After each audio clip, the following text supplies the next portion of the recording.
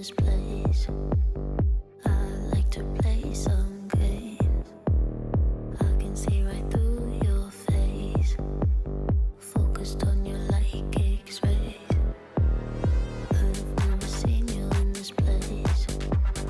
I like to play some games. I can see right through your face, focused on you like X-rays.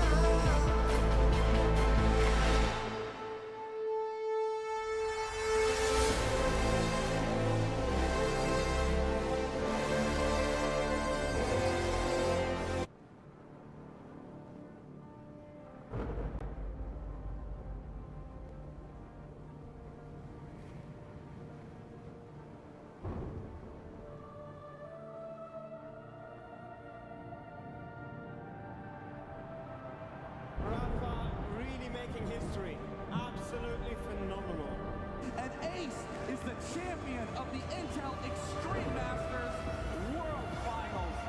Storm still not quite done. MC is going to take this fight, though. 3 seconds left. Last 2 rounds of matches got to start it well for ESC. And this is a massive move for Zez, but he's not content with just a Nexus kill. He wants to win.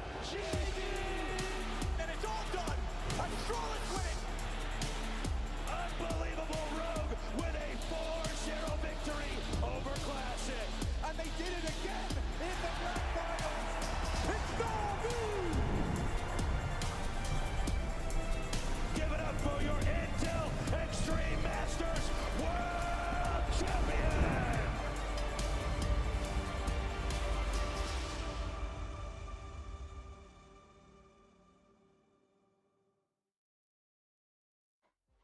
Oh, hello there. Welcome to the Intel Extreme Masters ESL Dallas 2024.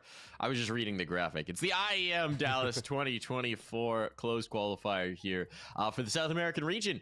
We are in the thick of things, Cole, and today we're going to figure out which representative we're going to send from the region to compete at the greatest event the world's ever known, IEM Dallas, in the heart of Dallas, Texas. That's America right there. That's Counter-Strike right there, baby. And it's time to find out who it's going to be. How you doing, Cole?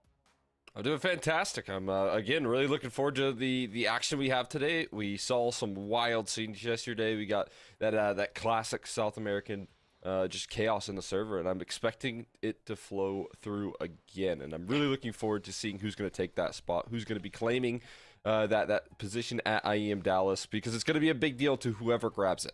Let's take a look at the bracket to see how we got to this point. We are in the lower bracket at this point. It's do or die. And it's a rematch from the first round, actually, of this qualifier. We got 9Z taking on Bestia. Last time, 9Z toppled them at 2-0.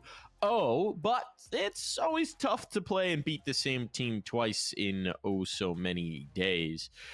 So this is going to be an interesting one. What do you make of this matchup? It's Furia, of course, waiting in the grand final after trouncing all competitors and stomping their way on through. So whoever wins here, they're going to have a tough test.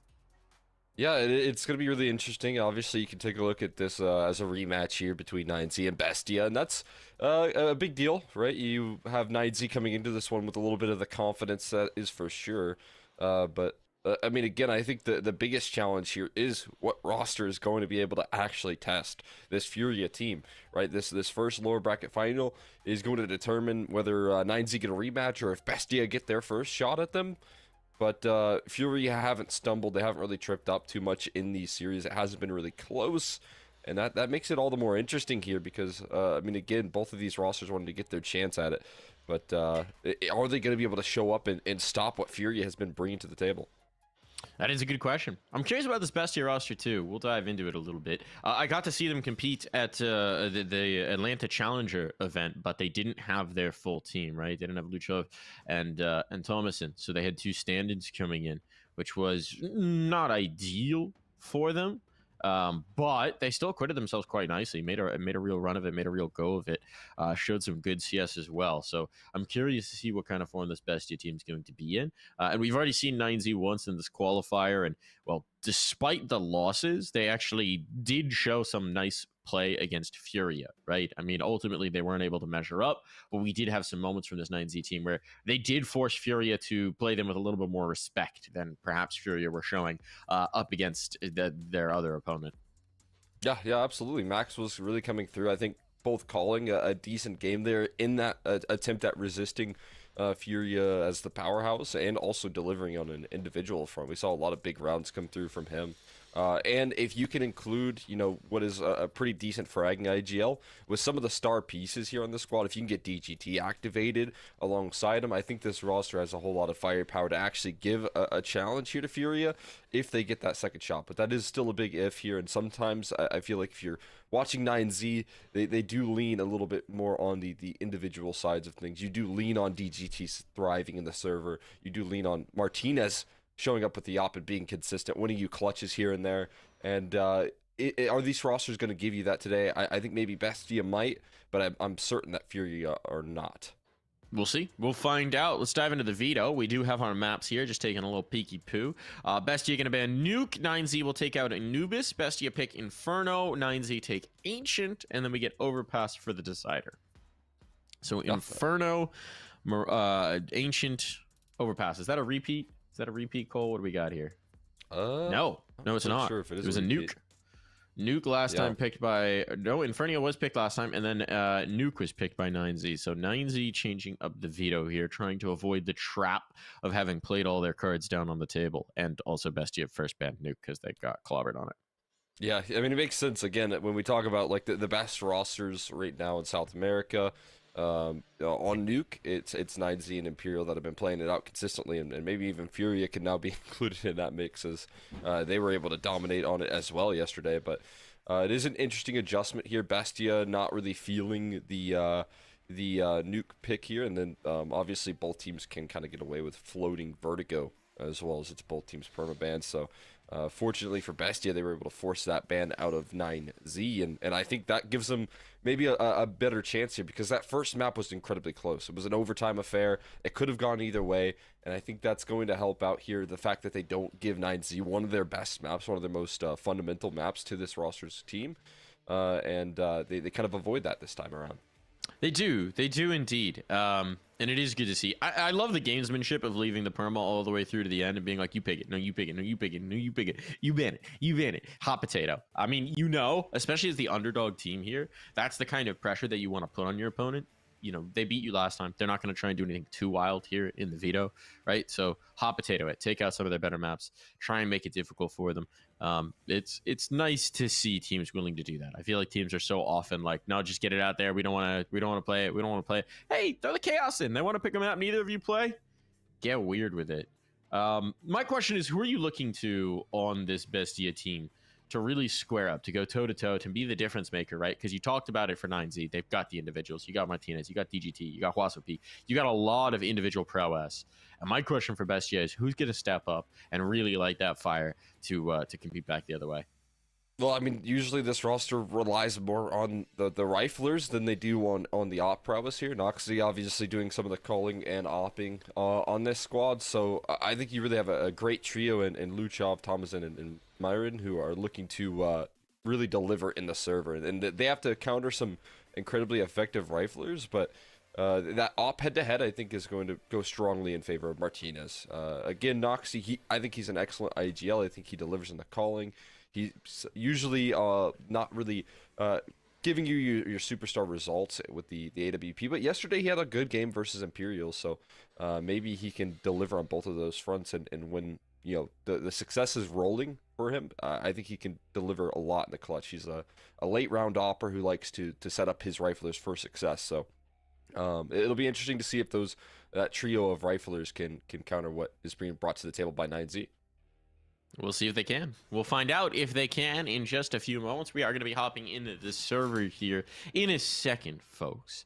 But the real question is going to be, in this game, can either of these teams prove to us that they can hold a candle to Furia right now, right? Because Bastia haven't gotten their crack at them yet, but 9Z got dumpstered. 13-6, 13-6. Imperial, if anything, looked worse, got absolutely trounced. I mean, right now, this qualifier is Furia, everybody else. This is like figuring out who's going to be the sacrificial lamb to go up against Furia in that next matchup. And I need to see a whole nother level from these teams from what we saw yesterday if we're going to get a contender up against Furia. Yeah, and what's interesting here is 9Z, I think, are a roster that does a lot of prep work here whenever they come into these qualifiers. They look like they have great reads, they have great ideas, and I think that's as a result of the homework that they're able to do on their team. They had a little bit of time yesterday to prepare themselves here. They also have to prepare themselves for two best of threes, not just one, right? They got to get ready for this Bestia best of three here and show up in that department, and then still come through ready for Furia, ready to try and get the rematch here if that's possible. And for a roster that does like to do homework, having to play those two best of threes, I feel like is a little bit trialing here for them. It's going to be tough to do that amount of kind of reads, as I think, again, Furia have come through changing a lot of things up into this qualifier already, changing up their veto, changing up the maps that they're picking into, and that again becomes very difficult to read for a roster like 9Z.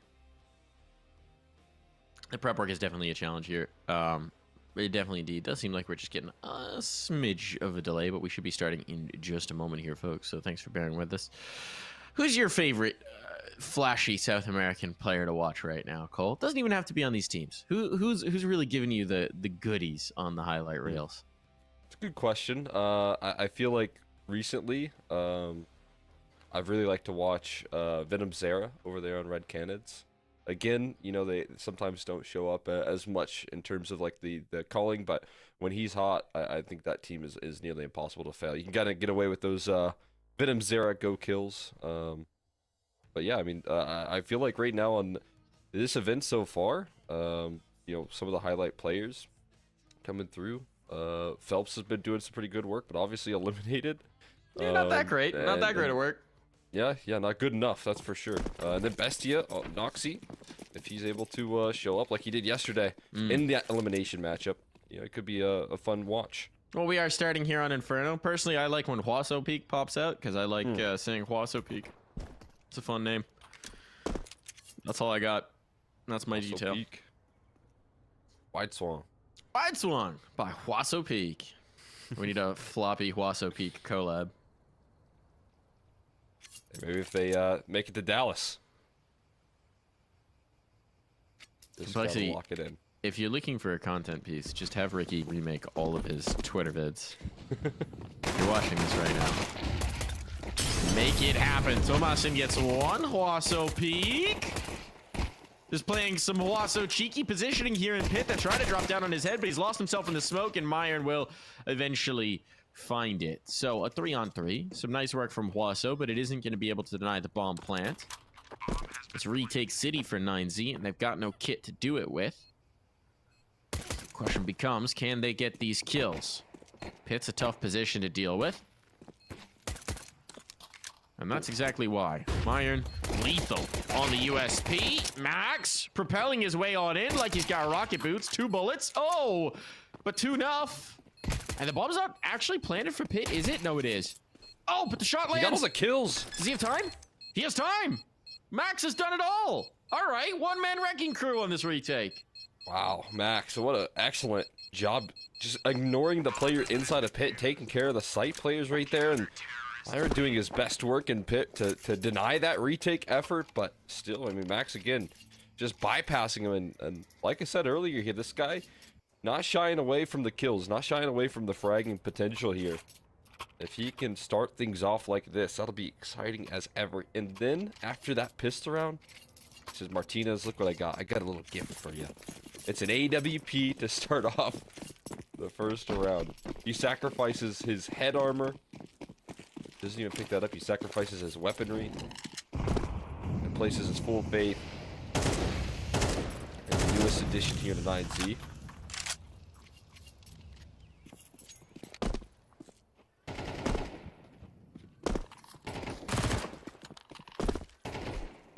Visual effect here. Why is the smoke orange? Why is the smoke yeah, orange? right. I saw that. What? Maybe there was a molly that landed in it? Or... I have seen some interesting visual effects on smokes with like lights or some mollies, but I don't know what would have been triggering that there on Inferno. Volvo orange smoke? Maybe smoke skins? Different colored smokes coming through? How obnoxious would that be? Could be the move. Yeah, we could break this game. We could do it. Run through this smoke here though, and MP9 able to hold its line for a little while, but not enough to overpower the quickness right there from Bestia. They overwhelm that site so easily, and a lot of damage delivered through the smoke right there. DGT No put on notice. You're right, no kit. Questions as they start to fade away. Are they interested? Oh my god, Noxy. Getting a little bit wild, getting a little bit bold in the post plant, and he just delivers his back turned right there as he tries to adjust in the new box. And the double up in dark right now is what has to bail them out. Tom is in ready to hold the line with the wheel here, but gets cleared by Huaso Peak, and he clears dark as well. Martinez tapping the bomb, but the kit, the lack of it, is going to be a huge problem. Martinez has to stick, and he's not covered properly. DGT cannot connect, and That's an ace. Bestia will close it out. That's an ace for Deco as well. All 5 kills. Opened up the site, locked it down as well. Tremendous individual performance. I was going to say, if they lost that, that's about Noxy repositioning, because they were thinking about the save on the 9Z team. They get that kill, funnels them back in. But Deco bails them out. What a massive round for him. I mean, again, rolling through that smoke right there, it's never fun to be the... Well, he wasn't the first man, but the third man in. It's never fun to run through a B smoke, that's what I'll say for sure. Right, you never want to be that guy that has to jump through a chokehold like that, but able to crack through both defenders right there. Holds the line in the post plant. That is a strong statement here from Bestia. Next forward angle. Oh my god. The MP9 just looks so good in his hands sometimes. Keeps his distance there, but still closes out the fight versus Luchov. The man advantage manufactured here early. Can it be maintained though? Thomas in, playing a cheeky little angle. That is infuriating right there in your Apps push. He got Hawasso peeked on. Wide swung. Wide swung! I will It's never. like a trigger right there. You know? I know. It's like my sleeper cell, my sleeper agent status. You say wide swung, I just have to do the voice. I'm morally obligated to do the voice. Let's see. Max, God tier play with the MP9 required. Otherwise, this is a save. Actually, it's Martinez. Sorry. Good old coach thing. Martinez, God tier play with the Deagle required. Not gonna have that either. Bomb going to go down. And this round is over. So. Rifle recovered at least. I mean, there's something to save through. So give them a little something to fight with in the next round. Something for 9Z to work with. For them to cook. They're hunting too. Which is surprising. They don't have much money built up here. No. So, we'll see if this gets anything here. If it's just more guns to be retrieved. Very well could be the case here. You know what they say, though? Scared money don't make money. And Mac 10 money makes money. He's scared, though. There we go. Making the money. Taking the money away from them. No rifle retrieved. Max. Got it. Check. All good. They also gave a couple, like, MP9 kills to Max as well. 2 of which. And that's a nice $1,200 to lean on. It probably will allow for him to at least save a little bit of cash in this round. And maybe even buy up an op in the next here for Martinez. I don't know what that utility spent, if he has that. But either way. Again, surprising to see that level of hunting. They just want to get the rifles out. Drop the Mac 10s, get onto the AKs here as soon as possible to continue on this campaign on Inferno. This time, a heavier presence towards the safe side, or at least the normal amount of players, not just a single man in Martinez. Gonna give him a peek after that utility. Oh, they're just gonna hold, wait. Deco's gonna fight forward here. The cubby is good. It's a good idea, but wow, they just collapse. That is a great claim of brackets right there. Looking well drilled here for Bestia. I mean, the timing from Plomison's peak was perfect. The boiler players might have been a threat. Instead, I mean, that's a snappy shot from Max. Just get the bomb around. This is the one potential threat. Noxy with that C4. Timing works out for him. The gun should not be retrievable by any measure. It's in apartments. It'll be a long journey to find it. And Max really needs to tuck tail and hide.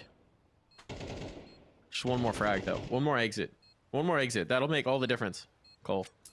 All the difference. If you could just get one more exit. See it. Get his. You don't really want to even hold on to that, Khalil, right?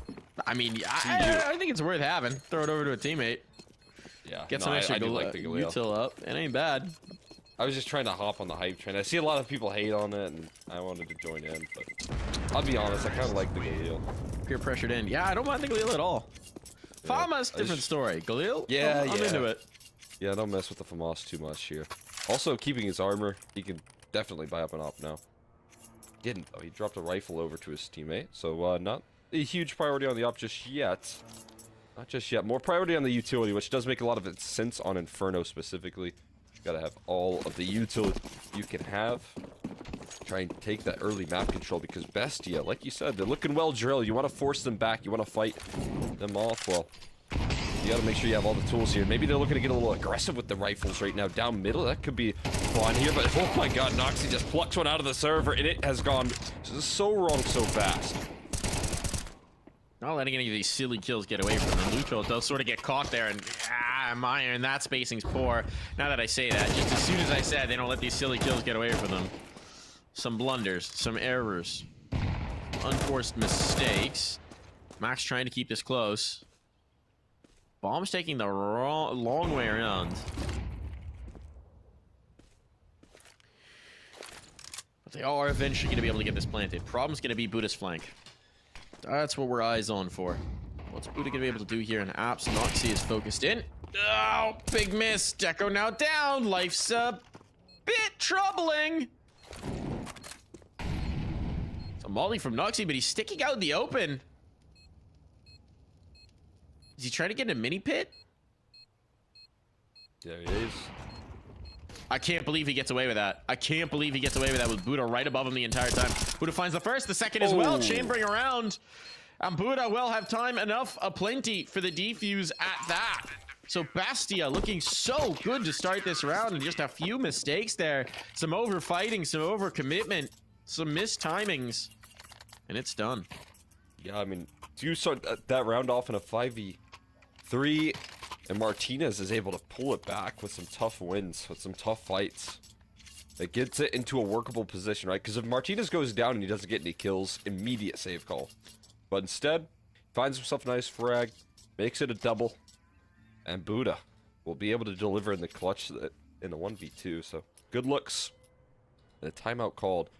Maybe recognizing small little error in that spacing. Trying to patchwork live in game.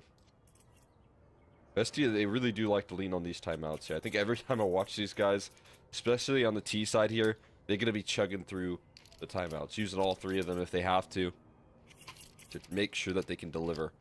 I kind of like that out of a team here. As soon as you lose a little bit of ground, get back on the same page and try your luck, because you still have another gun round to work with here.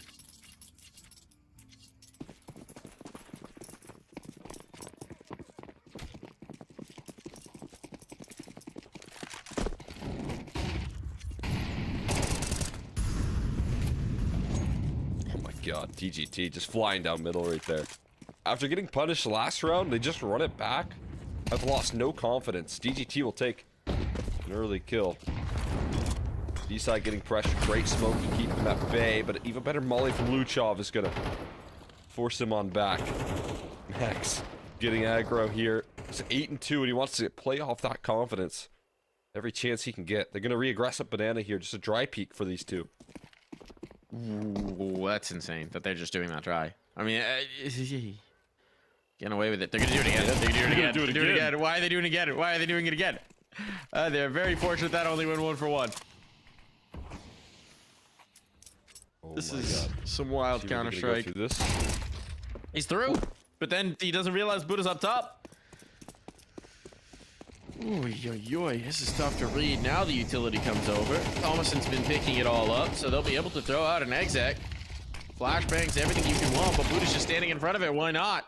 Apparently not blinded up. They're still playing new box. They have no idea. They have no idea. Thomason back into it. And now Noxy, good luck planting this bomb.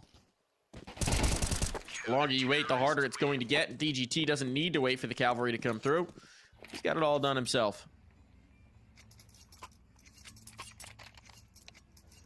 Yeah, right back to the chaos, the pandemonium that we saw yesterday. These guys diving through smokes, dry peeking up banana. But as I said, I mean, that is kind of 9Z's nature here. They'd love to get it a bit individualistic here. If you got Max playing this well, he's gonna be fighting. He's gonna be testing the waters here. DGT interested in the same here, diving down middle, looking to get him activated as that next piece for sure. Double, oh no, hold on, that's two Martinez's, not double up. So I think with this tech pause we do somewhat disconnected. Seems like we got a little audio concern going in. The old classic here. TeamSpeak issue. It's all right. Hopefully we'll get a result in just a moment. Might also just be code for I pulled my in-ears out of the PC. My bad, guys.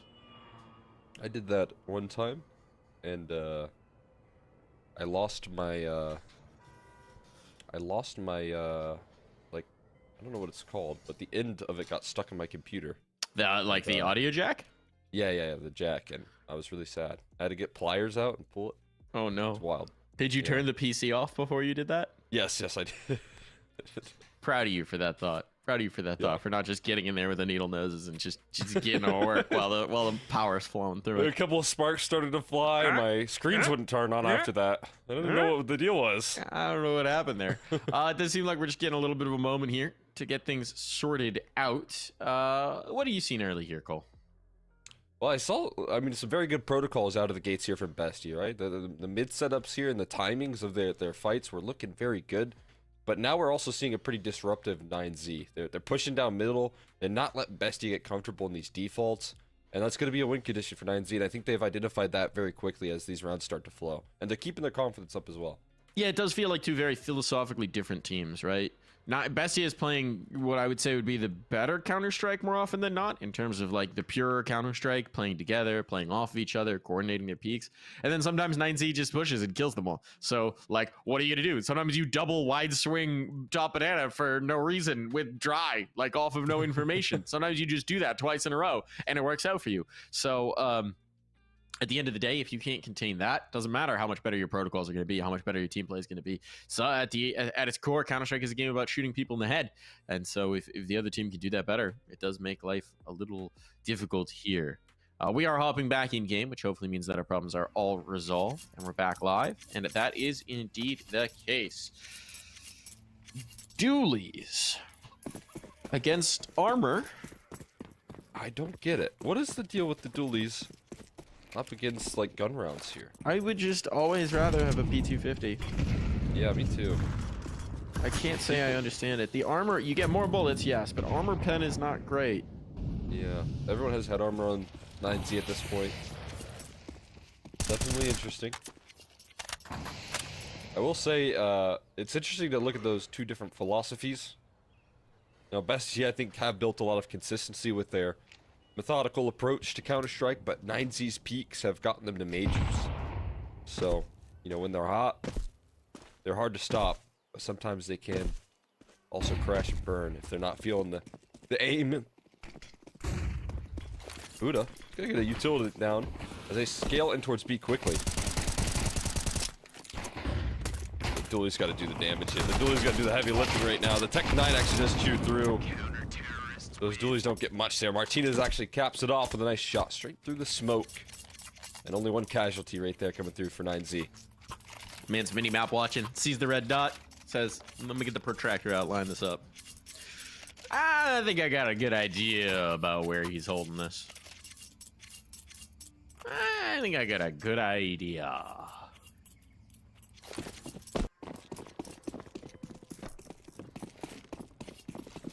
Throwing that same smoke again. And a smoke for bottom banana, I believe. So, two smokes already dispensed just to take some ground here. Molly's thrown out as well. And you gotta just dance in between the flames. For now. No real aggressive movements just yet. Uh-oh. Oh, no. That's a bit awkward here. Luchov put on right now as Max scales through. And he's just gonna wait this smoke out right now. Oh, Luchov, he's in for a real treat.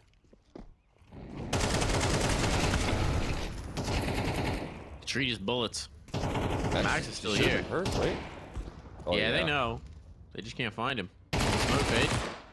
Oh no, he still wins out the duel straight up with a rifle. And it's all falling apart here for Bestia. They just can't get past this man. Molly's not even spreading. Max is just chilling. How has he been allowed to stay alive this long? It's like he's got divine providence on his side at this point. And he's gonna be able to reposition, get an AK, get out of there. That's insane. Yeah, he's 12-3 right now. He's just dominating the banana every chance he gets with the MP9. Doesn't matter what tools he has, he's gonna push through the smoke as well. This is gonna be real fun to deal with here. Spots him as they're walking towards second mid, I thought. He's so low. It's a 4v2. It's a 4v2. Oh And my they're God. just double pushing flank. Full man advantage. They're just still fighting. They're still pushing. They're still pushing. They're all isolated too. This is about the only way you could lose this round. They are attempting, but Deco can't hit the shots. That's going to be a forgettable spray, and Martinez will capitalize. I mean, apparently discipline is not a word this team knows. In the man advantage, they're all thinking, I could get that kill. Where do we think he is? I could get that kill. Don't let him say it. I could get that kill. Yeah, Max, any chance he gets, he's got to look to press the issue. If he's low on HP, he's thinking to himself, well, I'm probably going to die if I get cleared anyways, so what if I made the crazy play? That's going to take a toll on Bestia. Feels like they can't really get away with much here. Again, the defaulting. They can't get a banana. They can't take brackets control for too much either. They're just getting leveled out before they get these first initial phases of control here. Second timeout called. Like I said, they're going to be willing to use all these timeouts if they want to stabilize this T side here.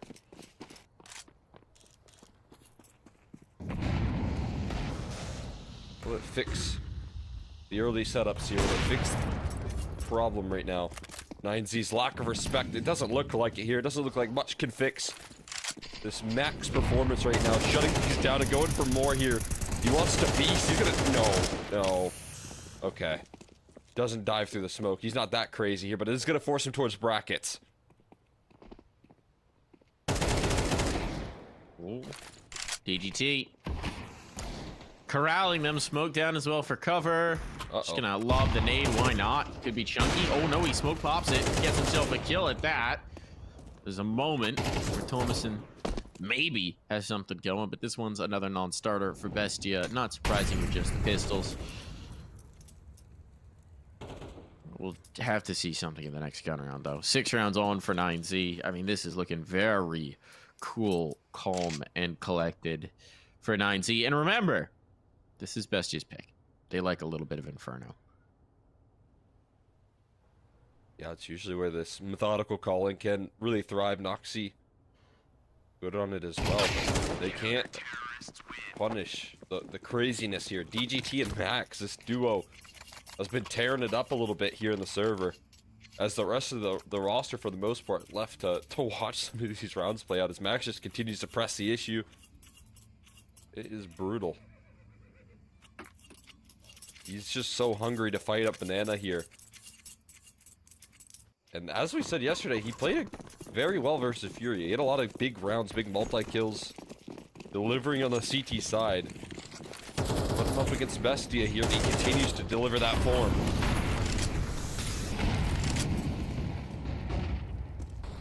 There's one way to take Banana here. Going to be able to establish some control. Oh, nope, never mind.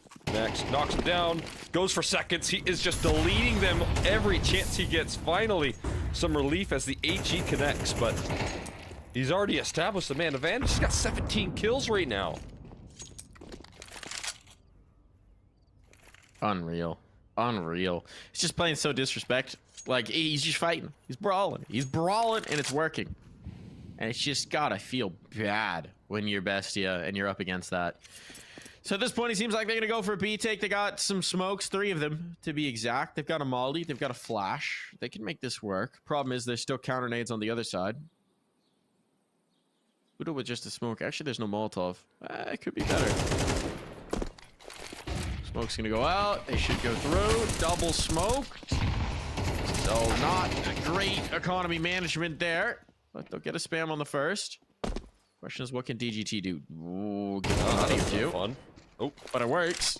It's all good. Thomason running this down. Might finally get a bomb plant here, but he's wary of how close they could be, and he should be. Retake is on, and what? Ay, ay, ay. In the chaos of the burst smoke, Martinez will hit a shot. wow. Absolutely wild right there.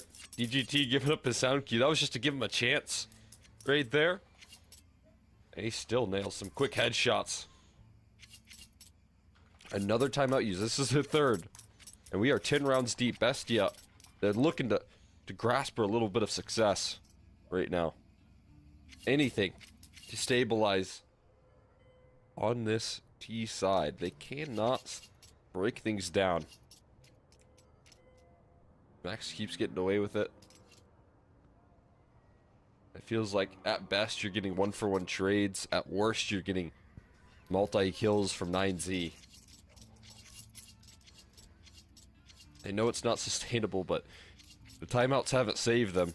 They haven't adjusted much, except for trying to meet and match 9Z's energy, but they just can't seem to shut things down. They can't figure out a way to quiet Max down. We're going for a deagle shot mid. You want to test Martinez op? They're attempting to quiet max. Quiet maxing. Quiet maxing. And yet he is loud maxing. 9Z are score maxing. He's got no silence there. Oh my god. He is loud maxing indeed. Just why not? Nade pop the smoke. You're gonna do it again? You're gonna do it again? No, this is just spam this time. This is just spam this time. Repeat. Backing away. 5v4. No reason to peek up against pistols, but you know they're gonna try. It would be fun. Fun maxing, maybe. Fun maxing indeed. Because this guy is playing out of his mind right now. Give him a little chance there. Oh yeah, he's gonna repeat. Oh, could throw the smoke. Could throw the smoke and just easy control. Or I could put the smoke away and wide swing the deagle. It's just pistols. Surely I win this fight. Now look at this. If they can actually back the bomb off, oh, they got a weird amount of positioning. But look at the rotation on. You're gonna trust just Buddha to hold on. Yeah, 9Z of the read.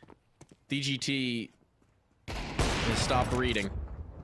Martinez hitting a little high. DGT's just getting his steps in.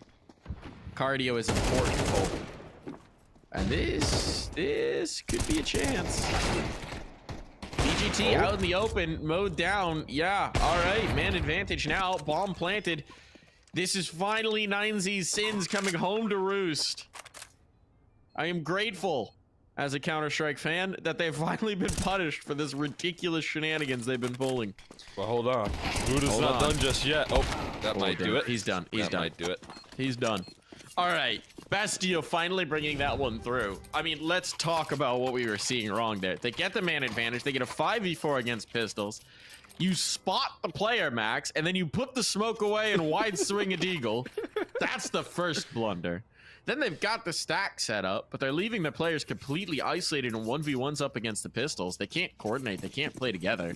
So the Cubby player gets just dropped with no chance to really respond. I mean, this is just... DGT's fighting out in the open. It's so undisciplined, man. It's so... You're not giving yourself... You're playing your advantages, especially up against the ecos. Yeah. I'll say Martinez also missing a couple, like, freebie op shots that are very atypical. He had that mid play, kind of on lock and key, and just couldn't connect the shot. Couldn't get them as they were entering into the site as well. But yeah, the mistakes were definitely clear here. Max, give him another chance here. Want to fight up Banana? Molly's going to be good. That's going to flush him right back out. Also Pete. Oh, that's a tough jiggle, but he still handles business. Wow. That is not easy to do right there versus a player like Thomason. But he gets the jump on you, but... Still shutting that play down here. Oh my god, Max.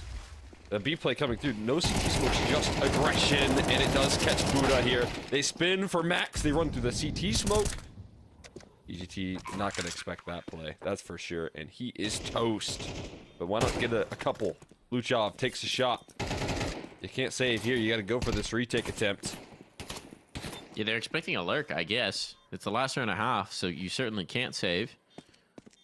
And this one's looking tough indeed. Able to double swing. Martinez, even on time, doesn't have a chance at this one. So swing he will do, and down he will go. And Bestia will recover to 5, and we'll head to a break.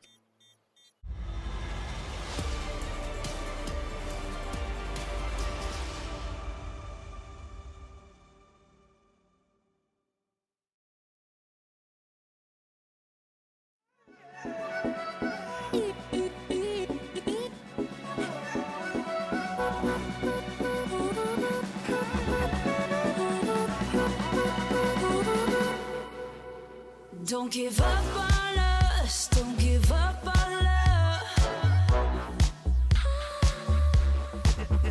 Don't give up on us, don't give up on love. Hold me down, never let me go.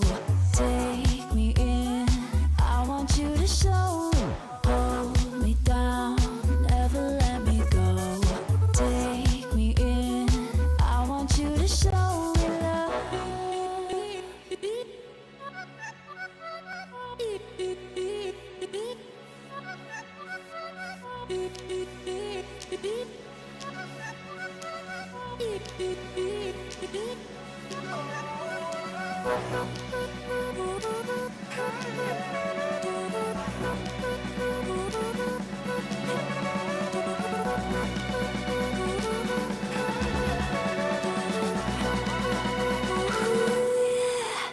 Don't give up on us, don't give up on us, don't give up on love.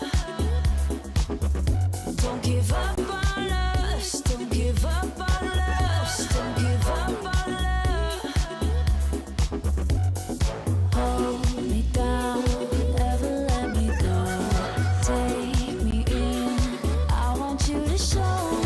Hold me down, never let me go. Take me in, I want you to show me love.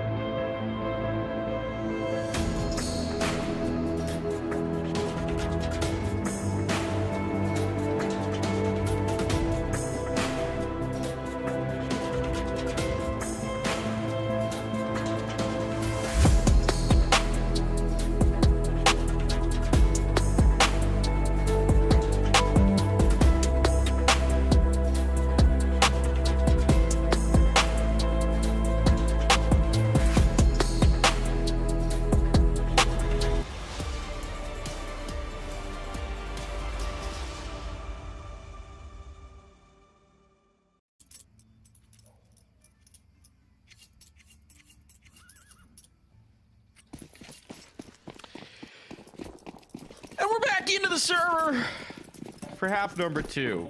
Bit madcap there for 9Z, promising them some good results, but frankly put, got punished, finally, in the last 2. Gave Bestia enough of a half to build upon. Last time these two teams met here on Inferno, it was an overtime game here, Cole. You think it could be slated for another? It's looking a little bit closer there. Bestia, they've finally found a winning formula. More so off of 9Z's overextensions. It all depends on if 9Z can keep up that great aggression on the T side. Oh my god, Noxie. Not the one deep down right there, but the secondary player in apartments is the one doing the heavy lifting. Iron just a punching bag, but he'll take that any day of the week if his teammate gets a quick 3v5 advantage. Yeah, makes it a little bit easier to swallow. Martinez. Trying to find some kills. DGT on a bit of a wild swing, but here we go. They brought it back to a 3-on-3.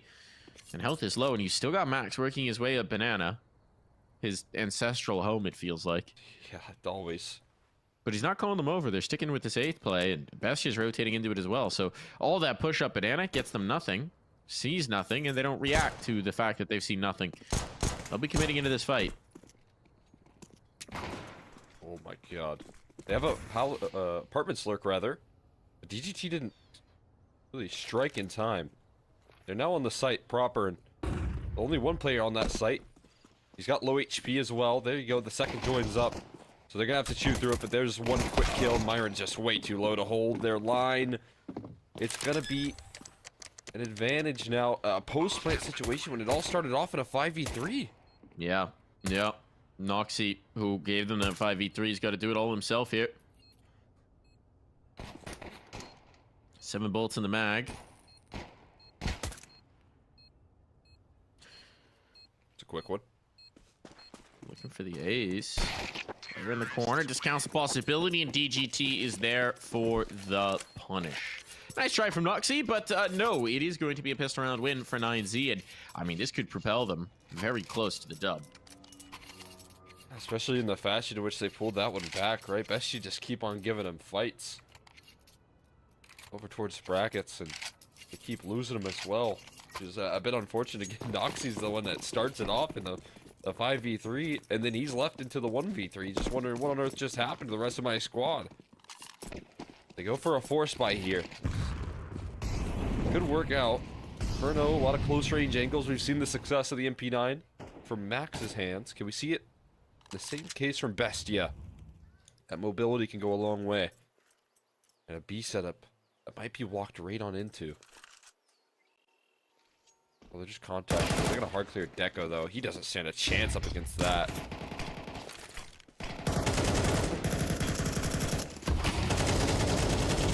Oh, Blue Job walks right into the spam as well.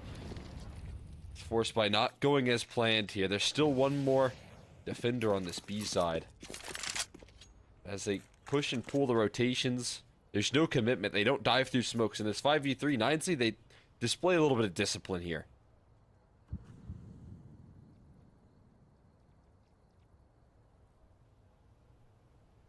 Mid setup's good though. Nice little crossfire here. Good pack a punch. There's one player spotted out. They are baiting in for the peaks here, but oh my god, Myron with a quick kill. That's a beautiful shot. It just leaves Noxie. Do it all.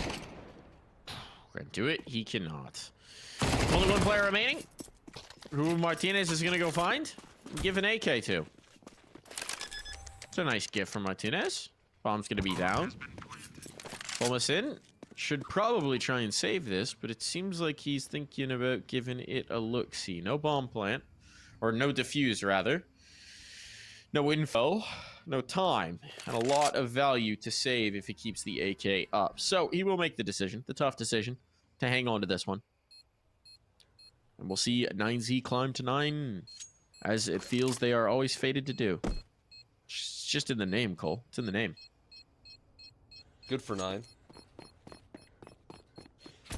Not quite yesterday when they were playing up against Furia, but definitely when they were playing against Bestia. Terrorists win. That first head-to-head. Like you said, overtime was where we found ourselves. To watch these two teams play first map last time, but Bestia struggling to put up much of a fight here on Inferno again. 9Z not respecting their opposition. But at least what I'd like to see is they are displaying a lot of discipline on these T-side rounds. Like, up against the force buy, they don't make a lot of mistakes right there. They don't push any smokes. They don't get wild and crazy like they were in that CT side. Maybe those last 2 rounds were a bit lesson learned. Maybe. Or maybe they're just waiting. Biding their time. For the true moment. That was a nice name. Nice little starter here.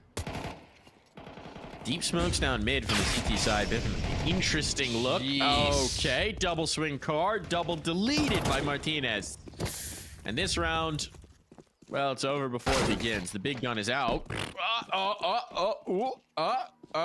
right, Deco. Maybe gonna make me eat my words. With a USB to defend the site.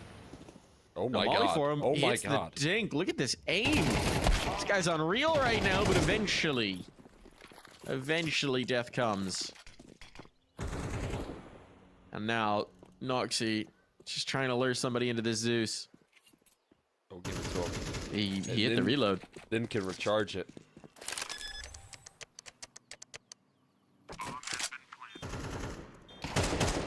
Reload Just just the outlet. Yeah, that's the next attachment. You can buy an upgraded Zeus. You stand close enough to an electrical outlet on a map, and it'll just stay charged. Yeah. Hey, there we go. Zeus kill found. AK on the escape. Okay. Oh, no time for this. Anything else? No, not quite. No. Wasu Peak keeps it from getting out of hand. There was actually a weird amount of time on that clock, considering. Noxie was definitely just trying to save the AK. He gets the kill, and he's like, wait. Wait. Let's see what I can do. Especially with that second. Not a bad attempt right there, but obviously just looking for a little bit of exit damage, and that's mission accomplished. That's for sure, but not a lot of runway here for mistakes on Bestia. I mean, pretty much this gun round, a bit of a necessity on their side. They got everything they could ask for here. Noxie missing a little bit of util, but at least has the AWP. Didn't get much opportunity in that first half. Thrive. Well, on the defense, you want him to step up a little bit here. Luchov diving through the Molotov here. Doesn't have a care in this world. Oh boy, this is getting hard here. DGT caught around the smoke. Is dealt with. Nicely done from Luchov, able to punish. And neat 9Z at the punch.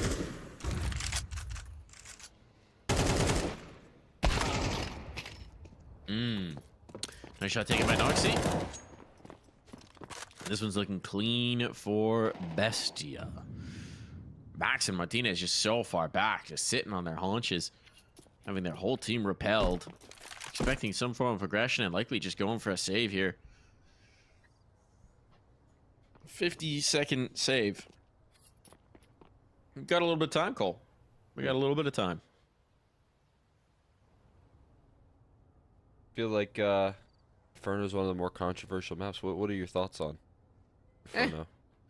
I'm mixed. I think it's fine. I think some teams play it well. I don't think it's particularly interesting in the current meta.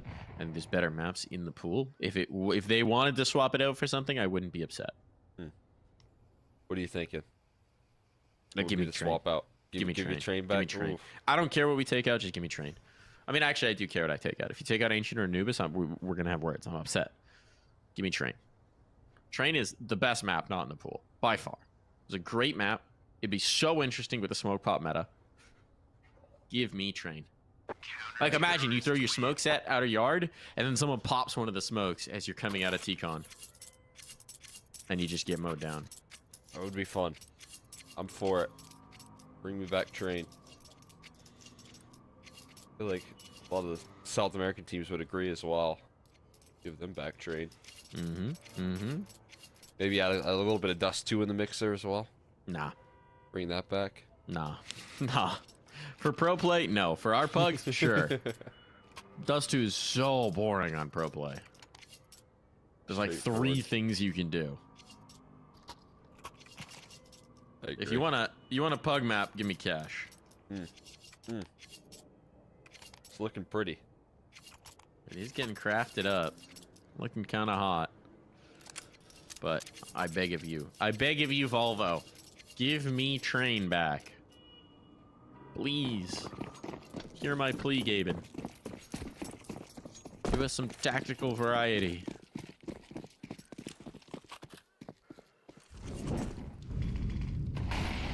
FI cooked up with the saved rifles here. They're not really forcing off the back of it, which is honestly what I kind of expected from 9Z. Try and keep the pressure applied. But no, again, displaying a little bit of discipline here in the economy. Yeah, look at this from Martinez here. Knows he needs to lead the charge in some sense here. So feeling like he needs to take some initiative. That smoke is really well placed. Just gonna keep him at bay for now here. Noxie gonna play up with the Alp as well. We could see these two meet head to head. Noxie already in a position to manage quite well. Flashbang gonna head his way. And again, no fights being taken just yet. 4 players on this A side though. Ooh, really press right into it. That's a big find right there. Martinez gets what he was hoping for. Thomason answers back with a quick 3K. No one able to find him. The double up on the aggression was not anticipated. And oh boy, DGT now picking up the AWP boot. Has found himself in an interesting spot. Oh, playing behind the pillar there. No, dealt with by Luchov. DGT, anything extra here on your way out? He does find one quick kill, but on the top ropes, he gets taken down, and despite a 4v5 advantage, it is pretty stable in the closing stages. Yeah, Bastia have really built themselves back into this game. really built themselves back into this game. Just a 3-round deficit now. We'll get the investment up. We'll get the rifles up for 9Z. Honestly, I feel like I'd like to see them just go for a quicker hit to something.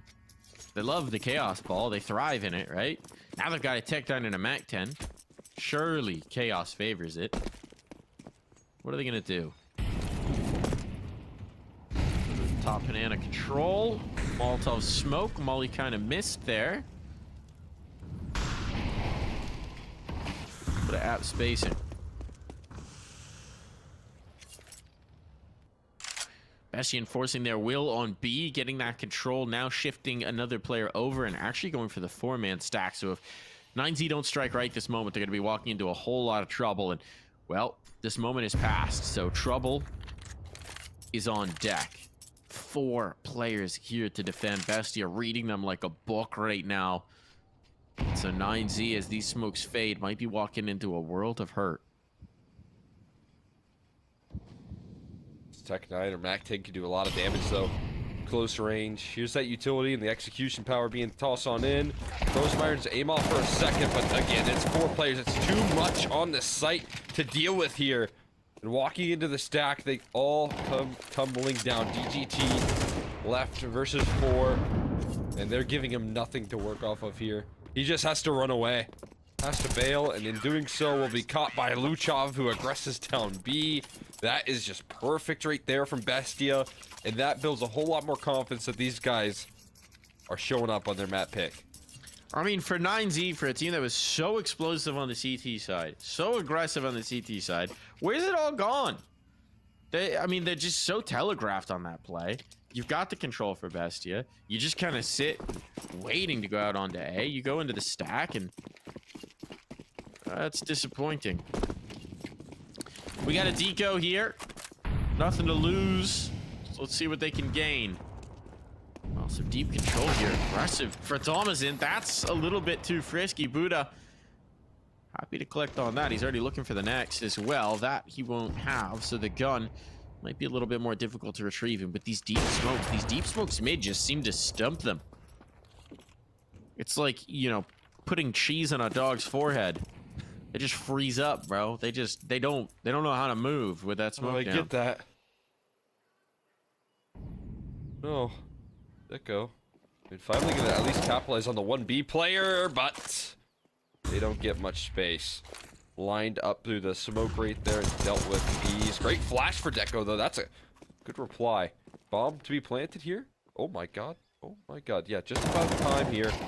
And now Myron giving him a fight, but a quick burst out of the A4 is good. It's a 1v1 though. Noxy will crack a head open here.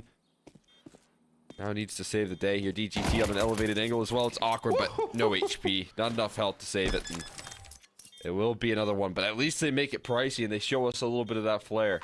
Yeah, that's what I wanted to see. Some explosiveness, right? It's just a deco. You have barely anything to work with, but you hit a site together with numbers, with the ability to trade. You just try and explode out there and capitalize, and it works. So do it with guns. Please, I beg of you. Wonder if they identified the weakness on that B side. Surely they're starting to feel like A is constantly being stacked up, right? So how do you recognize that in a couple of these rounds, Bestia have left the B side late? Pretty weak in terms of just Look at pure this. numbers. Early smoke up, anticipating a rush. That's a really weird smoke thrown from spawn. I guess just in case they were rushing up to give them a chance to bail out. You don't see that very often. They offer it. He smoke. I wonder whether that was a missed smoke that was meant for mid, because some of those spawn smokes, if you miss them even slightly, can take some really weird bounces. Interesting to think about. Either way, look at the utility for 9Z. It's already pretty much gone. They have no more flashbangs. They do not have one flashbang. No flashbangs for Inferno. That's going to be tough. But brute forcing it. Kills have been found. Bombs drop. Ahuaso's already all the way towards long. They didn't know about that. And, well, get flanked out. So plenty of time to go back for the bomb. Noxy heard rotating off of this, presumably. And Noxy probably just wants to save, but I don't know that he's going to be allowed the possibility. Ooh, Nice good shot. shot. 4 HP now. And they are hunting. Never a team to be timid. They are into the fight. DGT will collect. It's a team ace for 9Z. Well, they have let this game get very close, and now they could just put it all to rest. Yeah, I mean, again, that T side, it feels very individualistic right there from 9Z. It's relying on everyone to find these gaps. But what they did well, I feel like, is put a little pressure on that B side, finally, in the mid round. They finally get card control. They call an extra rotate off. Bestia no longer, when they're fighting for A control, have 4 players stacked up. But what is this call? They get Noxie on a hero op, and they don't go for a force buy here. So unless Noxie can have much say in this round, they might just be playing in overtime, or for overtime rather.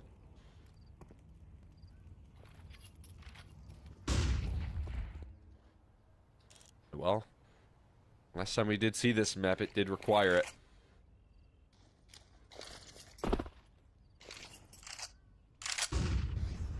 Got a stack on this B side.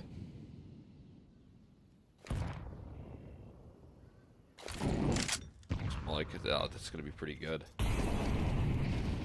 It's gonna break down one setup at least here. It's not gonna catch Deco at least, but yeah, a little too deep. Feels the flames licking, but it just doesn't matter. The problem is, well, this time it's the lone A player. And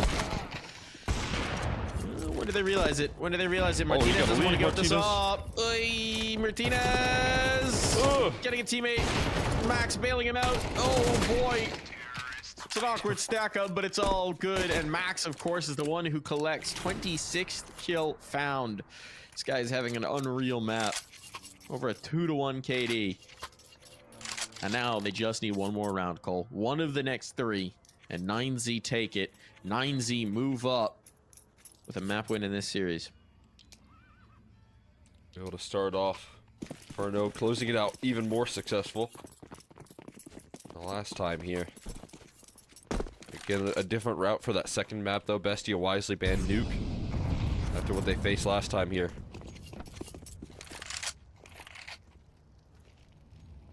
See if that's enough to gain 9Z's respect in this. Trying to close. A little pixel angle for to work off of. Spotted out, but a great smoke.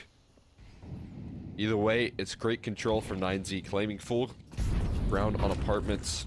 Establishing some brackets control as well. Right where you want to be right now.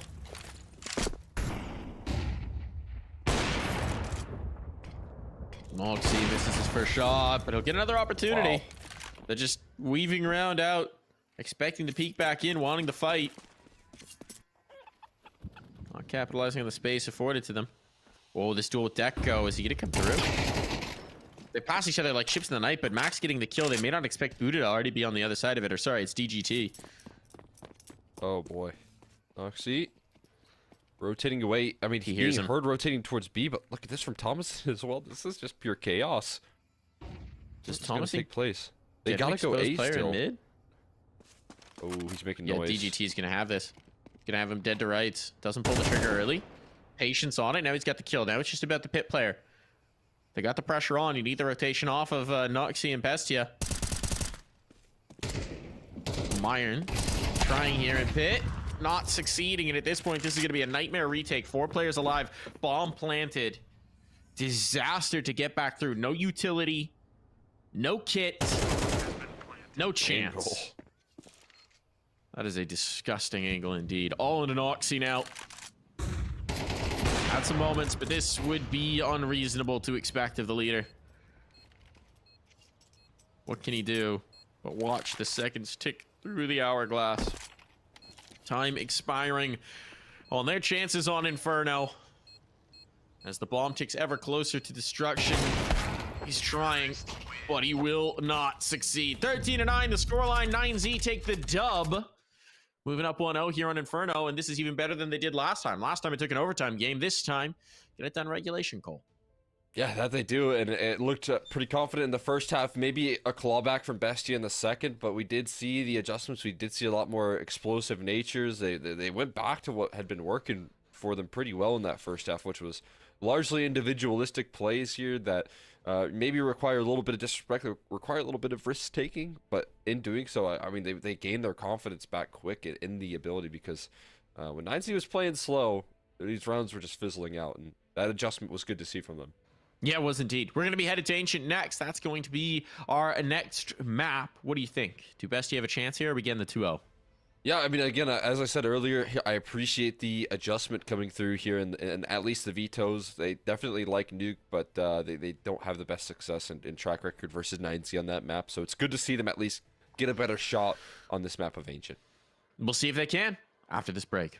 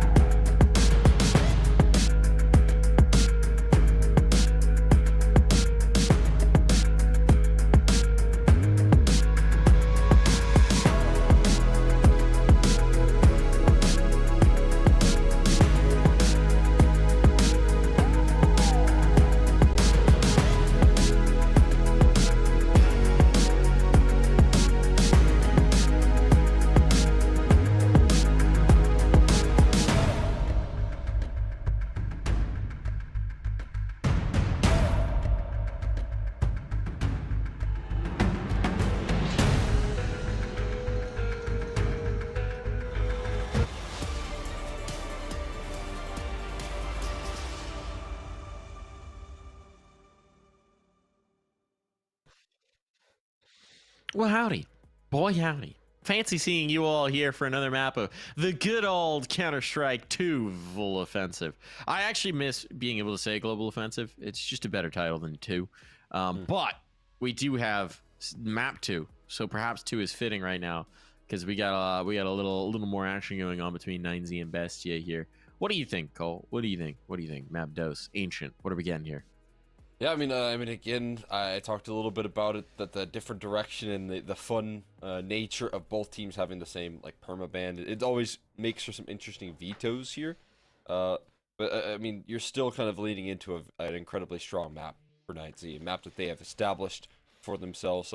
Again, over the scene, a lot of regional dominance on Ancient. But the good news is here, when you talk about like head-to-heads, there has been some success largely on Ancient for the likes of Bestia. So, you know, when these teams have played up against each other in the past, it has been Bestia that's been able to every once in a while pluck this map away from 9Z. They've had good history versus the squad in that department, which could mean that this could go the distance here. This could go to a third map here, but that's a big if, because 9Z, they're just not respecting their opponents right now, and they're getting away with it in some of these occasions. Yeah, they are fighting. They're hyper aggressive, and Ancient's a map that's certainly going to reward that on the CT side, right? This is a map where a lot of teams like to go for the mid fight. They like to go for the B main fight. They like to get aggressive. They like to get in your face, like to go for the flank pushes. And I'd imagine we're just going to see Max pushing whatever based on how he was feeling it over on Inferno. So the first question for Bestia is going to be, can you stop it? They'll have the luxury of likely starting on the CT side, so they won't have to answer that question for a little while.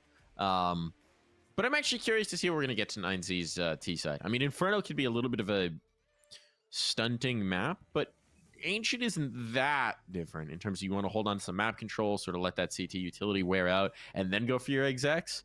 And we did see 9Z sort of struggle to get into the rhythm of that over on Inferno, so I'm curious. I'm actually curious. I think that Bestia has a chance to make a real go of it in this first half, and if they get enough of a buffer of rounds, we could be looking at a 3-map series here, Cole.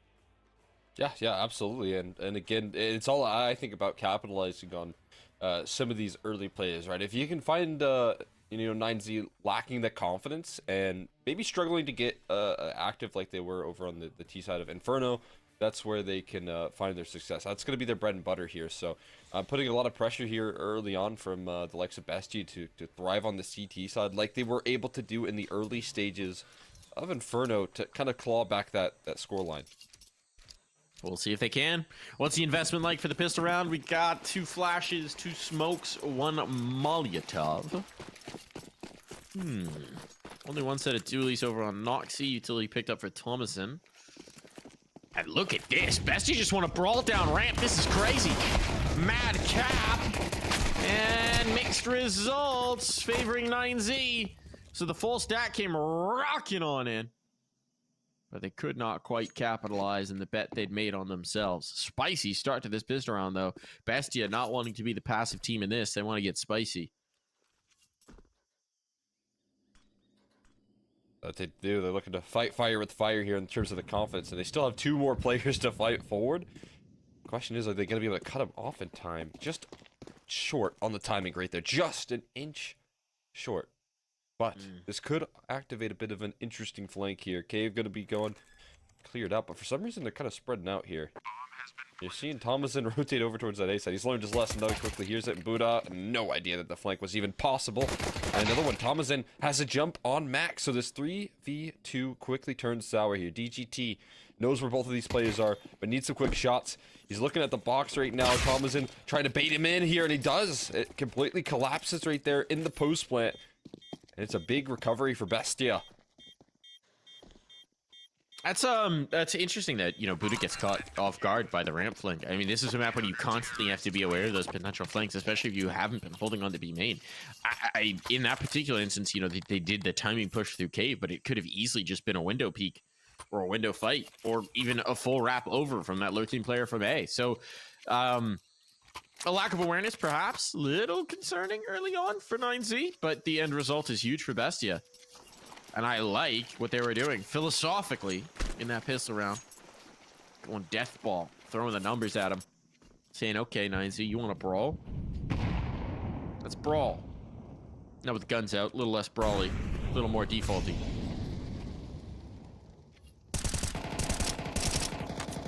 Spam battle's going to be fun throughout this game. And they love themselves a good shot through a wall. Are you a fan of spam? Yeah, I am. The can Unless it happens to me. Oh, you're talking about the shooting. I'm talking about the canned meat. Oh, yeah, no, I am not a big fan of spam. That doesn't do it for you, huh? No, I avoid that. I've experimented with crafting the spam misubis. pretty good. Not gonna lie. It's intriguing. Not a thing I had ever tried growing up, really. But I saw a can in the aisle at the grocery store and thought, you know what? Why not? Let's see what's going on here. Pretty tasty. Little exchange here in towards cave.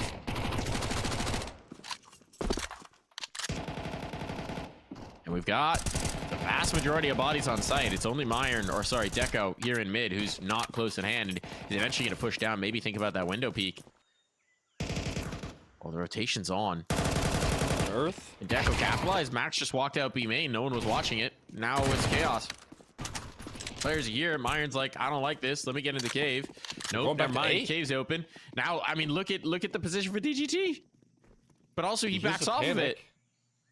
They go back. They gotta go back. Yeah. This is crazy. 15 seconds. Yeah, 15 seconds. That's enough to make it through here. And you have the cutoff. It's all about finding this kill to Myron. There it is. You can scale to the site. And this double fake has worked wonders for them. Oh my goodness. They got the numbers punched in. That is a wild call, but what great communication coming through from DGT. Clearly defining the opportunities, hearing those footsteps, and manipulating the defense to perfection right there. That is some great on-the-fly decision making. Nicely done. Now Deco just has to save. Completely out of position. They've been made a fool of. Bestia. Bamboozled. Outfoxed. Outwitted. And outgunned. They're out of here. That's what I'm trying to say. Nicely done from 9Z. Forced by one. Couldn't get the pistol. This is even better. It'll be a buy back in from Bestia. Double eco for the vast majority of these players. You'd imagine they'll buy around the A4. Or the A1S, as the case may be. But that is a tougher round to swallow early on here. Yeah, no question. DGT as well. The last person you really want to see is Max and DGT showing up again. That's not what you want if you're Bestia, because that is exactly what happened on Inferno.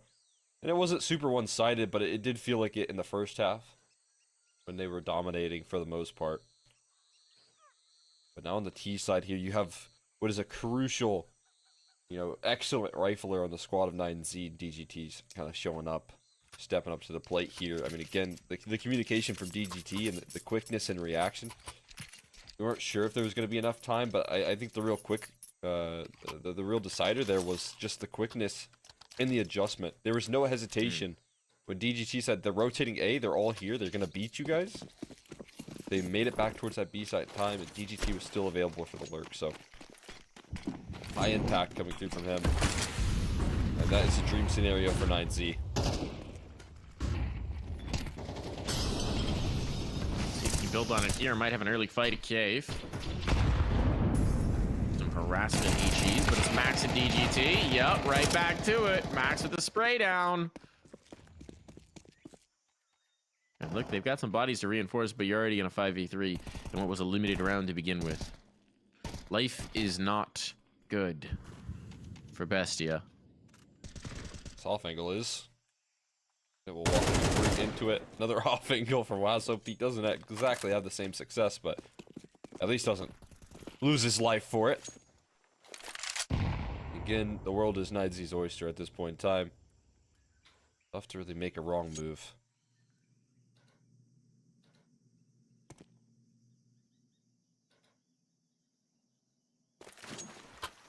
I love that we see so consistently DGT and Max working off each other. They're the really only two surviving members of what was like a couple of major run rosters. Yeah, have built up a lot of excitement. The classic the rest 9Z, of the rosters man. left. Yeah, you're right. You're right. I mean, that was the classic 9Z. I've got the stickers from that team. They really exploded onto the map for me. God, which ESL challenger? This was like back when they were just numbered, pre them being location driven. One of the early ESL challengers post COVID. I think the first one actually that we did. That was just in studio in Stockholm. They really exploded into that roster, into that event. No one really had expectations for them, and they showed up in a big way. Playing with the stand-in, if I'm not mistaken, back when Zach was the coach as well. And so it is cool to see that legacy carried through in Max and DGT, to see that chemistry as well in the way that they play off of each other. There's a lot to be said for longevity in a team. Absolutely. A lot of faith. Those two players to build up a certain floor. And while, again, I think it's a bit of a shame that we won't see these guys at the RMR, as they were one of my more exciting rosters to make it out of South America. Maybe they can make an appearance here at another IEM. They started off strong with that Chengdu qualification. What's to say they don't double dip here? Furia, maybe Bestia. All depends. 5 players. This lineup's gonna be pretty. Oh man, a lot of damage done, but still 2 kills. Not the worst in the world here, but it's gonna leave DGT a fine opportunity to clean up those sweet eeks, and clean up he does. But I mean, I guess if you're rocking full USPs, 2 kills is kind of mission accomplished. Yeah, it's not bad. It's certainly not bad. You'd like to just temper them however you can. Obviously not going to be very tempering for 9Z. They got money. You got 3 players above 5k. There's a lot of cash to be spared here for the 9Z team. They can lose a couple bodies here and there. So for Bestia, there's no time like the present to start to put your foot down on the CT side. They want the aggressive fight towards mid. Good utility on it. But it's not going to calm down Max, who's already trying to fight his way through.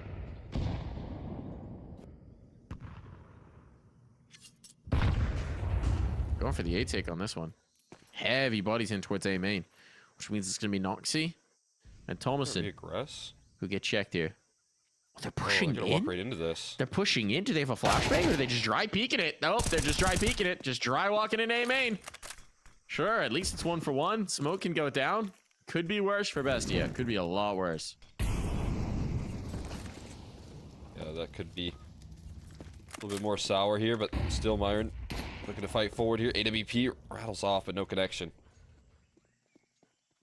Max is so far forward now. Oh, he split the defense. They've gone 2-2. They have no control, no hold in towards mid, turtling up towards the site. And so Max says, sure, fine. I will take all this real estate. Now we're going to 3-man hit at B site. They better hope those B site defenders lock this down, because Max going to be punishing these rotates. He's got the first. Does he call it back over? Oh, he's pulled them. He's pulled them off. Oh no. Oh no. Myron dead for nothing. Lushov had to come back to deal with this. Now they know he's out of position, out of sight. Maybe he can cast the bomb in rotation, but no, he can't catch anything except that nade and his death. And Noxy will have to save. A tough situation right there. I mean, again, this middler taunts them over and over again. Now it's Max, the one to do the heavy lifting and the map manipulation. Last time DGT, but either way, Bestia can't find their footing right now. Getting away with so much space. I like the attempt, I like the idea, a little late A aggression, but unfortunately for them, they walk into so much presence and they go 1 for 1. That's not ideal when you have so much time left, and you can see what Max can do when you give him these 4v4s. They can identify the weak point here, and Buddha stepping up nicely in the second gun round with 3 kills to make sure that nothing is walked away with and that no retake was ever going to happen.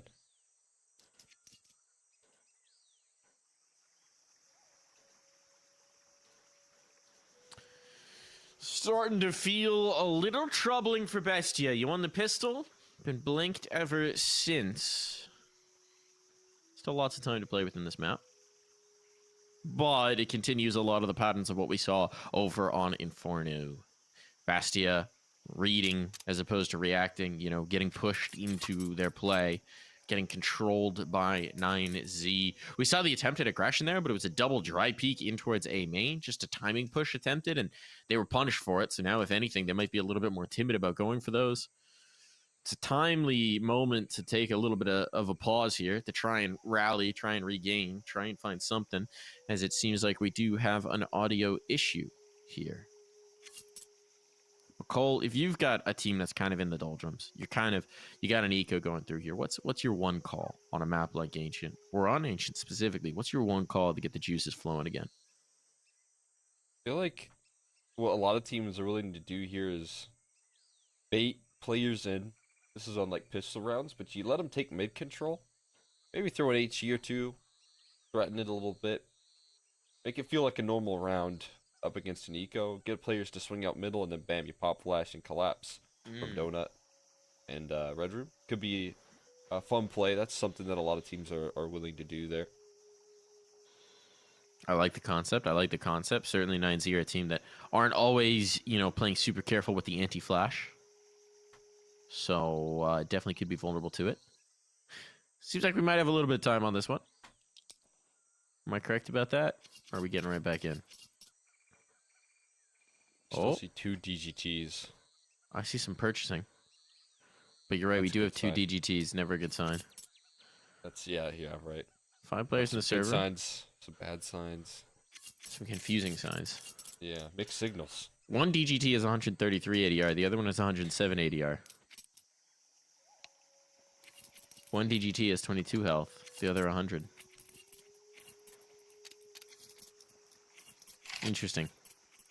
So we do have everyone in the server, it looks like. Yeah, all right, we're ticking away. We're back in. And now we just lost someone entirely off of the HUD. Shoutouts to Huaso Peak. Huaso Peak. The Invisible Man, which I think means he's not going to be on the radar either. Which is always a fun challenge for us. See if we can keep up with them. Agent Huaso. Secret Agent Huaso. He's going for the mid fight right now.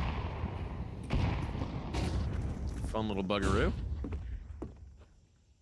Huaso brawling alongside Max. It's amazing how just, even though that I know that he's there, not seeing him on the minimap, my brain breaks. The Invisible. And looking to fight out towards middle, help out his squad a little bit. You might get a little bit of that action towards mid. Don't have any flashes to back up any sort of collapse, though, unfortunately. Utility is good. Best. There you go, Max. Sharp entry there. Taking care of the pistols. And it should be cleaned up. DGT gonna find himself another one. So, just 2 players left standing. Yeah, no problem in this eco. It's to expectation, but it's still good to see. Bomb plant down. 9Z will have 5. Luchov should probably just save his set armor. Even if that feels like a very tiny victory to take through the round. It's something. Instead, they're going to play for exits. See if they can get any exits. Survey says maybe not. 3 players still on site. No way that bomb's going out. And actually, they're going to rotate through a main, so no way they're losing the rifle either. DGT's just making absolutely sure that nothing goes wrong here. But they should be all good. Mayan, unable to capitalize. 3 more kills for Max in this round. And we are going to get that HUD fixed for you real quick, folks. Getting that HUD fixed for you. Easy peasy. No problems. Easy as, no questions. Yeah, I mean, so far so good, though. It's still looking a little bit scary for 9Z. That was a very comfortable, very, like, economically stabilizing round right there, where you just keep on finding success. They're struggling here on the side of Bestia. And maybe kind of feeling the flow of yesterday as well. Very similar sort of situation here. We had an competitive Inferno, but once map 2 rolls around here, 9Z on their own map pick, able to establish some dominance. They got Martinez leading the pack here. Oh, that just such a pretty opening gambit there for Martinez. Just takes a fight towards Cave, gets someone jiggling, and I think even the smoke is landed. It's already selling the rotates, and as one player finds an opening on the other side of the map right there, they press all the extremities. It's just falling apart. This is a full gun round. It is so done for. Martinez, another kill. A wrecking ball in this round with the op alert on B, and he makes it work. Why not? Only one survivor. Noxie just desperately white knuckling this AWP here, praying he's gonna be able to take it through, and he will not. The answer is no. Buddha is not a merciful god here. The massacre continues. This time Martinez is the one holding the blade, but whatever it is, The end result seems to be the same. It's Bestia being led to the slaughter.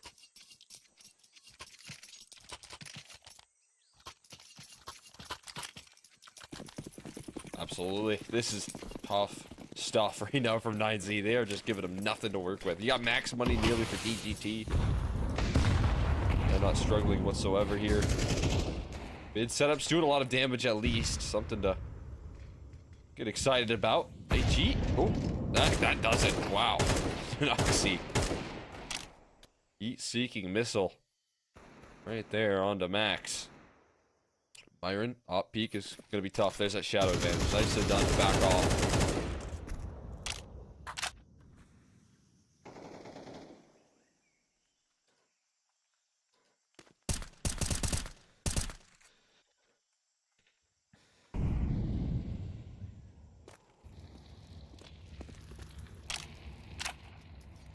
Finally a man advantage here.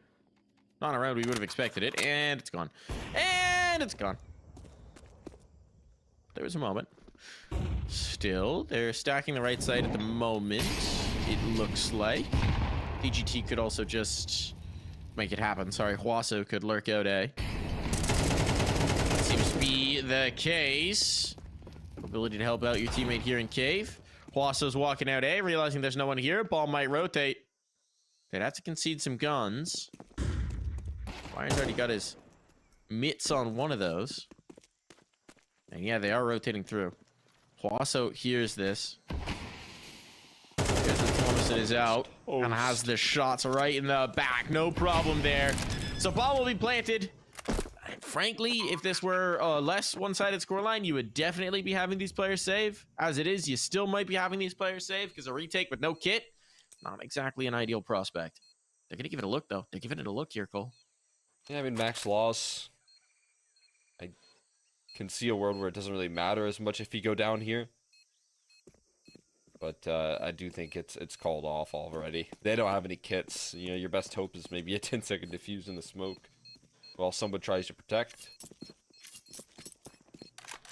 They know better than that here. Bestia, another round given over. Not a bad start, right? They've got some good game plans. I like the HE to kick it off right there. Some heavy mid-utility, but again, it feels like what 9Z are doing so well is finding weaknesses on the map and exploiting those right there. You can see Huaso Peak bold enough to make that solo mission.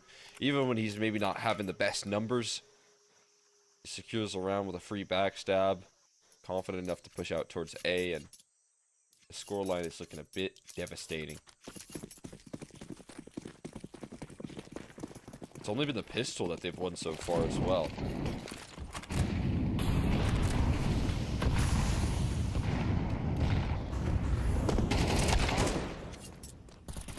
How does Max get away with that? Oh, does it escape though? Able to find a 1-for-1 here, but again, that's where they thrive. That's where they've been doing such good work here today. And it's Myron that needs to defend on this B side completely alone. His Cave player a little bit too far removed, and Moochop has to fight forward. The Molly beckons him in, but they're all collapsing here. The trade's still effective enough for 9Z to crack in, and Noxy again has to be the one to save this round here with the no kit, but just an AWP on the retake. No peeks given. DGT maybe thinking about giving it a go here. Just waiting for his teammate to take contact. They know where this play's coming. Martinez op trained and ready as they take an 8th round with ease. They ain't missing, man. They ain't missing. Even when they lose the first fight, the trade is instant. The trade is instant. 9Z just playing as a death ball more often than not and working beautifully in it. This trading, this execution, this spacing, it's relentless. Bestia just don't feel like they can win a fight and then survive. Even if you win your duel, you're immediately getting annihilated by the next guy up. This is so tough for Bestia. They just feel powerless, you'd imagine. And I mean, best case scenario now is 4 rounds CT side if they start winning here and now. They also continue to emphasize the ult for Noxy, and he has done nothing with it. Which is a little curious. Martinez dead to his teammates. Molly. My God! No, he lives. How does he win that fight? How does he win that fight and live? What on earth? Oh, you get another misses onto Deco, but still, what is the start to this round? Again, it feels so powerless. Myron trying to take power control into his own hands. Oh my God. Martinez, another small miss right there. It cost Buddha's his life. But somehow Martinez has managed to avoid, like the Matrix, all of these shots thrown his way. We're watching like a Final Destination movie right now where, you know, he's just dodged death like 6 different times and it's still coming for him. I don't know how he's going to make it out of this one. And make this round inevitable for Bestia. There's going to be like a log flying into his forehead or something. Nope, No, we're all good. back. We're all good. Just a little stutter, a little stumble. Little DGT eliminated. Okay, hold on. Man advantage. All right. But Martinez, the unkillable man. Deco timing. Max isn't ready for this. No, how does he still lose the duel? Farmhouse getting away from him, man. Yeah, it's gonna happen. Still- Seen it before here. They're also just threatening the rotates as well. Look at the time. 20 seconds. The problem is that that mid rotation is too dangerous. Noxie walking out. Making a blunder here, Oh but my Myron God. has swapped spots with them and he'll mow them down, and now there's not time. Finally, Bestia will get the second round on the board just by virtue of the clock. But for Max, I mean, if he could just hunt up one more, that'd be tremendous. It's not going to even give that a look. Got infinite money Yeah, basically at this for the point. rest of this half. He actually just prioritized the op. Gonna keep that in. Yeah, I mean, again, you know, you could make an argument to go for a little extra kills there, but no big deal. 9Z finally stumbling a little bit. But as we said, I mean, Martinez's death was inevitable. And it is going to be Myron that is able to put it down right there with a wild play playing behind that smoke. They thought maybe Max had done enough to sell all the rotates towards that A side. And maybe he should have, maybe they should have rotated, but they plant their feet. Martinez with the op here once again. Right around this Molotov. He struggled on some of these occasions to find openings, but wow, lands that tag, and he doesn't fall back. Instead, he fights forward into an MP9 here. That's shut down eventually, but look at Luchov. He's next at bat, playing around the smoke here, and Buddha gets caught off guard. There's another play that lets him escape, actually. He doesn't know. DGT was smoked off. Gave him the slip. Now Max down. All right, Bestia. It took them a long time, but they're finally putting their feet under him. And here we go. All on the Huaso. I mean, might as well give this a look. There's no harm in it. It's only one more round to play in this half. So what can Huaso Peak do? Can you also peek 4 of them? Noxie's low. That'll be a start. There's one. Lose job known to be close by here. That Molly's going to get him. It's going to flush him out. Got the bomb out, but still recovers his aim. 5 HP, though, is just not enough, surely. And HE could do it. HE, he's gone. It is. Oh, he dodged it. He dodged the nade. He's got the right idea on this fight. The ramp player's now the biggest threat. Flank. Yeah. Thomason gets back around. For a moment there, he made us believe that Huaso Peak. But it is going to be a defuse. The kills matter, though. The kills do matter. This is the final round of play. There will be limitations on Bestia. They desperately need this 4th. And of course, 9Z could buy 5 auto snipers and be A-okay.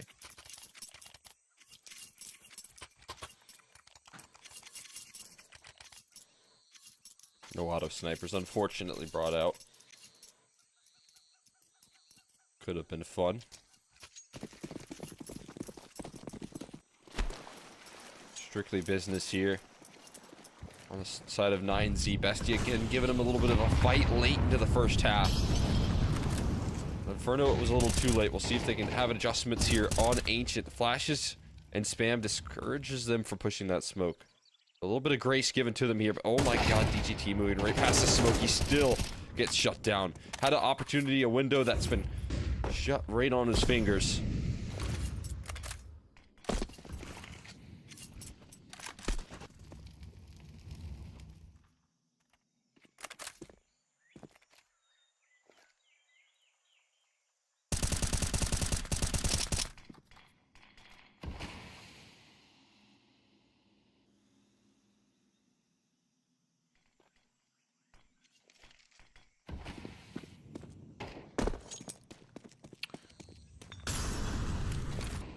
Where are they going with this? Look at this. Now cave aggression.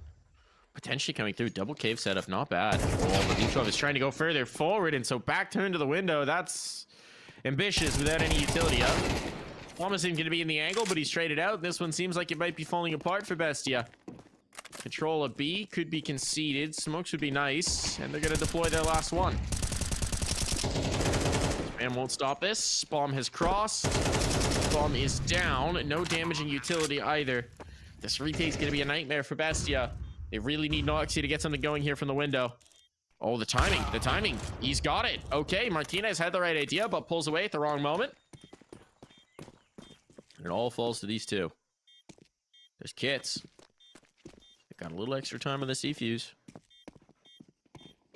Buddha. He's got the first. Looking for Fine more. time for Max. Needs a shot.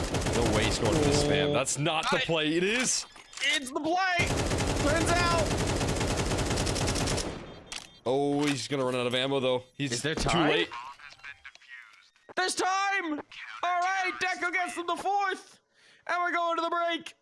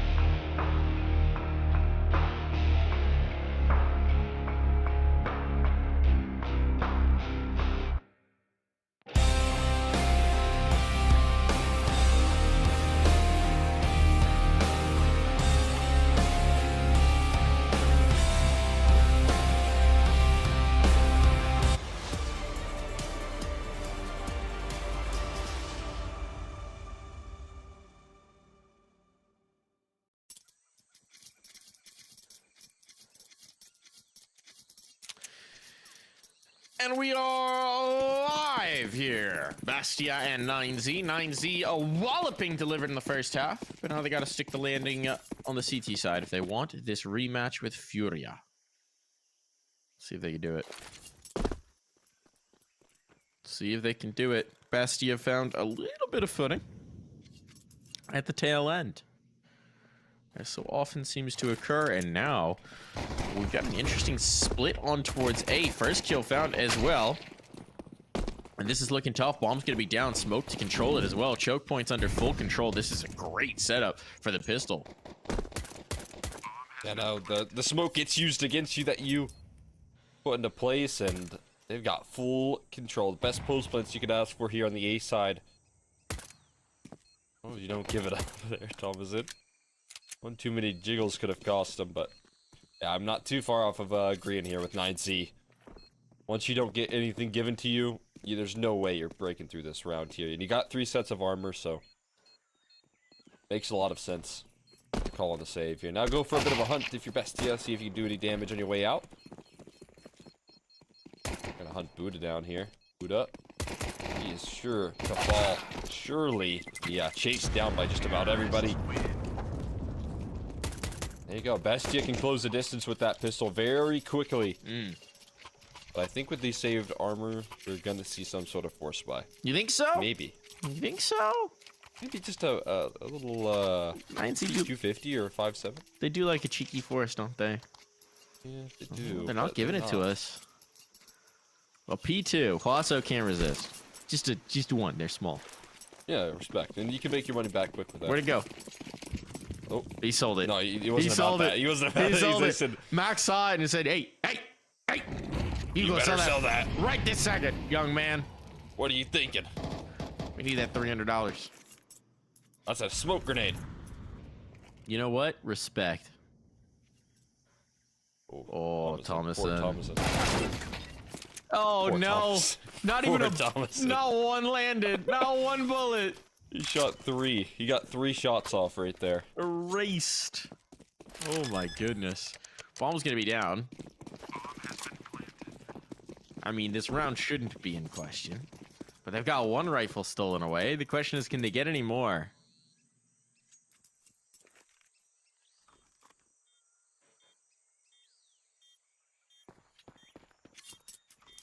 I mean, it could be worth to save the armor. I mean, it is worth to save the armor for Wasso Peak.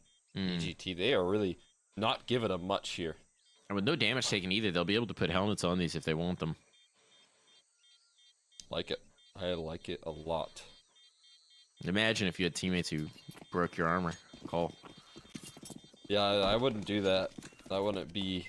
Imagine. That wouldn't be nice. Wouldn't be friendly. Wouldn't be good, No. you know, beneficial behavior Not good for the team. to the economy as well. No. Think about the economy. Certainly bad for the economy. Speaking of the economy, now look at that. Look at 5 hats over on no kits? Kit? No kits. DGT, you have 2,700. Please buy a kit. Just give me 1. The game plan here is to not let them plant. The game That's what plan they is said. simply to win the round off rip. Shoot them in the head before they plant the bomb. Mission number 1. Well, maybe leaving that A side is not so ideal. Completely open. I think they Oh, might need boy. some kits. Yeah, if they want to play retake on A like that. Okay, DGT, what do you got for us? Wasso trying to take first contact. Get some lurk smoke set up here, and DGT just playing safe. I mean, they're confident they've got control of mid, but also the bomb's now fighting into this. Oh, it works out. It works out. This could have been really bad, but Max comes through a little bit late. Still, it does mean that someone slipped it. They're going mid. They're going middle. They're going middle. Oh, Martinez nearly punishes it. Whoo, Deco. White knuckling it right now. Sweating. Yet in this chaos, Bestia is overcoming for what should be their 7th round. Not much Buddha can do about it at this point. There were like 6 different ways that could have gone wrong for Bestia. Yet somehow... Oh, it's not done yet. No kit. AK found. Time is the issue here. Buddha just ripping the stick on the smoke. Oh, and Myron will put him down. That got a little frisky. But they overcome, Cole. Wow. I mean, that's just pure chaos right there. Bestia get away with it big time. Like you said, I mean, you see the many different ways that round could have tumbled. But they hold their own, and again, 9Z let it claw back just a little bit more here. Bestia quickly arriving in the second half here. They got 3 in a row. 1 round ball game now, and it's another one of these half buys. DGT rocking it. A1S at the very least, but the rest of the squad not so fortunate. Martinez got a real tough task at hand here. My friend with the 5.7, just hoping for timing. Way too diligent on that clear right there. Luchov, he was locked in.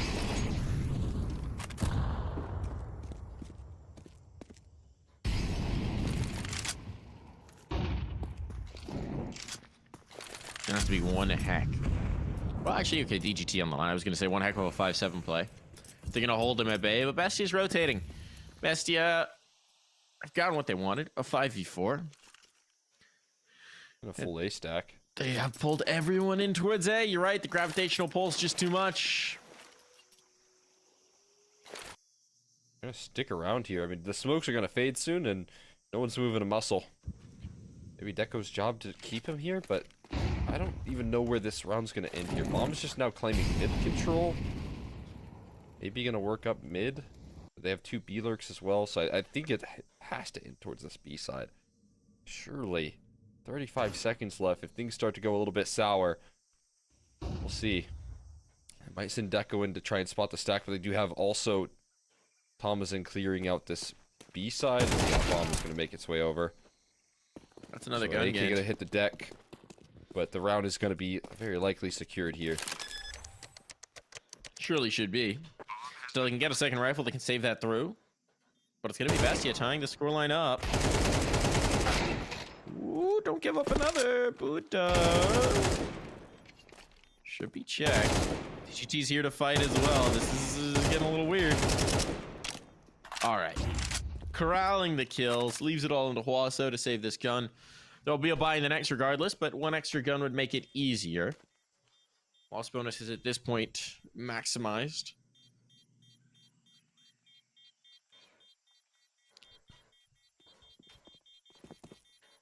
9Z though. Giving up these early rounds, giving up this lead. Bestia giving themselves the best chance of taking this to a third mount. Making a series of this. They are looking fantastic here. 9Z finally calling the timeout after a little bit of struggle on this defense to figure much out. I like the defaulting here as well from Bestia. It's very careful, very diligent. You know, they know how to avoid a stock here, maybe identifying 9Z's tendencies when they're in these man deficit situations by having their lurks, their extremity players there, and both Deco and Thomason clearing out sites, trying to identify where the weak point is. And one walks into a stack, the other walks into an empty bomb site. It's great info. All tied up in 8s here. Second half has been flawless for Bestia. But we got another gun round coming through here for 9Z. Martinez does have an AWP.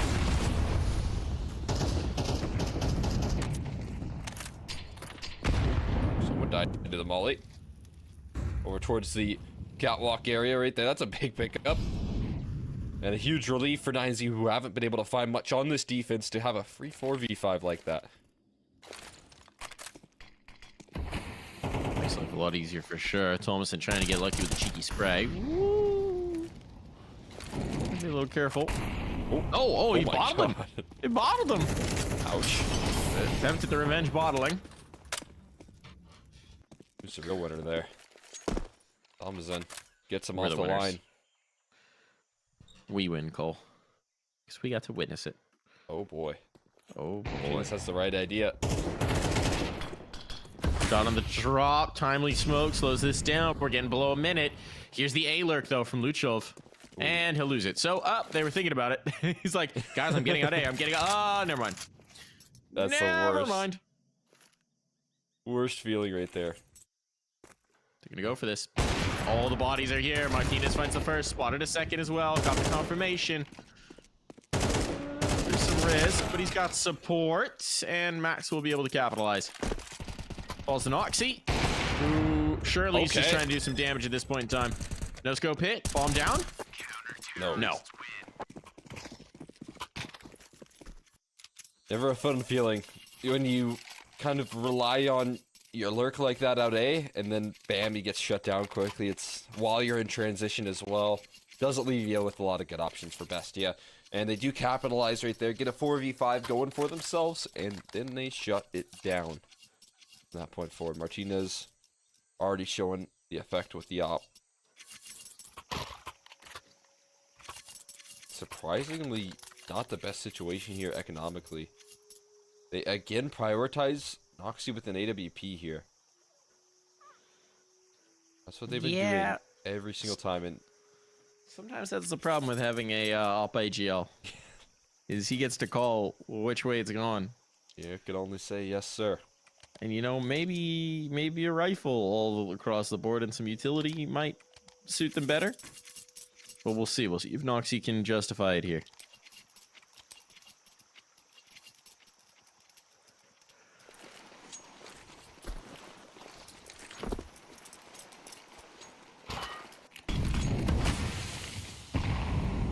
It's a big round. More aggressive here. It is massive swing round here. 9Z can claim it. They'll be able to stake their claim on this map or get close to it. Oh, Max loves a good spam battle here and able to collect a bunch of damage onto Luchov. Wants even more though. Doesn't just want damage. Wants a kill. Deep smoke gets thrown in here. Great Molotov to flush him out. I mean, requires some help and Myron gives him that. Wow. Little too bold, little too forward. Martinez, though, coming back into the angle. Oh, equalizes at the number. Ready for the ramp fight. Got the shot. Got the next. No problems here for Martinez. Oh, he's just too good. He's just too good. All four. Give him the ace. Give him the ace. Thomason's going to try it. He's going to try him. Surely he doesn't hit the fifth shot. Surely he doesn't hit the fifth shot. I don't think he's reloaded either. I think this is a true ace. 5 bullets in the gun. Can he hit it? Can he lock this in? Oh, he's got the chance. He's betting on himself. Yeah, hasn't reloaded. But Huaso is going to take that kill. No ace for us. No ace for Martinez, but a 10th round for 9Z. And the money in the shambles department for Bestia. Money gone. No bomb plant. A Glock eco required of them here, and this series slipping away. And that right there is on full display right there. Why Martinez has been such a great influence on this team. You talk about such an incredibly important round here, such a big swing round. Martinez shows up here, massive damage. They're gonna die to the Molotov, they're the spray, lining things up there. Not a bad exchange for the Glocks, but it isn't gonna get much lift off after that. See Thomason tucked into the cubby. Maybe the element of surprise. But it is just a Glock here. But, ooh, there it is. There it is. One extra kill here. No hunted. You saw the jump scare for Buddha, though. Yeah. The scroll Little wheel. jump. Little panic jump. We've all been there. Little shake of the mouse. Doesn't do you too well. Either way, 9Z. Again, I mean, off the back of Martinez right there with a massive round. Closed out the IEM Chengdu qualifiers with a massive clutch and looking to get them into another grand final with a round like that. You have a block top, which is a bit unfortunate. They do a scale smoke though. Myron's already pressuring this B side. They've got to adjust the setup. They got to rethink what they're going for here now. They get a little bit of extra support. They get Max off of this cave side and mission accomplished, at least in changing up what the initial plan was. Max opens with 1. It's not looking good right now for 9Z, but Martinez, ooh, a missed shot. The magic runs out, and Bestia aren't done just yet. They're not done fighting. Gonna force the save out of 9Z. If they even can do that. And so this is gonna go that much closer. Cole, we're not done just yet. Not a at little all. more spice in this series. Massive lifeline right there. Having faith in Myron's ability to really float these rotates. You can see what they're able to claim off of that. Just one smoke alone is so much cave control. It forces Max out of cave into the B bomb site proper. They're able to scale accordingly. One quick trade and they're able to break through. Martinez finally does miss. And that Glock round, well, not enough to, I imagine, force a save here. They've got a lot in reserve. Stuff included in the mix to get Martinez on the A to BP. It's going to put another massive swing round right here, right now. Another timeout called from 9Z.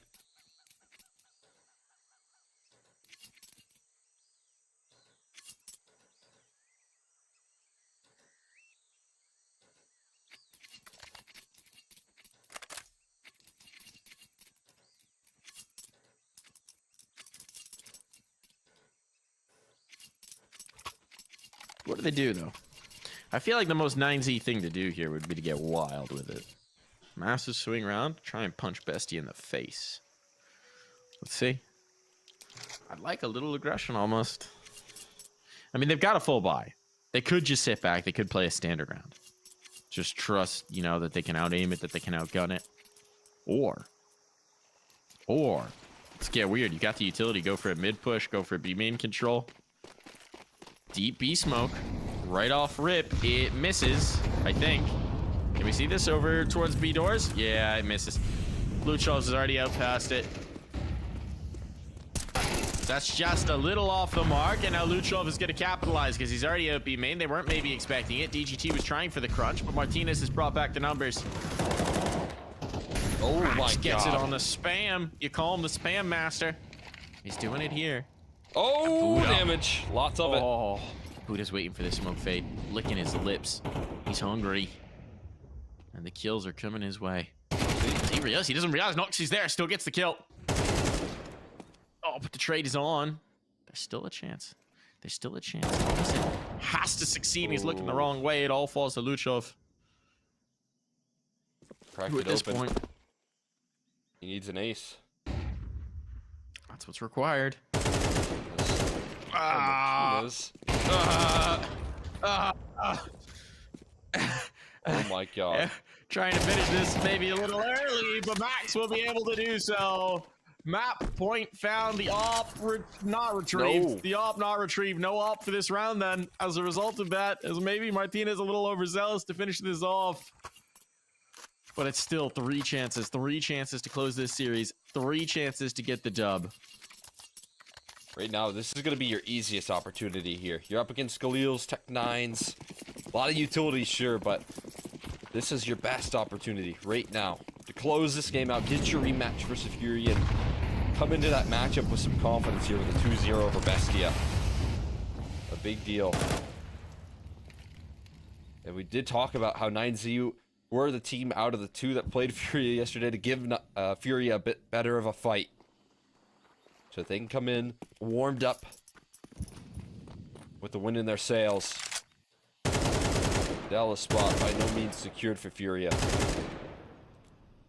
We still have one more to close right now. Execution in towards this B-bomb site, and there is only 2 players here.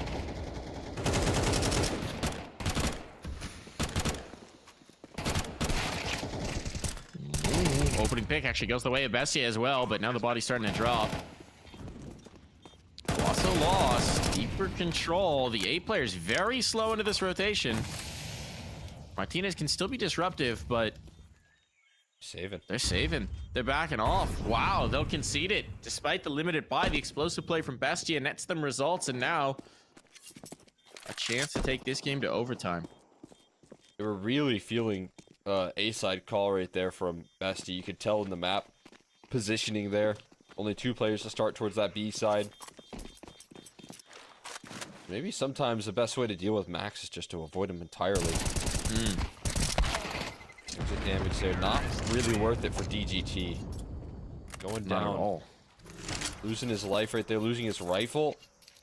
And double eco territory. Oh my god. Yeah, we very easily could have an overtime game on the hand. That 1 extra gun would have made a huge difference. One's going to be dropped over, but I mean, this is going to be 2 SMGs to try and fight to keep them off of this. If they lose here, it's a full-on, I mean, deco force spy. I don't even know what it winds up looking like. This is tough for 9Z now. They put themselves in a risky position. This time that A play is being called out right now. This is what they were expecting in that last round, but thrown out just around a delayed. Also tried to go for the tree jump. Didn't quite get it. Utility out. Where are the bullets going? Hello? What? Where are the bullets going? Panic setting in for 9Z. The mechanics failing them at the worst possible moment. Oh no! Thomason down for the count. Uh-oh. Double smoked as well. So nerves here for Bestia. It's getting a little over eager into things. This isn't done just yet. The my spam God. is good, and bit by bit, Max is just peeling them away. Feels like they're at the final hurdle, but that might be too much a task. Oh, Noxie knife out, almost overswung. What is happening here? What? He's dropped the bomb into their laps. It's all in a Myron. Oh, absolute chaos. Pandemonium. Myron still thinks there's a player donut, but he's gonna have to double face into this, and they're on the line, and Max has got him dead to rights. 13-10 is how it finishes, as everyone's brains are just lit on fire in that final round, and the end result is a 9Z rematch up against Furia. Oh my god, Max, of course, it's a fitting finish coming through from him. This guy had one hell of a series, and he's the one that has to close it off and completely bails him out. My god, what a crazy way to close out. No one was hitting shots there at the start for 9Z, but Max has been consistent all the way through this series, and he shuts it down and finally delivers them the finishing blow. Because if it didn't come right there, I think overtime was nearly guaranteed. It seemed that way. It seemed that way. Let's take a look at the bracket. We're going to take a little peeky poo with this, see what our final results are, because we've come all the way to our final matchup. And now it's time to send a team through to IEM Dallas. Is it going to be Furia? Is it going to be 9Z? That's the big question. That's what remains to be seen. That's what we need to find out. And we are going to find out in 2 hours. So be sure to tune back in here a little bit before that. As we get into the server, we get into the action, we get into the game. We'll see you then.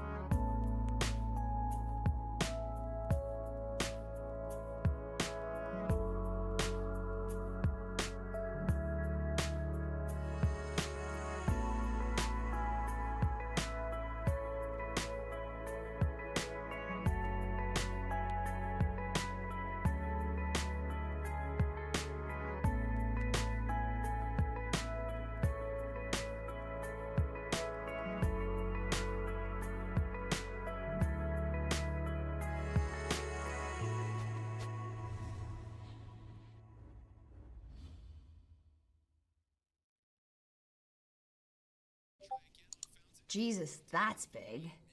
Oh, wow. That is quite something. Can you imagine playing with that? Oh, surely that's not enjoyable. Now that's a good size. Yeah. Nice and small. Maybe not small enough. Ladies, I couldn't help it over here. I think I may have exactly what you need. Okay. Why don't you go ahead and show us? Sure. I'll send it over. I call it the White Hammer. Oh my god. What the fuck, dude? You're so disgusting. What? Who plays with a white crosshair? Terrible visibility. Let's play later. I'll show you. I ain't going anywhere near that thing.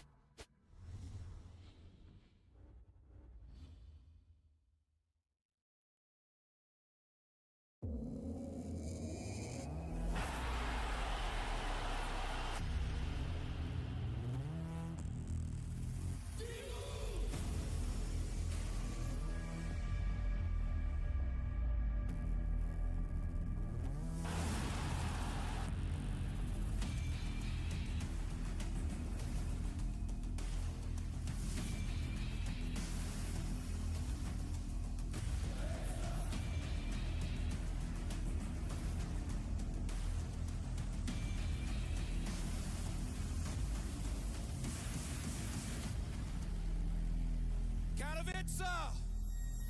We are back! 3 years since we were here in this, what I think is the beating heart of all esports, and man, what name is going to be scratched on this by the time we get to Sunday? Well, that journey, my friends, starts now. And James just looks to lock it in. The quick scope into Hunter. A frag onto the feet of Nico. Modesty close proximity, but it's ended. 2v5 between Alexi and Modesty. Alexi alleviates a little bit of pressure from G2. A 2 versus 5 turned into the 2v2. I like this. No way! It's only Flit left over. Oh, what? That is ridiculous! It's G2 just going to the fight. They're going to end it here and now. And G2 in Katowice defeat VP. Everyone has been waiting for today. From quarantine to quarterfinals, it's FaZe Clan taking on Gambit.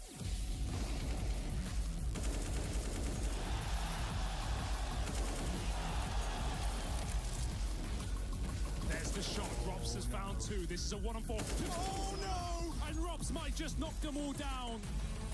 A 1v4, the Rops is looking to get over the line to take this map away from Gambit. Axel up through the window. Rops has heard something. Rops knows. Oh, there's the closer. Rops, what a way to lock in Dust 2.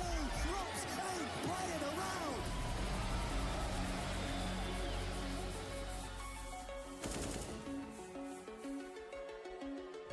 Gambit, this is very slow. This is very labored. This is wasting a lot of time. And Brokey's on for the ace. 4 out of 5 ain't bad. But there's the 5th.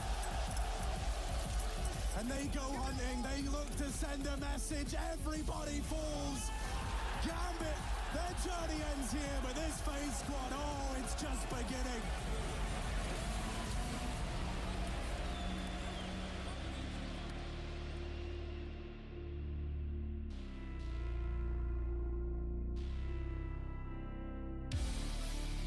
It's been 3 years and we are back. Simple is synonymous with Spodek, but today he goes against a young talent that could shut him down.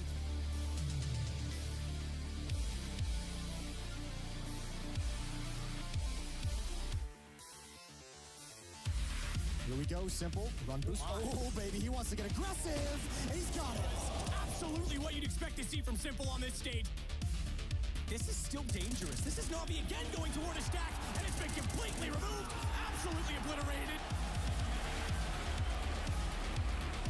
How much does Modesty want to dedicate his life to this bomb site? On Catwalk, finds the timing. 8 seconds. If he can drop the bomb, it'd be everything. But it travels into the site. 1-on-2 for Modesty now. It's sacrificial. Gives his position away. He wants Modesty's aim gone. What is man? Oh, the Shepherd staff takes down the GOAT. It's all on to Boomage. 1 versus 2. Big man's got moves. Boomage has clutched one back already in this game. Starts it off well. Nico's the one that killed Simple. Surely he has to be aware that he was up toward the position, and he certainly is. Calm, composed, and Boomage will make it 12-12. Nico has to reload. Simple's got an AK pick. No! It's the headshot instead!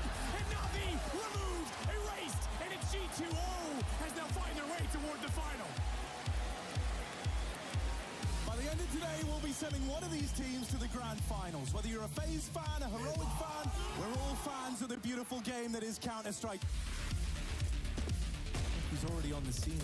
This guy doesn't like to hang around. He wants to play into it here and now. And there's the first. Oh, swinging out. He's seen another. Brokey. This isn't even a clutch, but he's doing it all alone. Incredible. Brokey needs to capitalize. He needs them all, and they're collapsing upon him. They don't clear the corner. Oh! Brokey lines up a double. Oh! And 5. This might be the end of the Danes on the big stage. Another clutch to close it, and this time it sends them to the grand finals.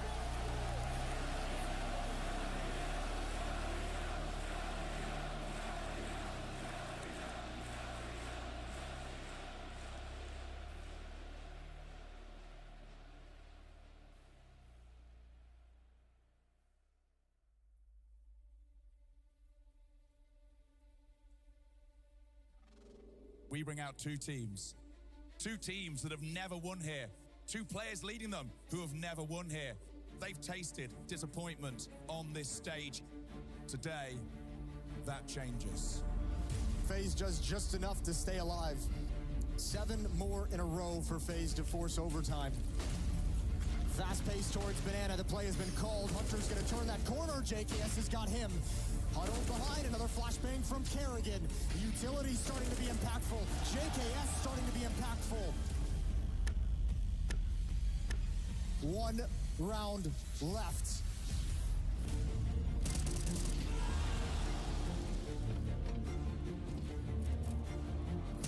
Is in a huge amount of trouble. He's going to try and take matters into his own hands. But Jax, he drops in. Oh, talk about a custodian. Oh, talk about a superstar. Talk about the elite. Rops is on a rope.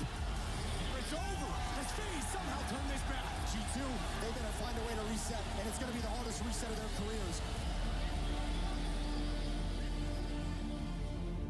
Twist trying to use the gap to see through spots him. Sees him. Easy find of the kill. Looks down. Hunter not looking the right way. Twist has both. Monacy comes straight back into the picture, and it's Kerrigan that has to hold it. He can't. Monacy's got overtime. How are we doing this again? How are we going the distance once more? Hunter and Monacy. It's them against the world. Hunter flashes in his favor. He's got 3. Oh my, he's absolutely hunting all the prey today. And it rocks. Gets shut out by Monacy in the end. JKS. Could the stand-in win map 2 for them? Monacy back in the corner. And this is absolutely doable now. Quick tap, falls off, and he falls the wrong way, so as not to be spotted. Alexi Beaches waits it out, but JKS has it. Does he have the time, though? It's going to be so close. FaZe have won map 2, and they'll go up 2-0 in this series. That is unbelievable to stand up. What can this man not do for FaZe?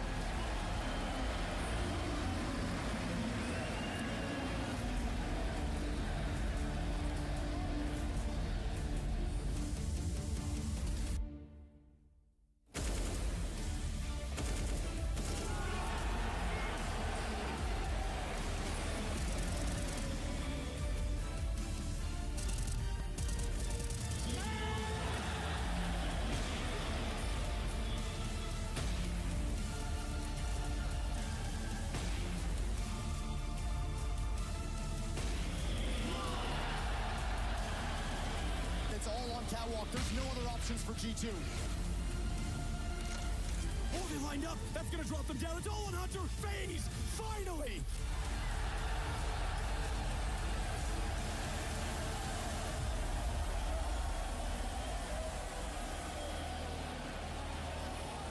Kerrigan gets redemption. They've lost twice on this stage, 2017, 2018. The king of Counter-Strike, the man who led FaZe. Chances taken by so many players, so many gambles on this team, but it's finally paid off.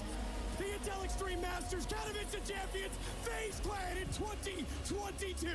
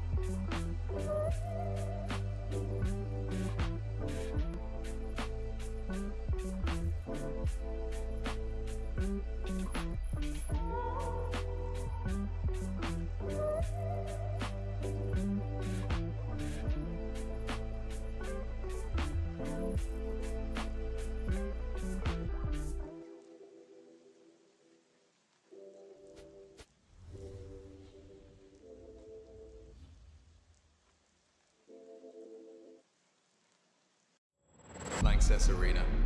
Finally. 3 years since the last one.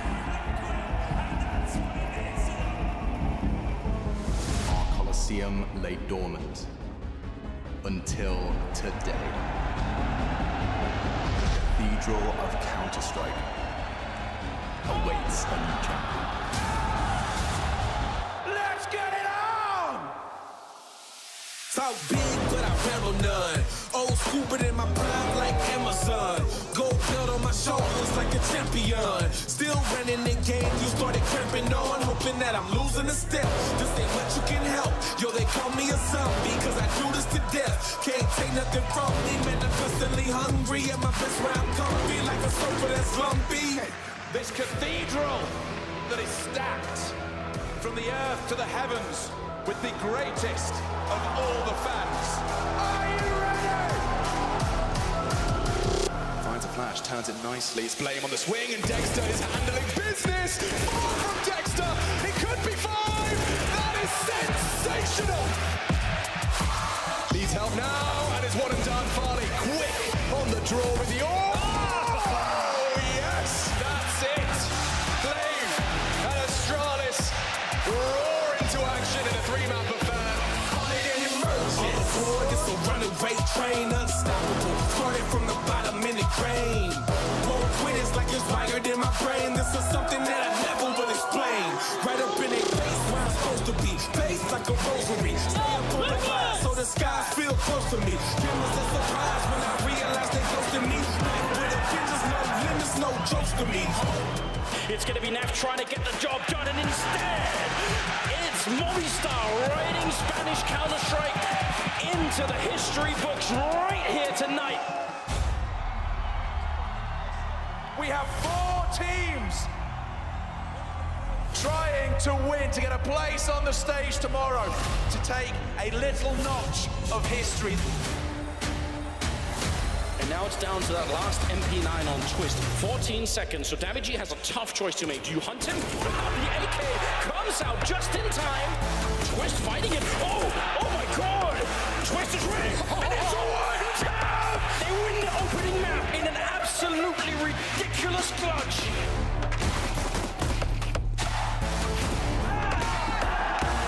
Kerrigan up on the high ground, he takes down one, nearly hit the bullet.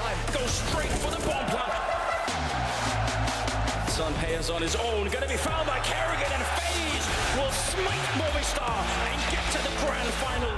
Against the odds, Na'Vi face down Astralis and walk away the victors. They have taken down the juggernaut. Nobody thought Astralis would be dropped out of the semis. This is a different Na'Vi than we're used to.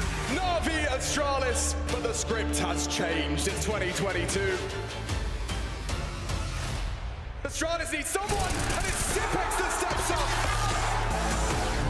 SDY has to do it all in the 1v2. Catches Farley, can play with the doors now. Blame F in the clutch, looking for his third. Quick on the hunt is SDY, he's not ready!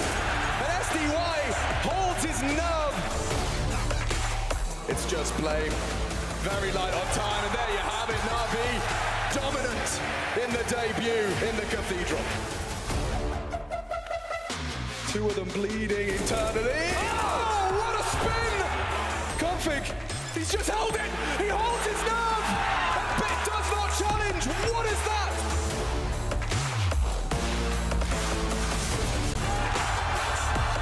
Have the Danes got the tenacity to close? Perfecto and Bit set up. Oh, it's a good flash! There's nothing left! Na'Vi to force OT! Sipex trying, but Bit refuses! And Na'Vi secure the grand finals! Those teams, the first wanting to lift that trophy for the third time, containing the GOAT. They take on a team that has won everything recently. Katowice to the Pro League, the Major, but they want this because they've never won that trophy. Not only does the winner here win this, they become the best team in the world. Simple though does give us something to talk about. Oh, another headshot, and he does it. No way, no way. Perfecto gone, they're all there. Brokey.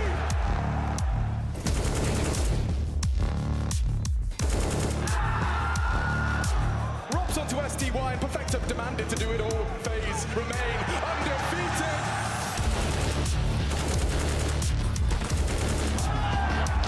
Twist has been magical. He's got a second AK, and he hits Bit off the bomb. They have to run him down. Twist, you've got no hope. Can Perfecto close? He's quite the clutch. At low HP. Cool keeps his cool. Is there time? Is there time? I think there is. Again. He does it. Perfecto pulls Na'Vi into the equalizer in the grand finals. Electronic options very limited. The whole assault on the way. Electronic. Oh, no one can touch him. Cash injected, but there should be no hope. Na'Vi working as this team. Procedural into the taps. Oh, Twist with two. Insane! Insane! Rookie of the year.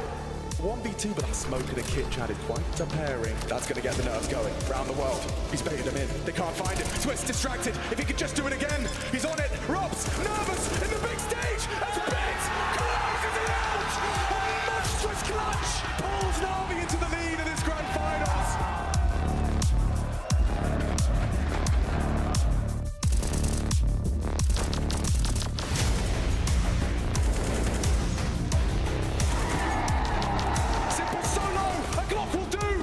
Can he come up clutch against Perfecto? Looking for info. And he's that's a banger! No kit, and in a couple of seconds, no hope. And I will see you at map 5 of the grand finals. All the way, baby!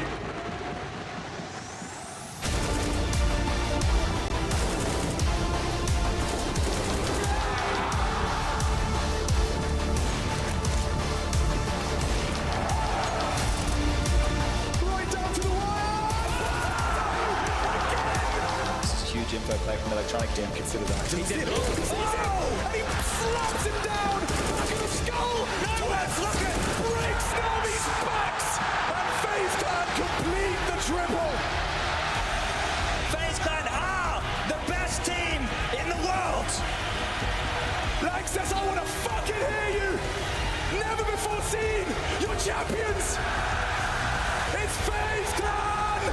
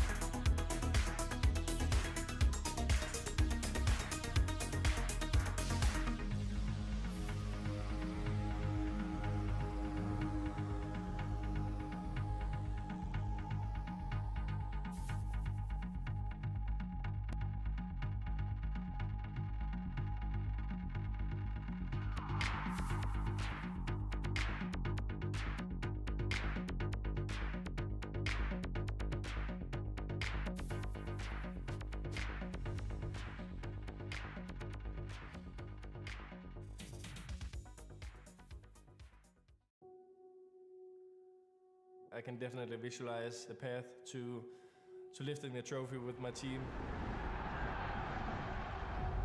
It's the goal. It's the dream coming through.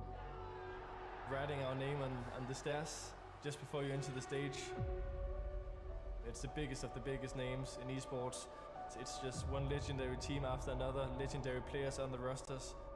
I want to do everything in my power to lift this fucking trophy.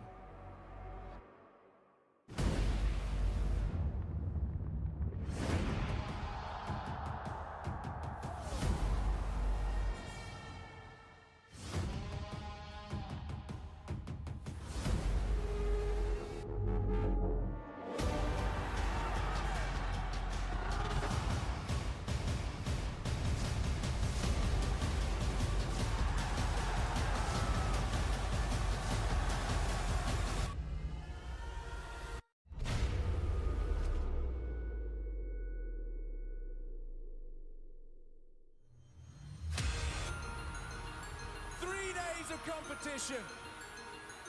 Another team will want to etch their name into greatness. Oh yes, it's what we've been waiting for. The quarterfinals of Katowice, live from the Spodek, Na'Vi versus Outsiders. 7 seconds. Screaming for help. If he could just deny the ball. The round is done. NPL with a hero play. A triple for good measure. Any chance? A good frag. But just playing the clock, it's Chiron to close. Spit! Secure 7. That's a half they can work with. Oh, Chiron, he's going down 100 to 0 in the Molotov. His kick at only the 1. And down goes Fame. Not ready there for this. As Electronic again with impact. Electronic race to close. We're off to the semi-finals. Na'Vi condemn Outsiders to a pack in their suitcase.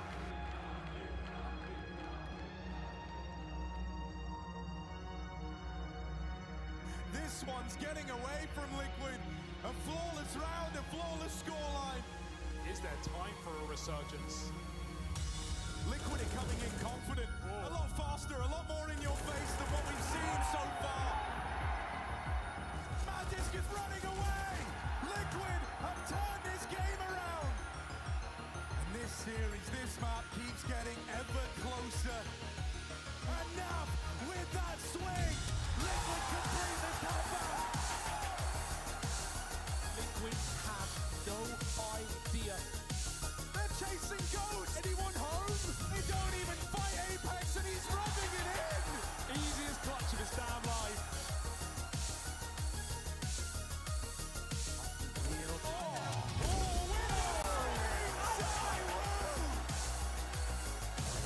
One kill in the right place. Oh, the bomb down. Oh, one second. Nappa's got it. He shot him in his feet. But this one's coming down to the wire. Liquid, they're going to the semi-finals. Vitality checking into Heartbreak Hotel tonight.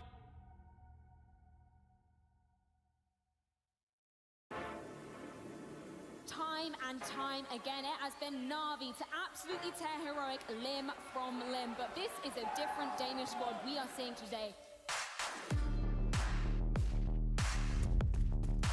Yabi, draws blood. NPL back, but from Canadian cleans house. It might not. Cadian's got 10 HP. He's a dead man walking. And Simple confirms it. Full of life charge. Simple, he ends the round on his own.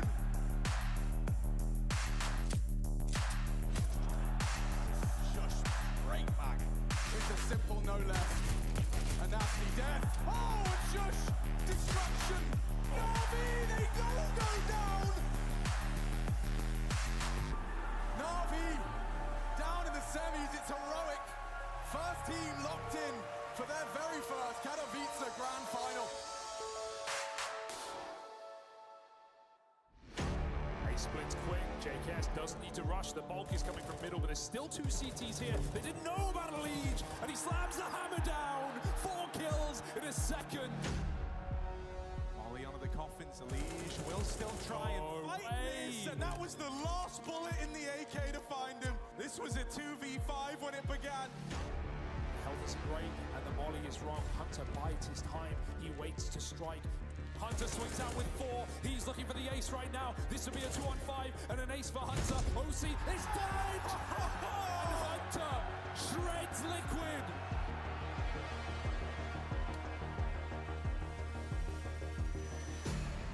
Nico Deagle down in pit needs to offer some resistance here. Yekindar gone.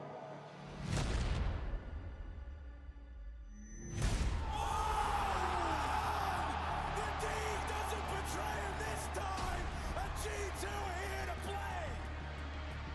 There's the close, a rumble of thunder, and the flash of lightning. G2 are going to the grand final.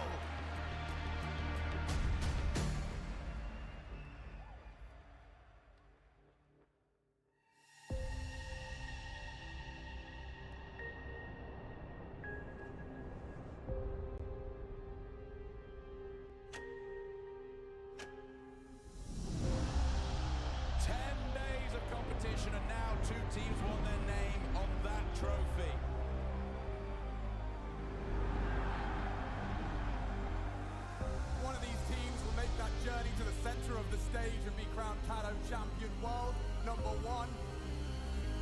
It's all up for debate, and it starts on noon.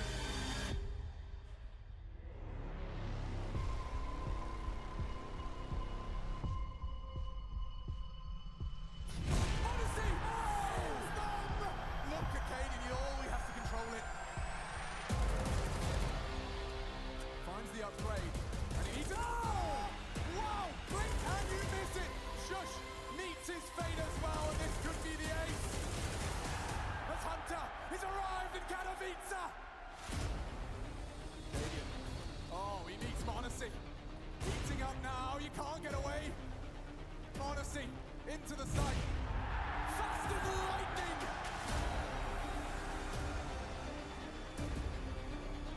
Nico forced into Cadian. Hunter next! And it's Cadian now, one-on-one with Monacy. Monacy closes! One map away!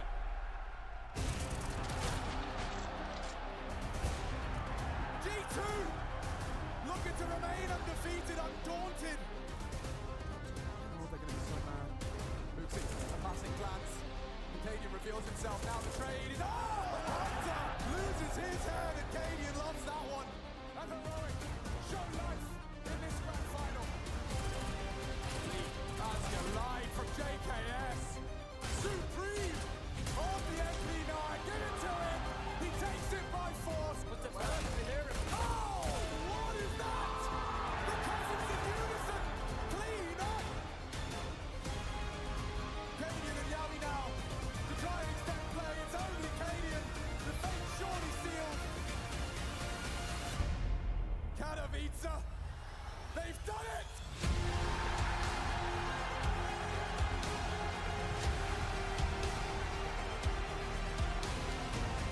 From the land cafes and local tournaments now side by side, Nico, he's finally done it on his fourth time of asking. This is his grand final, this is theirs. Taken as a unit, the Katowice champions of 2023. It's G2!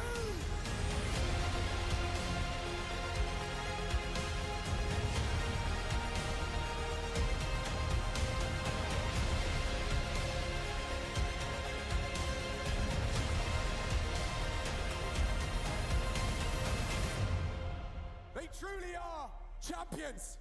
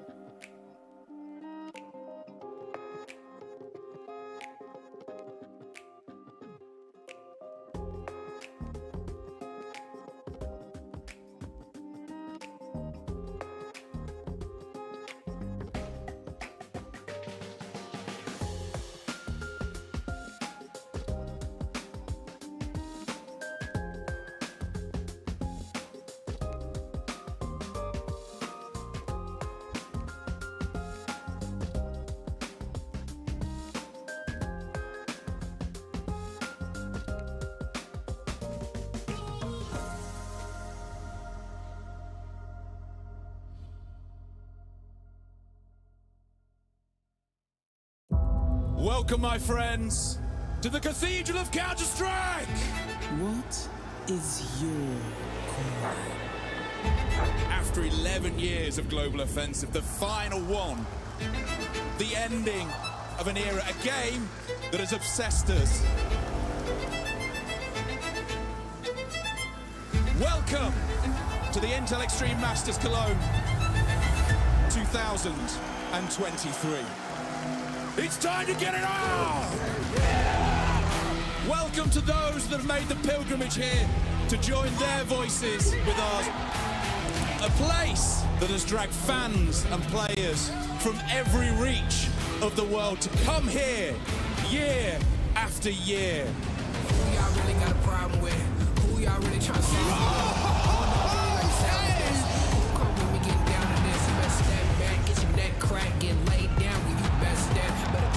Heroic have been waiting for the Yami to bail them out!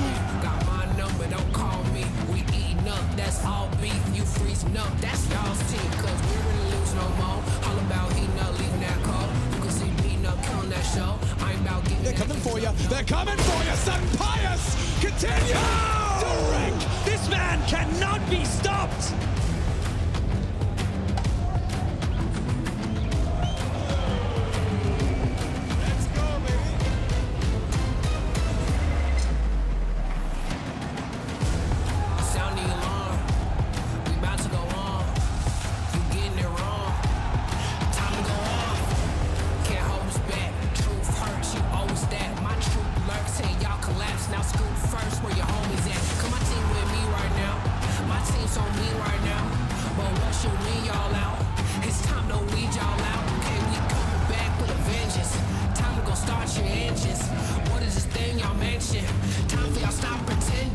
Ladies and gentlemen of the Lanxess, let's get this grand final started!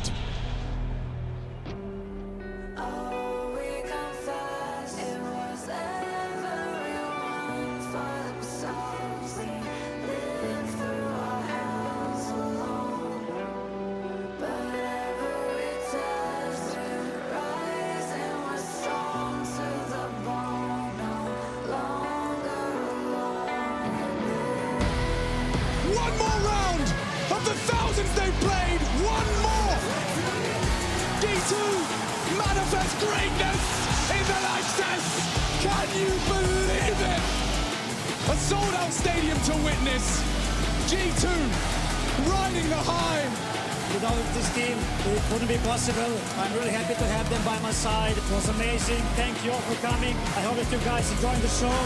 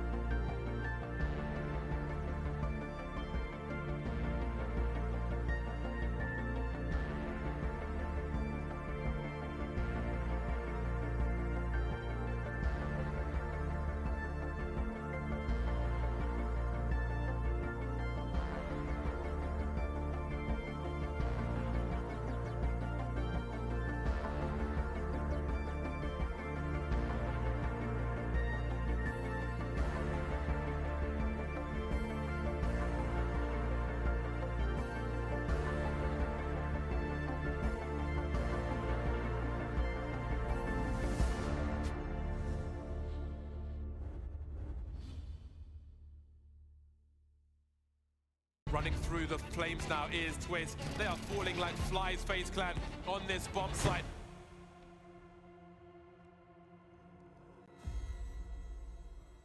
Fucking baited again.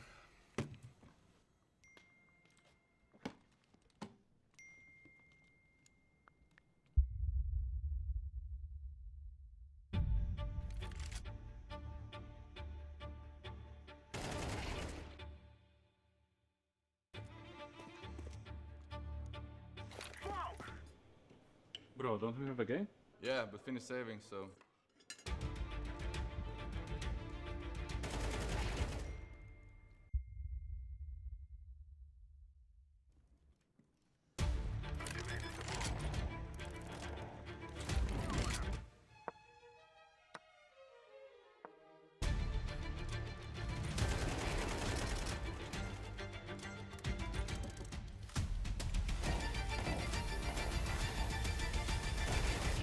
Let's Holy go, guys. shit, This Fender. is real Let's- life. I Let's thought wake you were up gonna now. save.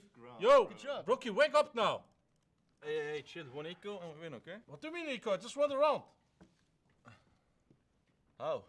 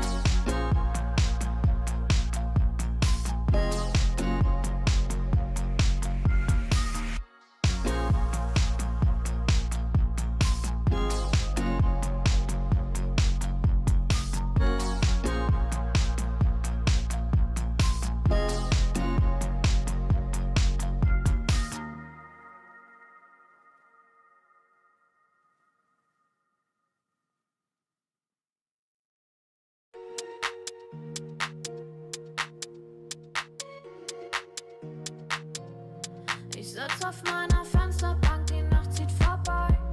Ich blick über den Tellerrand, trinke Sekt auf Eis. Ein Teufel und ein Engel tanzen auf dem Parkett.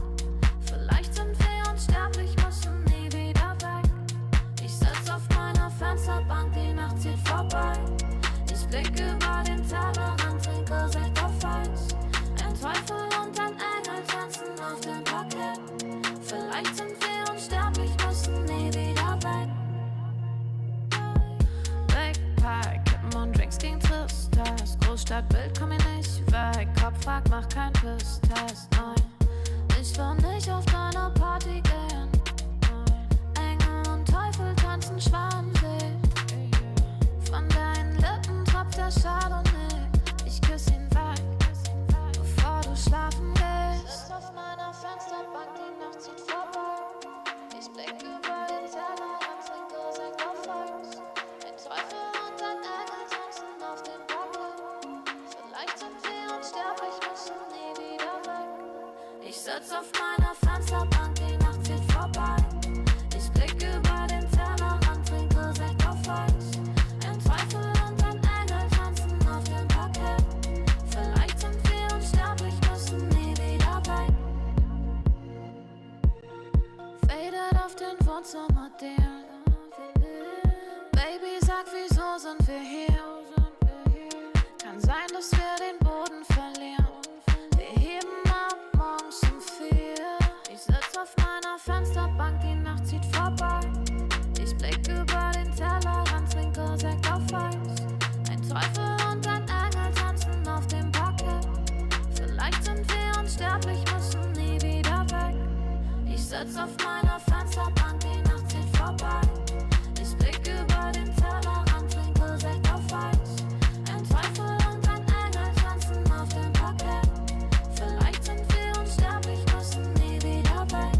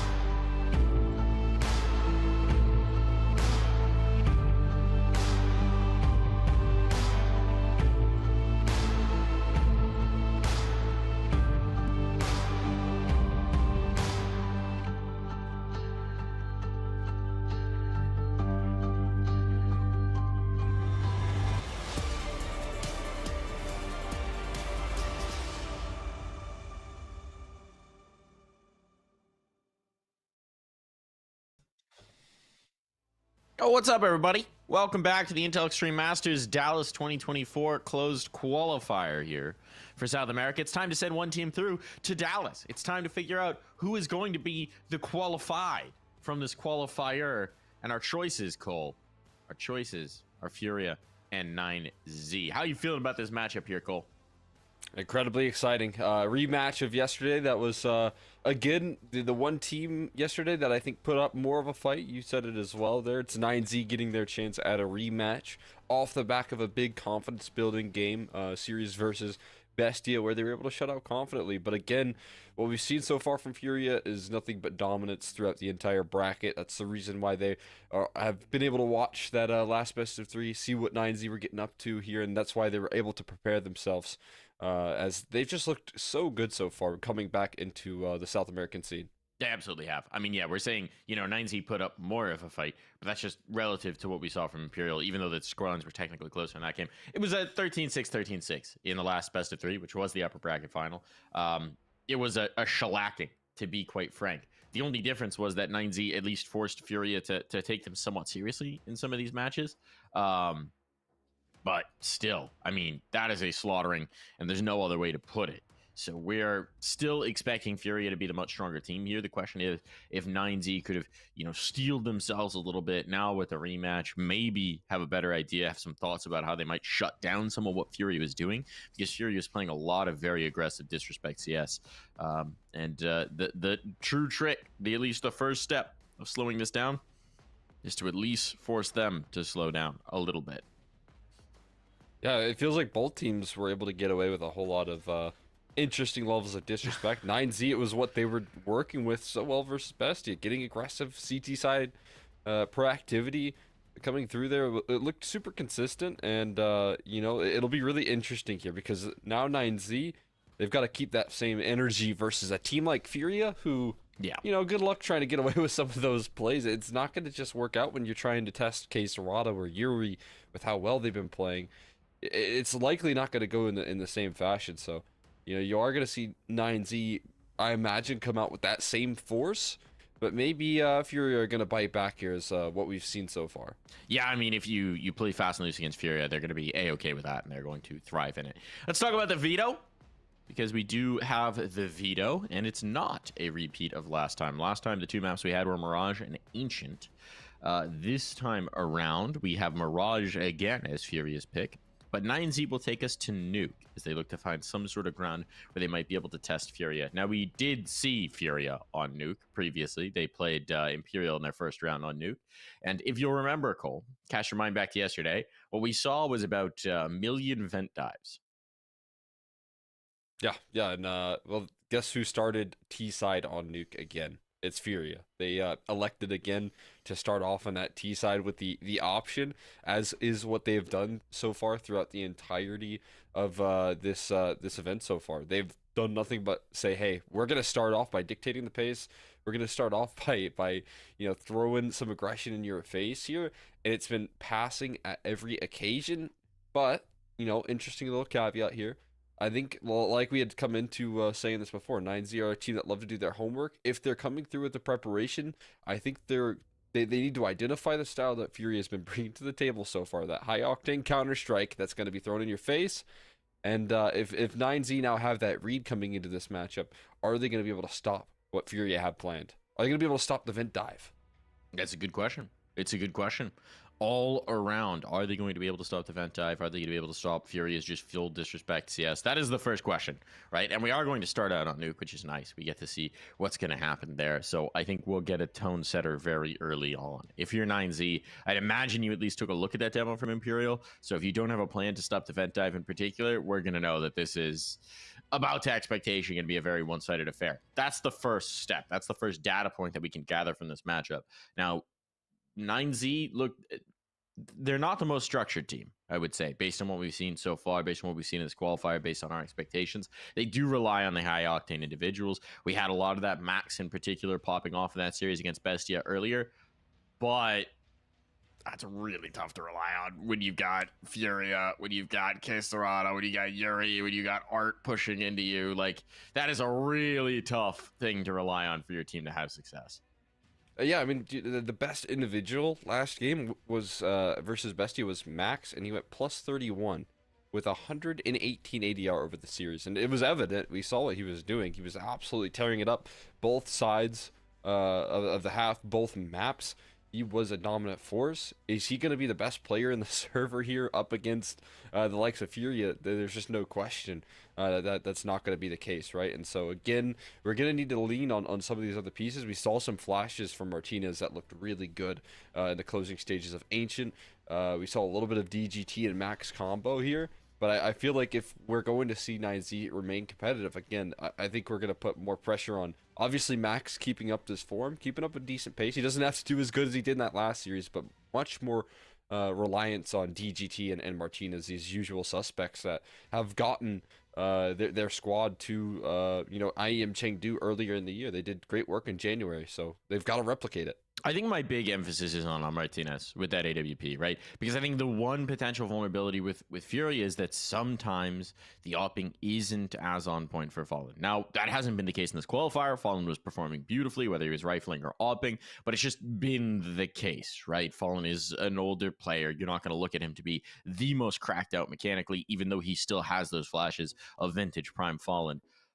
So if there's one area where as a team you might be able to flex a mechanical superiority, it's in the op. It's in the op fight. It's in Martinez getting flashy, getting aggressive, trying to pick off players before they have the chance to just shred your head and claim everything. To me, that's one area I'd like to see 9Z lean on. But it is tough to paint a picture for their victory. If you're wondering why we're having such a tough time talking through this, it's because, frankly, the expectation is that Fury is going to come out and absolutely clap them 2-0, 13-6, 13-6 again, most likely. That is the expectation. That is the standard that Fury has set for themselves. For us, it's about 9Z upending that standard, upending that storyline. Yeah, absolutely. They're the ones that have to change the picture here.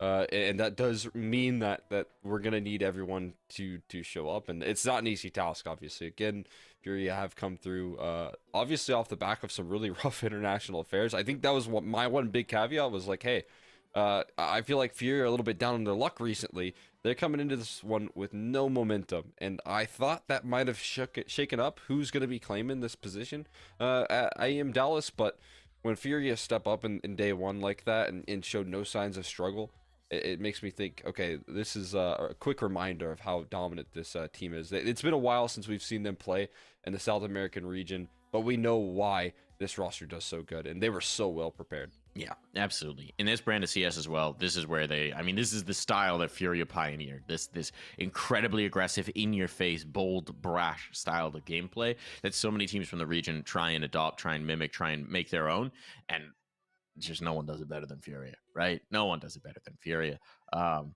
So we'll see. We'll see. It's definitely what 9Z generally do, and it's tough to beat them at their own game. I think there was a line from, I'm trying to remember who it was, but it's tough to fight fire with fire when you're the smaller fire. I think that was a Maui line. I think that was a Maui line on a desk talking about Rooster trying to play VP style in Kato. So it kind of fits here. 9Z, they are the smaller fire, but we'll see if they can stoke that into a big blaze here, as we should be hopping in the server in just a few moments. We've highlighted Martinez, we've highlighted DGT. From the Furia side, right? Who are you excited to watch play here? I mean, obviously, Cerrado has come through and really delivered. It'll be fun, though, because, like you said, the little fire v fire fight that we're going to see is largely going to be Max versus Art, right? Those guys have a key style, and it's to lack any respect on your opposition, but Max could actually be the bigger flame considering how well he just played in that last series. So it could be interesting to see how crazy this game gets between those two individuals.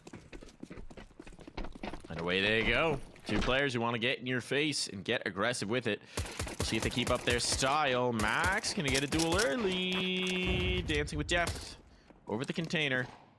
And Furia want this outside fight, but they've been rebuffed. All right, first foray's been rebuffed. Look at that, though. Ramp's been vacated. And look who's coming to dinner. Fallen settling on into this nice empty space. Buddha, or rather, Wasopeak may find himself worse for the wear as he tries to re-clear. Uh-oh. Lower is compromised. The bomb is headed down. No one at all is rotating either. No one is close. other than a vent dive that, I mean, is likely going to be nullified here. We'll see if DGT can save it. No, not quite looking the right way. I'm going to get Fallen taking way too much space before they even realize what's going on. Out of yard lurk next at bat here. I think getting loud about things is Yuri. And looking for a fight, looking for an exit kill here, and he will find it. He's just not even allowing this retake to start when he is disrupting the entire defense, trying to save this round. He picks up the dualies. And I mean, again, you could see 9Z call a save here at this point in time. Yeah, I mean, there's not really anything to save. There's armor on Max. That's it. That's it. So Max will try and back away. Buddha knows he can't win this round, but one empty frag might make him feel a little bit better about it. Try and take their sets of armor away. And find himself face to face with Yuri's dualies. Don't think any respect's gonna be shown here early on based on that one. And the bomb will be going off, and Furia start off the way we expected, with a dub. Absolutely. Yeah, I mean, you can tell as well already. You getting some really good pooling on the map right there. Huaso Peak, he comes to help out his teammates in the outer yard, but leaves the ramp room completely vacant. Fallen capitalizes perfectly. Just a little contact play. Already, I mean, we talked also about this like 1-2 punch that Furia have. It was really good to see Yuri and Caserado play incredibly well yesterday. Expect that to continue to flow. Yuri already off to a great start. Lurking about towards that outer yard. Wow. Oh, all right. Earth was little squeak peek, little squeak peek. Little CZ play. Squeak peek. Oh, no way he's doing this. He wants more. And we have fully crashed, it seems. So, unfortunate there. Welcome back. Welcome back to our faces. We'll be live back in just a moment, it seems. Maybe a little something brewing there for Buddha. You'd imagine he gets punished for the squeak push, but you never know. Things can get a little wonky when you're playing with ecos. And I mean, that would certainly be a good way to tamp down Furia early on. Let's see. Yeah. I feel like Buddha was dead to rights right there. I think he was getting shot at, right? But it might have been such a crazy play that it crashed the entire server. So it will be interesting to see once we come back if he's able to convert. It is good. I mean, I kind of want 9Z playing a little bit confident here. I don't want them playing back and scared of what Furia have to offer. Yeah. And you're definitely going to need to make sure you're spamming that squeaky smoke to ensure that there's no vent dives. So it's good to see that Buddha's ready for that. I think they're going to have their eyes on vent early on, if I had to imagine. If they just took, even if they just looked at a heat map of that last map, they're like, what was their pathing through? Oh, yeah, okay, yeah, they like vent. Just look at where the bomb was planted, like maybe 5 or 6 rounds total on that last map. And you'll just see it was in the close little corner right next to single door, and that was because they ran down vents so much. It was wild. Honestly, that's also a strat. I hope that Furia are mixing it up, because if you did watch that demo and they go for that plant, you could just play ramp and spam them. They tried to plant open 9 out of 10 times. So you'd imagine that's a vulnerability as well. There's Furia were playing very loose in their Imperial game, running the same strat over and over and over again because they knew they could get away with it. But if another team knows exactly what you're running, might need a little bit of a different look at this. Certainly they should have that depth in their playbook. I expect them to. But it does maybe give a little bit of a blueprint for how this could go awry, assuming that we do get back at the server, and which we should be doing in just a moment here. So hop in, we will do. Time for a little more nuke. How'd that round go? Oh, Furia won it. Shocker. Yeah, I think they only got that one Buddha kill as well. Maybe Huaso Peak got one alongside it, but not too many casualties taken. That's one thing for sure. Furia were able to close out that round pretty tidy. But yeah, I mean, like you said here, I think it is going to put a little extra pressure on an individual like Huaso Peak, who's going to be maybe playing over towards that ramp room and what he can get away with. Right, he's going to, if he wants to shut down those plays, take some responsibility, get some quick rotates in. Caserado, eager for a feast right now, and able to take down DGT. We're back with the dualies, but Buddha immediately upgrades off once he gets a chance.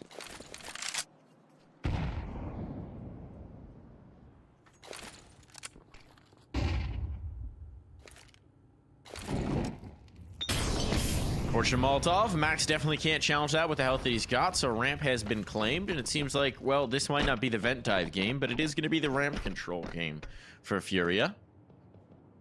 Queserado collecting elsewhere as they try and go for a little, what was that, ramp aggression? A little ramp aggression? Little lobby aggression, rather. And, yeah, I mean, this one's nothing doing. Yuri tagged down. Yuri claimed. An AK found, an AK salvage. That would be huge to take into the next round. But Queserado is not interested in allowing them to hold on to it. His teammate has been avenged. Nicely done. Also peek. Looking for an exit of his own. Maybe something to work with here. No, too diligent. I think maybe Fallen might have spotted something out. Not quite. Should soon. There we go.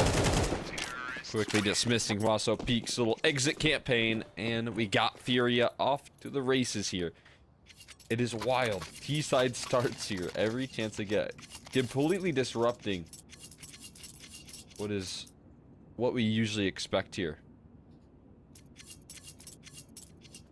I'd love to figure out why they've chosen to do this. Maybe they really just think we're that much better than these teams here, so let's just get what we want here. Don't have to worry about that CT side economy or anything like that. And again, they get to dictate the pace here. Do we get a vent dive? We might. Queserado's thinking about it. There's that smoke. Look at the fire and the flames for DGT. And he's down. He made it. Check that one off the list here as Yuri has dove through the smoke to take care of Martinez, who can't shut down this outer yard play. Oh, they can cross him towards Secret. They can take this B site, and the rotations will be cut off. They got everything. They've got everything. They're all the way lower. No one shifted under. It's probably just going to be a save call here for 9Z. They've got nothing to do with this.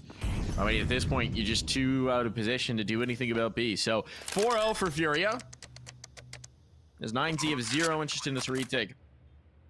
They're just trying to clear out a potential lobby lurk to allow them the chance to save. And that is going to be an instant waving of the white flag. They have conceded. Furia. 4th round on the board. Only 4 deaths on the board in total for the team. I'd say it's going pretty well at the start. Yeah, just like we're lining up so far. Low respect Counter-Strike here. You already got 1 vent dive. This time it wasn't 3 players, it was just 1, but they mix and match that with an outer yard play here. Yuri playing so confidently with some of these fights, diving through the cross smokes to pluck off the opper. You know, sometimes you get caught spamming the smokes and you don't expect someone to move in front of it and just take you down like that. But once you let them cross in towards Secret and they have a player inside the vents, what are you to do but to kick some rocks and keep your hands in your pockets as a save comes through? I mean, there's just no way you can break back into that round.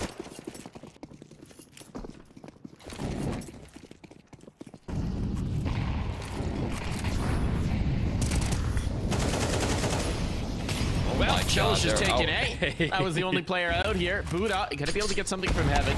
See if he can hang on. Okay, Buddha's swinging in. That's the bomb dropped as well. Here's a chance. Try to go for the upper hit. Buddha has proved a thorn in their sides. Not done just yet, though. Queserado on the smoke fade. Oh, instant execution. Spots Buddha as well. Does he expect Martinez to have slipped through the smoke? That's the big question. He does, but Martinez will win that duel, win that fight. It leaves it to Yuri and Fallen. Yuri's going to work his way around in towards heaven. Wasso Peak seems ready for this, so it should be watched. Fallen waits for his teammate to make contact here. Regardless of what happens, it's well worth Furia going for this hit, making sure they can take something out of their opponent's hands. And give it a shot. You haven't even taken many casualties so far. If you find a couple kills on your way out, that'd be fantastic. Wasso Peak, though, spotting 1. And Martinez collecting on the other. Yuri. Last man standing in, also revealed. Known. I do like that decision for Martinez. Oh boy. It's not done yet. It's not done yet. This is Yuri, one of the most lethal players in the game, but no. Not happening here. I like the decision for Martinez to fight in towards the lobby. You knew the player was isolated. You knew it was your best chance to get the killing blow to avoid them pinching potentially into the mini play. And so 9Z on the board. Big credit to Buddha for that one. Got bailed them out. Massively so. Didn't have any real resistance once you lose that initial player on that A side. I thought it was kind of going to be curtains that we were going to see another dominant Furia around, but Buddha comes in and saves the day. Which is a great look. A young player here. Art rocking the AWP in this round. Might have had a good spawn for an opening duel, but he gets caught in the corner here. No escape. He's going to have to fight his way out of this one. He lands a tag on a Max somehow. He's just going for shots through the smoke. Queserado the same, but they are eating damage in return. As the dust settles here, we'll just maintain the 5v5. Just trading a few bruises.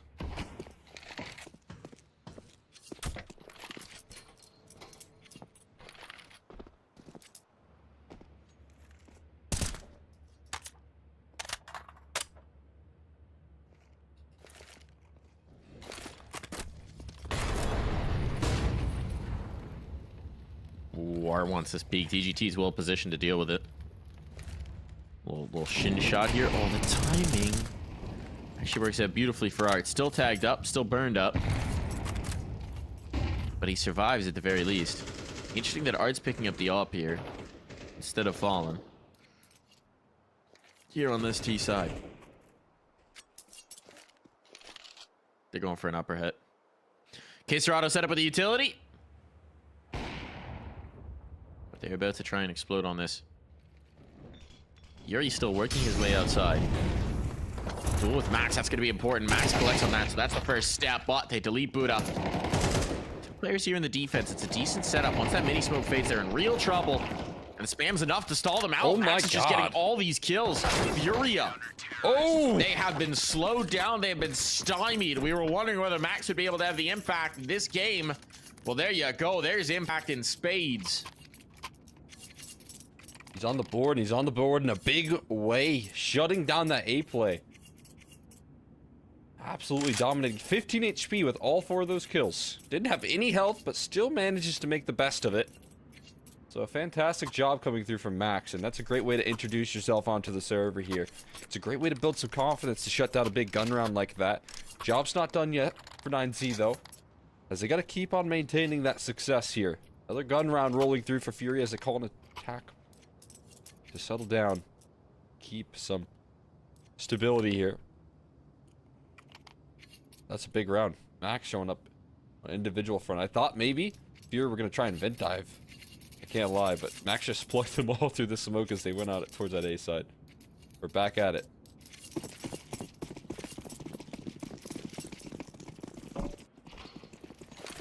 Keep the pace. Well, they keep an aggressive stance here for Furia. That pause kind of leading them to slow down. No, of course, they're going to speed up here as Art catches a glimpse right there in the smoke. Takes so much utility damage. How is he still alive and making it down the vents again? What on earth? What? And I think in all that chaos, they may have missed the audio cue as well. No one's adjusting for lower. Interesting. All right. No, Martinez is coming back around. Does that free somebody up to go check out and clear out lower? Or are they just going to leave Art and try and prevent his teammates from linking up with him? It's just clearing secret. Might look to take a fight towards Mini here, but no one else is crossing. There's a player caught. Max nearly cost him his life, but he's looking for another swing. He's got much more around that corner than he bargained for. And Yuri collects. DGT out in no man's land. No one wants to swing him, though. Cello baits out the spray first and then gives him a wide swing to seal the deal, but still Buddha holding steady on the site. Denies access through Mini, so a slowdown after that. And nope, down the vents we go again. They get it twice this time. Falling with the bomb, and there is no one to cut him off. He thinks he's gonna get chased. Back up A? No way. But they're not adjusting. They still got the lobby lurk. He thinks he's gonna get chased. He's trying to punish that. It is Huaso who's come back down. Just, no way you clear this. He's not going to clear Buddha. No, Queserado dead for it. Yuri might get the trade. Trying to go for the reload. Ooh, got the tag. Got the frag. And now falling and running straight into the AWP. So, a little disjointed there for Furia. They try and stall and go for the second look, but in doing so, run right into 9Z, who did not over-rotate at all. Good nerves from 9Z to hold him. Absolutely. Keeping them at bay. And honestly, never really over-rotating, never overstepping. I like that Martinez just kind of plants his feet on the site right there. Make sure that they can't dive back in towards A. I mean, I wouldn't blame him for thinking that was a B-side play when you watch the bomb go down the vents, but again, no massive jumps here for 9Z, and they stabilize here. Fast ramp rush though. Martinez tested by the Tech 9s and diving away here. Needs a multi-kill to stabilize, and has Hawasso Peak coming through from J-Hall to shut things down. It's 2 apiece now.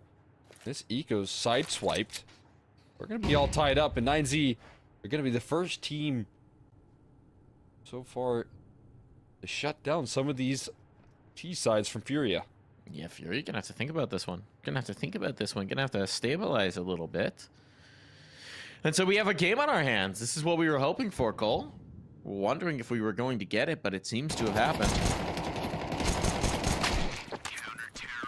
Yuri fights the good fight with the P250, but yeah, it ain't happening. As can be expected. And so now, all knotted up, money in favor of 9Z. What does Furia do? What's the different look here? Honestly, they haven't really just gone for the explosive off-rip vent dive as much. We haven't seen one, all 5 down vent, like we were getting in the other game. Yeah, they've gone for one player. They haven't really done that triple dive. That was actually crazy. 3 players diving down the vent is absurd. I wouldn't mind it. Kind of here for it. Just quickly here. I mean, this, again, is their second time out, so you can tell Furia coming into this one with a bit of a wake-up call. Haven't been challenged too much when they play out these T-sides. 9Z are punching back. They're swinging. Furia, again, 2 timeouts used early. It just goes to show how much emphasis they do put on this T-side. Making sure they get away with it. Money stacked up here pretty much for 9Z. They got a lot in reserve. Just deep Molotovs will make sure that no one gets away with a vent dive, anything cheeky like that. Max is always here with 30 bullets in the A4 to spam down range. Oh, I don't want to walk into it.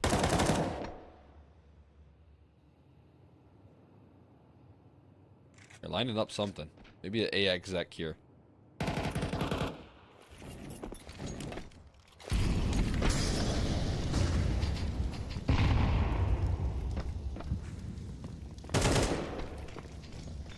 I mean, it's mostly been rebuffed at this point. Still decent positions out the hut, but that's a messy fight. Somehow the hut player gets almost nothing there, and it's all on to Queserado, so that one feels like a mechanical failure, and it's going to be 9Z pulling into the lead. Also, Peak absolutely shutting it down right there as well. Much better performance coming through from, you know, 2 of the individuals that we didn't really mention too much in that pregame. We're also Peak and Buddha having some big impact rounds. Playing a lot more confident. It's good to see because, again, usually these players sometimes can be left into positions where they don't get to shine, but when they've been tested towards this A side a couple of times, they have passed. Also, Peak also confident on these ramp flanks. It's great work. It is going to require all pieces to shut down this dominant Furia squad.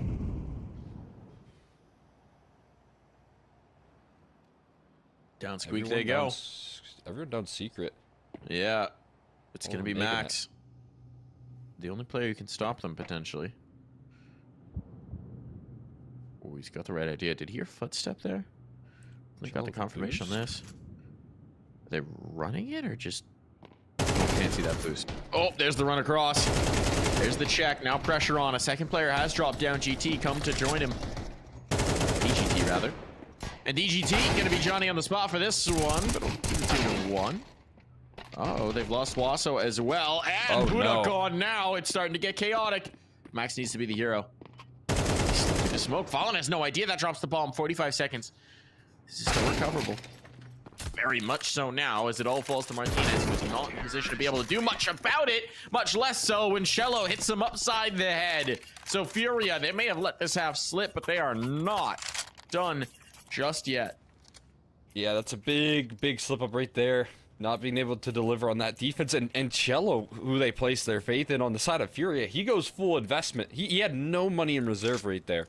But man, oh man, is he make good on that faith that Furia placed into him right there. Going all in and finding 3 kills with the AK that was purchased out. And usually when you have that hero AK, you want to do a little bit of damage. You want to do a little bit of fight. Offer up some sort of ground there. But no, he just takes it a step further and closes it all the way home. And it immediately leads 9Z into a timeout where they want to figure out what just went wrong right there.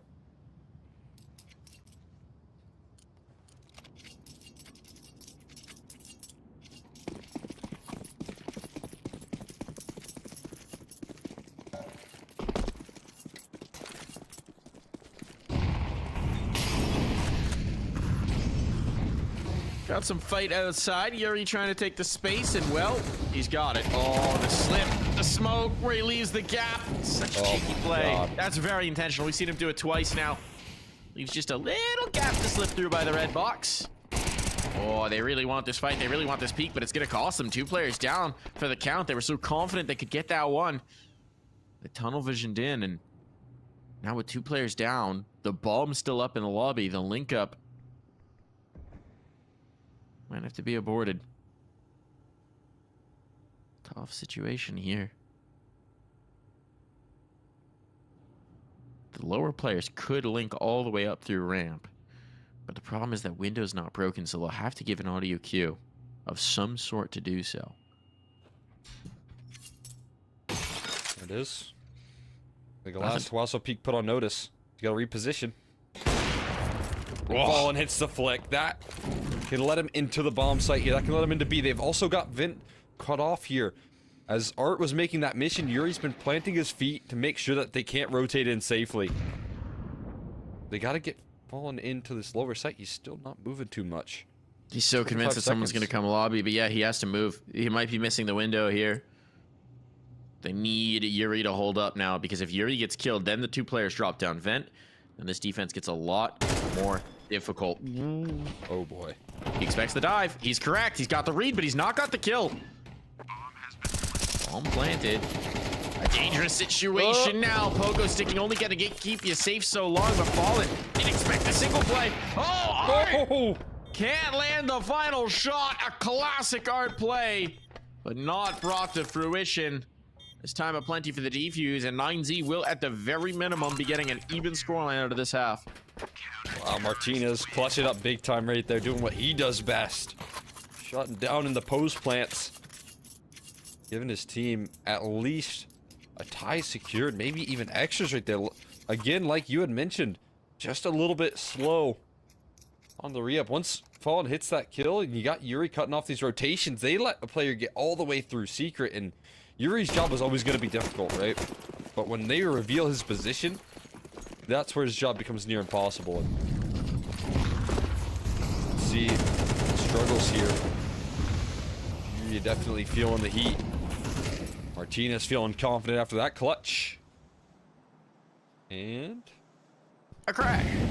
Oh, no, we're back. We're so okay. back. Okay. We're so back. We're so back. The only crash is a bullet of Queserado finding Max. And they are down secret. Once more, all this space towards lower. It's going to be DGT trying to come around to adjust to this. And he's actually bringing Huaso with him. So reinforcement of the lower site. But still a difficult defense. Smokes deployed preemptively, trying to stall this out. There's a minute, though. They have no more util to really work with here. A single flashbang for Huaso. It's going to be difficult to deploy. They're committed. Such a lovely position from DGT, but he has to show up huge. He's got so much help as well. Huaso Peak standing alongside him, but they eventually do break the side up here. Molly for Vince, and there you go. Huaso Peak lines them on up. And now they don't even know about DGT just yet. He has a freebie lined up on a silver platter, Fallen to take care of business. And not enough that Art can do here. Queserado shut down. It'll be 9Z with a lead heading into a break.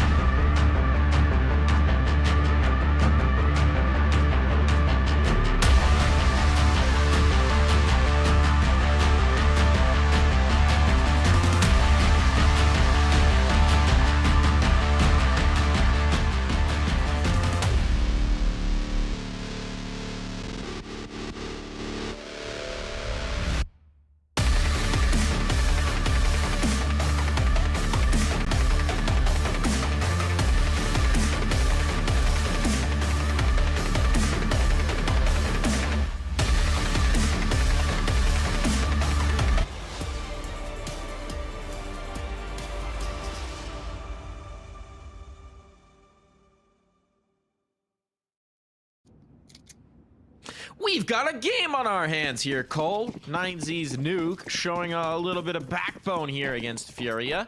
And now Furia on the back foot. 2-round lead for 9Z. Pretty exciting. We're going to get right back to a ramp rush here. Fallen needs to defend. He's doing a lot of damage. Oh, they had a crazy counter flash right there. And now they got the whole team joining up in resistance. That ramp is off limits. And they've got to quickly readjust here. They got to readjust up against an aggressing RT. Continues to press the issue here. Also peak shadow advantage spotted.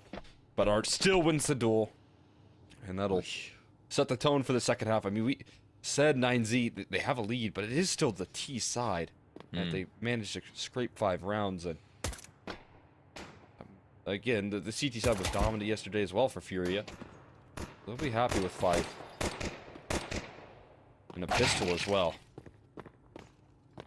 Definitely a pistol at this point. No chance, no way. No casualties either for Furia. Nearly the team ace. Cello couldn't get his piece. But that does even up the scoreline early on. And without a bomb plant here, you'd imagine we're going to have a tie ball game right off rip. So this is what you have to deal with if you're 9Z. Art, a nice illustrator of that. They want to get in your face. Swapping the side certainly isn't going to change that for Furia. Frankly, not going to change much as far as they're concerned. Might as well play 2 T sides most games. Yeah. T sides. It is a fun way to play Counter-Strike, that's for sure. You know what they say? Ball. They always say, get them on T side. And then if T side doesn't go well, they say, get us on second T side. Oh, the timing! Max, the timing! There would have been an ankle. K-Serrato just repositions as the drop goes in. K-Serrato will hear it. But the timing is an issue now. Let's see if they can link up. Speaking of timing, Yuri snaps off the angle right as the Glock comes through. On the smoke fade, K-Serrato should have Martinez dead to rights. Unless... As long as they don't let the bomb cross here, this vent dive is a little less important. Max is trying to throw them on in, and gets that one too wide, so it'll be a mop-up. Nice idea, just to prove that she can do it. DGT will even get a nice little kill right there, but we are all tied up. They only lose an MP9. I think they try and get something over to Fallen. He didn't have a primary, but too far away. There we go. Furia tie things up already on the CT side, but we're into the first gun rounds, and we'll see what 9Z's made of on this T side.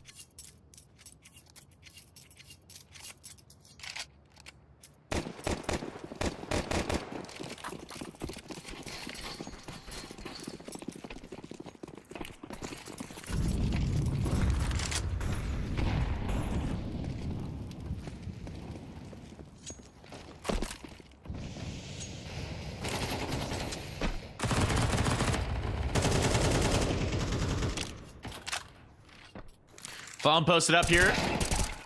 And ramp, actually, no, it's K-Serrato and Cello, the numbers. Have faked me out once more. As they are so wont to do in K-Serrato. Will not need any faking out here. Cello was the bait, the carrot on the end of the stick. And K-Serrato was the trap sprung. So it's left to Max and Martinez. Good old Eminem. Oh, Max got the right idea. But a timely reposition from Art. He's on the other side now. All right. Good. Oh, you're never going to see it coming. But Yuri's here as well. Oh. And Art, he always gets the better of you. He always gets them. Somehow he makes it work. So Furia pulling the lead. First gun round is commanding. It's always nice when the carrot on the stick also finds a kill on your setup as well. That helps. Surely does. Cello locking it in, and then look how easy K-Serrato's job is. And when you're walking into him and you're not looking his way, he is just gonna chew you up, spit you out. As is that first gun round. 9Z, they come in with a little gusto, but they go out with a whimper. Now down again towards Secret. That Molly is gonna do a little bit of damage, but they'll successfully make it, at least in the form of Huaso Peak. Quick enough on his feet to also cut off any sort of change up in the defense here. It's made it in time. Huaso Peak already going to be able to shut off any sort of vent dives. So good positioning here from him.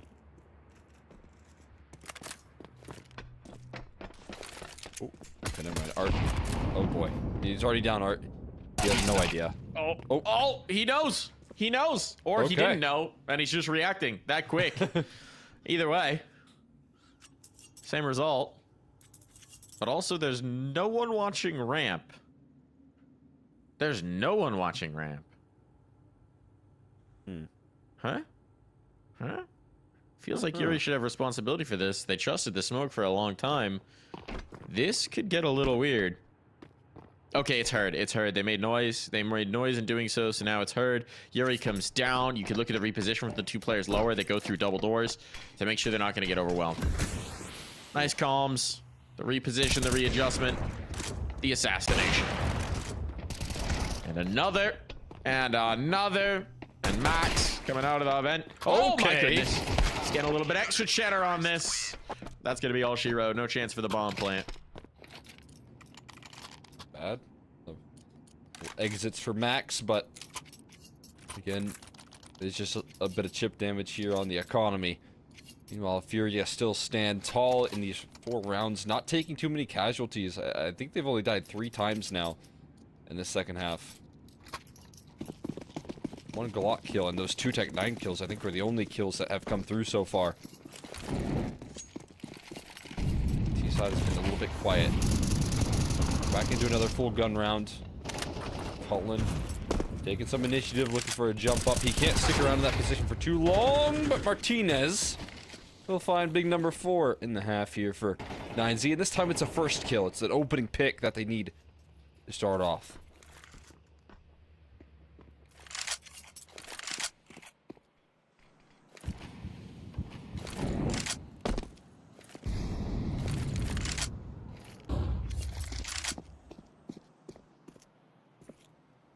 All the space outside as a result of it. I mean, they've got options now. If they want to go for the mini wrap, if they want to exert control outside, there's no one watching for it. Or if they just want to rock down secret. Falling could be pretty exposed to this mini play. Oh, he's in it. My goodness. Big trouble. Trusting Queserado in a big way. And he's eventually going to get claimed from the Squeaky Peak. Cello's in trouble. Cello's in a lot of trouble. All of the timing around this tower. Looking the wrong way at the wrong time. And this one's got to be over. Arced on a save, presumably. 9Z on the board here in this second half. Nice down from Martinez. Finds one straight through the smoke. Also Peak. Also making sure that the last little line of defense and Cello doesn't make a big plays. Details here working out. Art. Find an exit. Definitely want to hold on to this AWP. Doesn't realize another one. In through ramp, although that Molly would give it up. Doesn't matter. Misses the shot and getting chased by Max. They're gonna dive down. They're gonna give it their all here, it seems. Maybe not. They'll let the bomb do the work. Oh my god, I thought for sure he was safe, but I forgot. That bomb radius don't Bomb forgive. radius is so massive. It does not forget. I like how they were like, oh, he's just dead to bomb if he does that. And then they were right. They were right. They knew. They knew. They could read it. Double up out here, though, for Furia again. So a reinvestment, fully emptying the piggy banks, and meaning that they don't have a lot of utility. So we got both Fallen and Art towards the ramp early, and it is a hit. Oh, Fallen's in trouble. Can he live? No, not quite. Stay alive for a moment, but oh, you got one off. But how about second op? Art misses his shot. He's got reinforcements now, though, in the form of Queserado. And they have held strong against this ramp rush. 9Z tried to pick up the pace, and they hit a brick wall made of 2 ops. Yeah, it's never fun when you do find one op, you trade them out, right? And you'll take that trade any day of the week, but then guess who's right behind them? It's another op. That is just brutal right there. It's a lot of investment from Furia, there's no question about it, but when it works out that well, it's so worth it. DGT's got a minute, as do the rest of 9Z, to discuss and talk over how they want to close out this T side as Furia maintain a lead. Nurse it as well. Keep it nice and healthy. Not losing 2 rounds in a row. Key in doing so.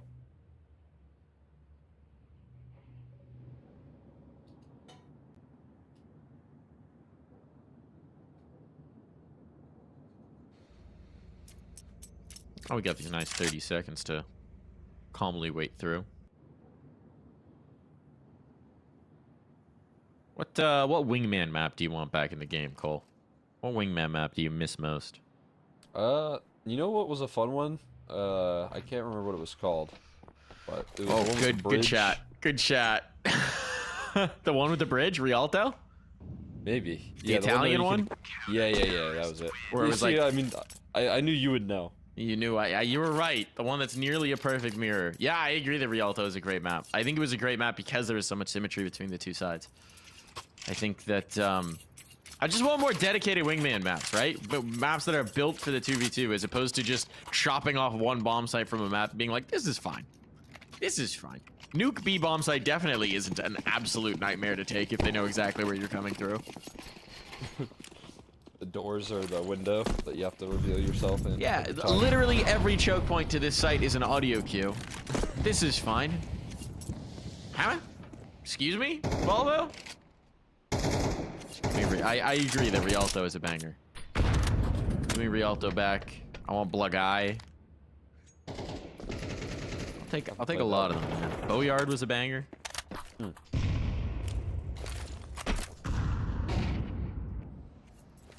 They just need to bring back Iris. That's the big map. Iris for the 5-on-5 for El Clasico. I'm down with that. Got cooked up to the other side 9Z. After going real quick in that last round, they learned their lesson and want to slow it down just a bit here. But some of these pieces work. Max lurking about towards that outer yard, ready to split in towards this A side. And they might be able to spring into action very quickly here. Max is being covered by this op, and he is immediately taken care of here. Meanwhile, Caserado just holds mouse 1, trying to defend. But they have kind of discouraged any further aggression in towards this A side.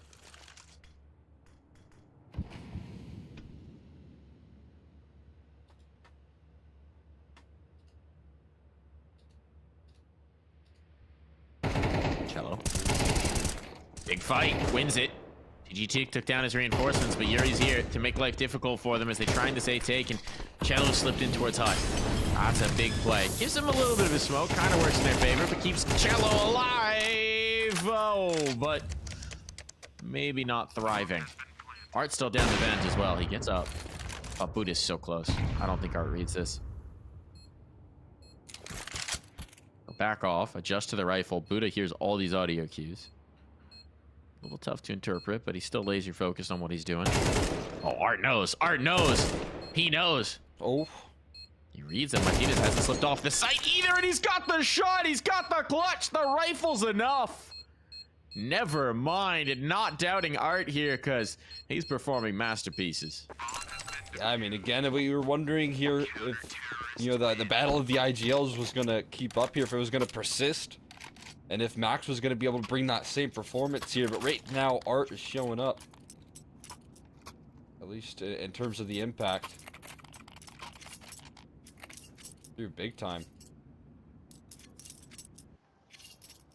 Again, I feel like it has to be a lot easier if you split up those roles here between the two. Got Fallen and Art coming through. Both having their say, both having their input. Art on the fragging department here all throughout this event has been able to get so much done.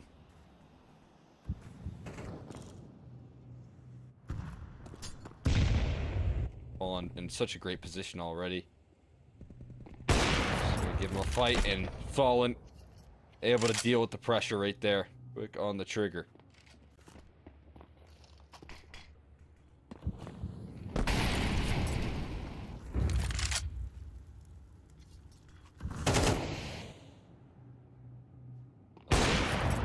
Oh, just another dry peek. Another one. Another dry peek into the op. Can't be giving them to him. Can't be giving him the dry peaks. Fallen made a career out of that. At this point, a several decades long career. At least a decade. Well over a decade. Probably not several decades. Although, unless Martinez is going to save, he's backing off. And Furia will find map point. So, there's been some stumbles. 9Z have definitely tested them. Pushed Furia to show another gear, to show another form. But, as we expected from Furia, they had that extra form. They had that extra level. And now, they're on the precipice of closing 9Z's map pick. Now Art wants to get a little hunting done. And it could be after time. Oh boy. 8 seconds left. I'm more worried about that than Art even going down here. But I think he's going to peek a little early. And so, fortunately for Martinez, he goes down with still some cash flow. But that really is grasping for straws when you talk about just getting cash for losing a round here as the benefit for 9Z. Second half has looked very dominant. It could be right back to reality here for these challenging teams trying to test Furia. Furia saying, showing who's boss.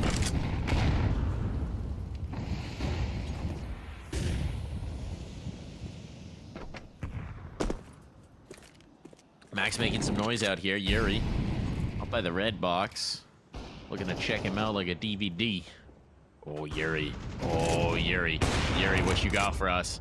Yuri, what you got for us? There we go. On board with Yuri.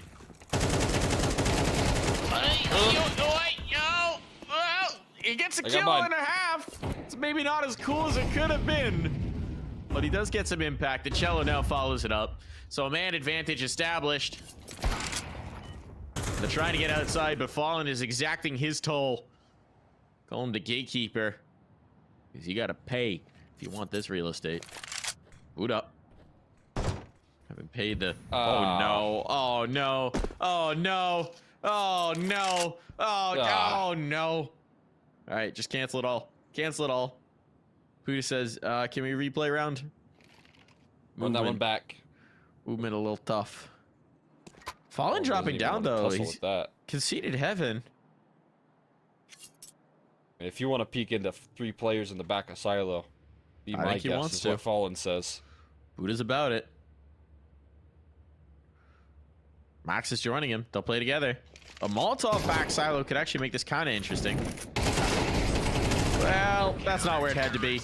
And it's not going to be the round they had to have. Nicely done for Furia. 13-8. Dominant second half there. Only dropping 1 round in the second half of play. So they did plenty in the first, and they get her done once the sides switch. So well played from Furia. Nice bet on themselves with a side choice as well. But for 9Z, this was the most promising game we've seen yet against Furia in this qualifier. So golf clap.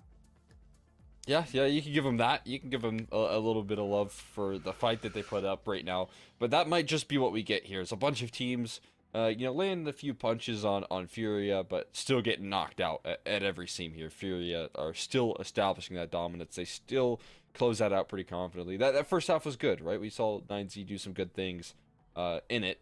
They win the half, but they don't get much after that. And again, Furia, they continue to be an incredibly scary prospect for these South American teams to try and challenge. That they do. That they do. There's going to be another map. That map is going to be Mirage. We'll see if 9Z can do anything on it after this break.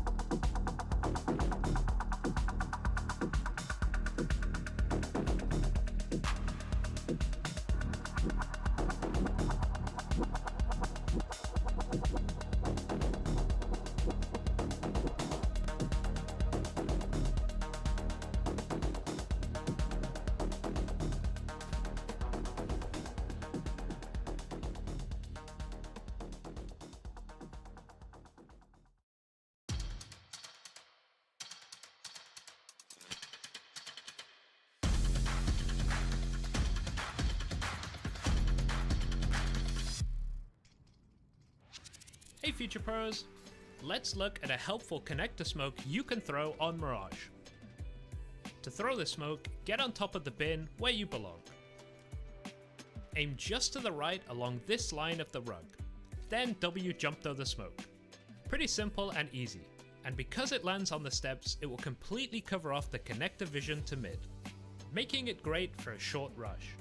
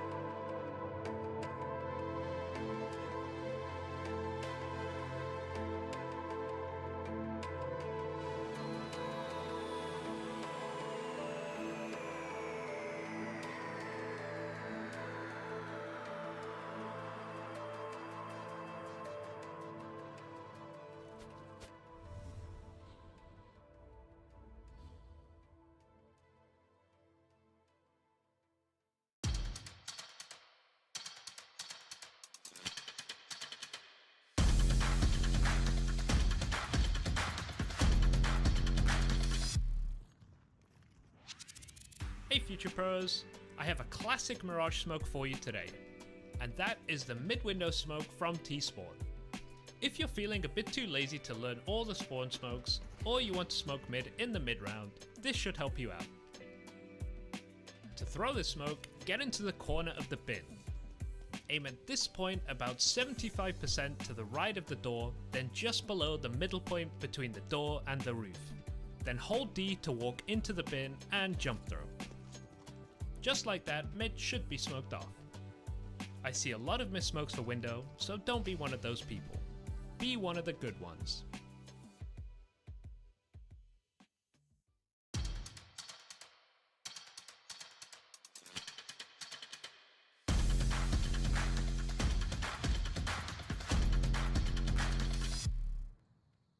Hey Future Pros! Rushing B is never the wrong move. Well, maybe it is sometimes. Anyway, here's a long smoke you can throw from spawn that would help with those B rushes. To throw the smoke, line yourself up with this brick. Aim at the top corner of this brick, then walk forward and jump throw the smoke. This smoke will land as your teammates would arrive, so it can be a great addition to a Hail Mary B rush. Rush on, Future Pros.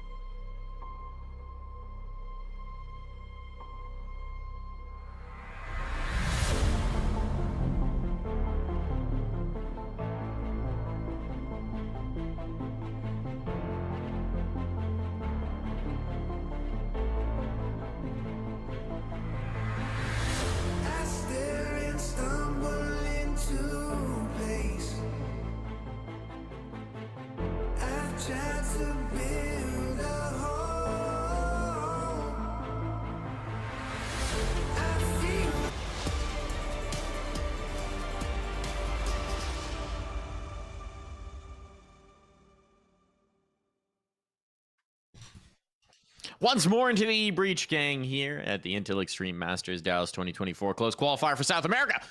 And we might just have one more match. It might literally be once more into the Breach because Furia once again put their foot down after a little bit of a fight in the first half, a 7-5, a lead for 9Z. We got real excited, Cole. We thought we have a game on our hand, and Furia said no and allowed one more round the entire map before claiming their opponent's map pick. Now they head to Mirage, where they handily trounced 9Z last time. Cole, what are your expectations? Well, so far I've seen nothing from Furia that's going to make me think anything's going to change here today. They still showed up with a dominant result. Maybe they gave one more round than they did all of yesterday, sure, but it didn't really matter. And it didn't last into a second half right there. So what's to say that you're not going to run into that same brick wall, that same Quesarado and Yuri duo that was just devastating them yesterday here on the same map that they did it on. And again, like, that's one of 9Z's better maps, and Mirage is not, even in domestic competition, which is odd. You honestly would think Mirage would be a good map for 9Z, based on the way this team likes to play and the way this team is constructed. It's weird to me that they seem to lose it so often, but I guess we're going to find out why. Certainly the matchup last time against Furia did not go well. I seem to remember a lot of running up Khan into the blender of Yuri and Quesarado. That's my most vivid memory of it. It's just the absolute wall that was Yuri and Quesarado playing together outside of Khan. So maybe some answers will be found here for 9Z. It is always tough to beat the same team on the same map in so many days, but the way they beat them, the way they beat them, Cole, is a little easier to replicate. They shot them in the head a lot. Yeah, that's the best way to win as well, right? It's definitely a confidence building here heading into this map for Furia. They know exactly what they're made of. They probably know what 9Z's planning on doing as well. And so, again, what is to say that this result is going to go any other way than what we've seen from Furia as they make their campaign back into South America? They look to qualify for IEM Dallas, and man, do they look pretty in doing so. They execute into an MTA bomb site. They're going to be fighting ghosts here out of the gates. There's no one here.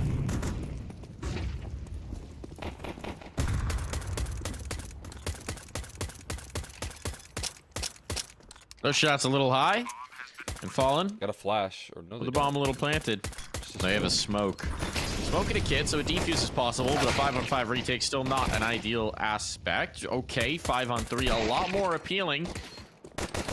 Max is doing some serious work here. Yuri trying to body shot his way through, and that's not gonna work out. All right, here we go. Max, an explosive play. And a round one by 9Z. My God, Max just pulls that one back piece by piece right there. Excellent shooting from Jungle. Didn't even sweat when the entire team was chasing him down with a full re-execute into jungle. Furia, that was their next phase. That was their next plan in the post plant. They plant for jungle, they plant for connector, and so they have to take it as well. But Max shuts it down all by himself. He didn't have anyone helping him. That's exactly what 9Z need. Again, I mean, he has been a stud today. Been a stud in this event here. He's just been showing up no matter what. A lot of big rounds from him. A lot of highlight reel moments. I guess who's got another hero AK? It's Cello. He did great work with it last time we saw him in this position. But this time he's got a Martinez op on the other end of things.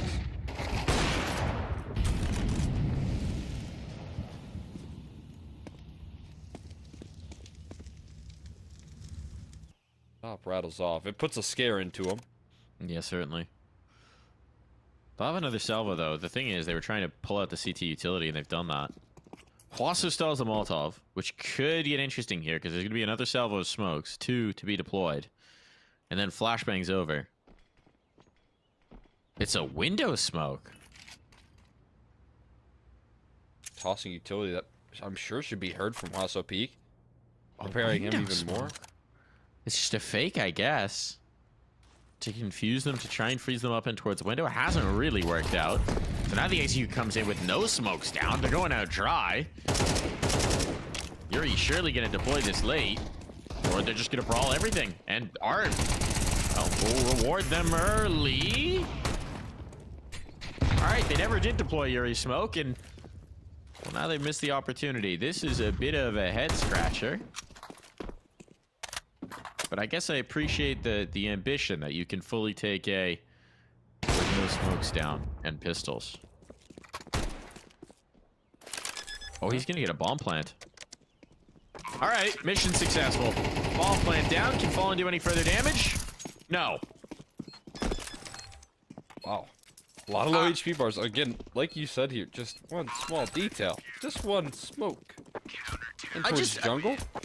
Window. Not even jungle. Window. They smoked window. And then Yuri never threw his. Yeah, I mean, that...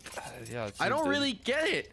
You have 2 smokes and a bunch of flashbangs. If you smoke stairs in jungle and then flash your way into the CT fight, like, that's a pretty good take. Unorthodox, to say the least, from Furia. Unorthodox for sure. They were trying something there. And it may not have worked out terribly well.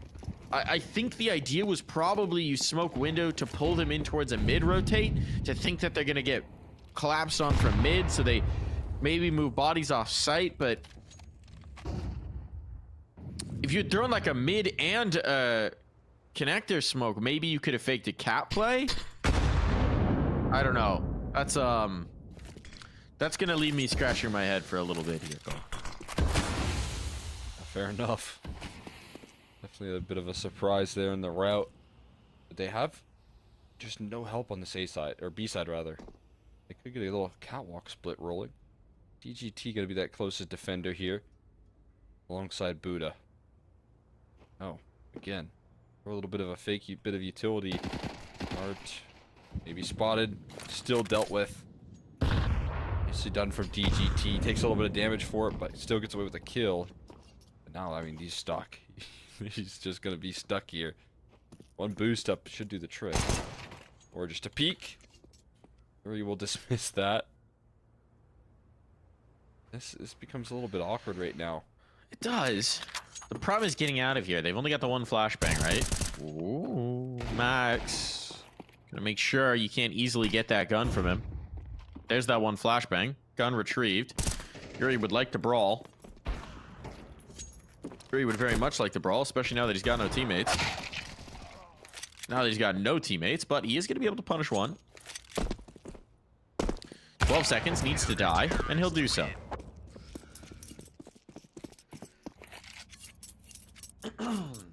It's looking solid on the side of 9Z. Martinez with the op, able to get away with a whole lot.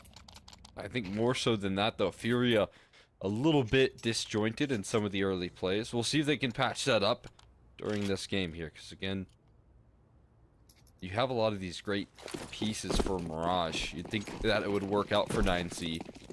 You're seeing some of them come through and influence the server here. Martinez off to a hot start with the AWP. You got Max, the excellent pistol round to build some confidence. So, the pathway for Furia so far, it's pretty straightforward. It's on their map pick, but they still got to close it out.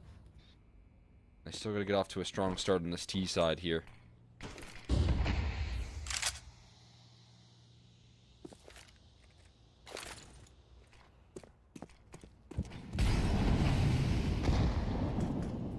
Look like this wants to be a B pinch. Up catwalk. Strong positioning for it. No quick rotate either. So it's just these 2 players on site who are isolated. DGT and Max, though, getting the kills they need. Shutting down this mid presence is... Actually, someone tried to get cheeky up Khan, and this is a little disjointed from Furia. Not as fluid as we were maybe expecting. Because they cut off that cap presence, they seem a little timid to get out of apps, and understandably now, I mean, they're massively outnumbered. Quesarado gonna work on that. Quesarado gonna get to serious work on thinning the herd. But he will be lost. It's all left to Fallen to do the work now. Shots not gonna land. No chance to rechamber another round, and it is a lead continuing to build here for 9Z. It is. Didn't manage to pick up the hop, which is a little bit unfortunate, but Martinez still plenty of cash flow to get into that. But a 4-0 start, and again, Furia look like they're left scratching their heads in some of these rounds here. Catwalk presence completely shut out. One-pronged approach into that A side. You can see how, or B side rather, and you can see how hard that Quesarado is fighting for this control, but not getting away with it. Ooh, that's a missed Molotov that allow Art to crawl up. And Max, oh, gets a sound cue right there. That's nice. Playing very aggressive versus these pistols. You do not want to give over a 4v5. Start this one off, and now he is in a committed position with no teammates close by. We very lucky to get away with that one. There was a double swing there. If they were a little more coordinated on it, it would have been a dead man. Instead, the nades answer back, and it's completely unpunished. Man advantage now for 9Z. We know a Furia deco can be dangerous, so finding that early kill makes life a lot easier. But what's the plan here? There's a lot of utility to work with for Furia on this round. First smoke's going to be deployed. It's a jungle smoke. Second smoke's a ticket smoke. They're going up con here. They'll have to be wary of the cap player. That seems to be the idea. Double swing through con means that it's not going to work very well. That was the idea. And the execution, not so much. Easy does it. Some interesting routing with some of these smokes on the A takes. I think maybe Furia are trying some things because we didn't really see this from him yesterday. I don't know. Some curious ideas. The guns are out now, though. It's full rifles. We should see something probably a little more orthodox on this one. Back at it again with the rifles. I'm with you. Seen a lot of attempts to try and utilize some mid control. A lot of attempts to try and test that B side here. Look at this here, Cello. Forward angle here. Huaso Pete gonna commit as well. Immediately mapped by counter utility as they throw the execution util. Now you gotta get through this one. Cello gonna try and underhand a flash maybe, but it's not gonna get him much space here. Right out into the A side here, into the jaws of the defense right there. One counter flash will do the trick. He goes on that mission, but there was no backup here. He was always gonna go in solo.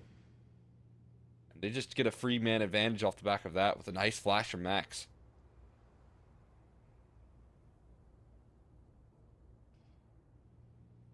Bomb's still in apps. This looks like it wants to be a link up on towards the A site.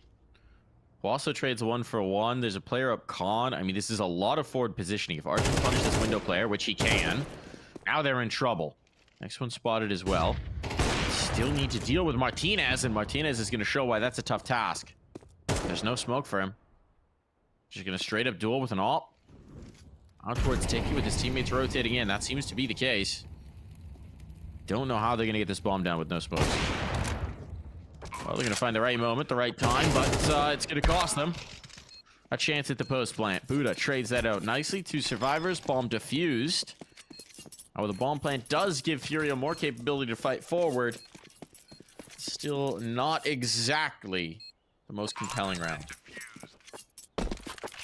Yeah, did you just get shut down? I mean, again, Martinez is off in this late play here. I think his job's becoming very easy in some of these rounds. Just gets free reign to pick apart this offense in these late rounds. Getting so many opportunities to strike, and again, he is taking advantage here. Finally, a little pause called in. Furia, this is the first time we've seen this team bleed, it feels like. We've seen little hints of rounds in a row, but this sort of dominant start from 9Z, it's the first time that they weren't the ones winning early.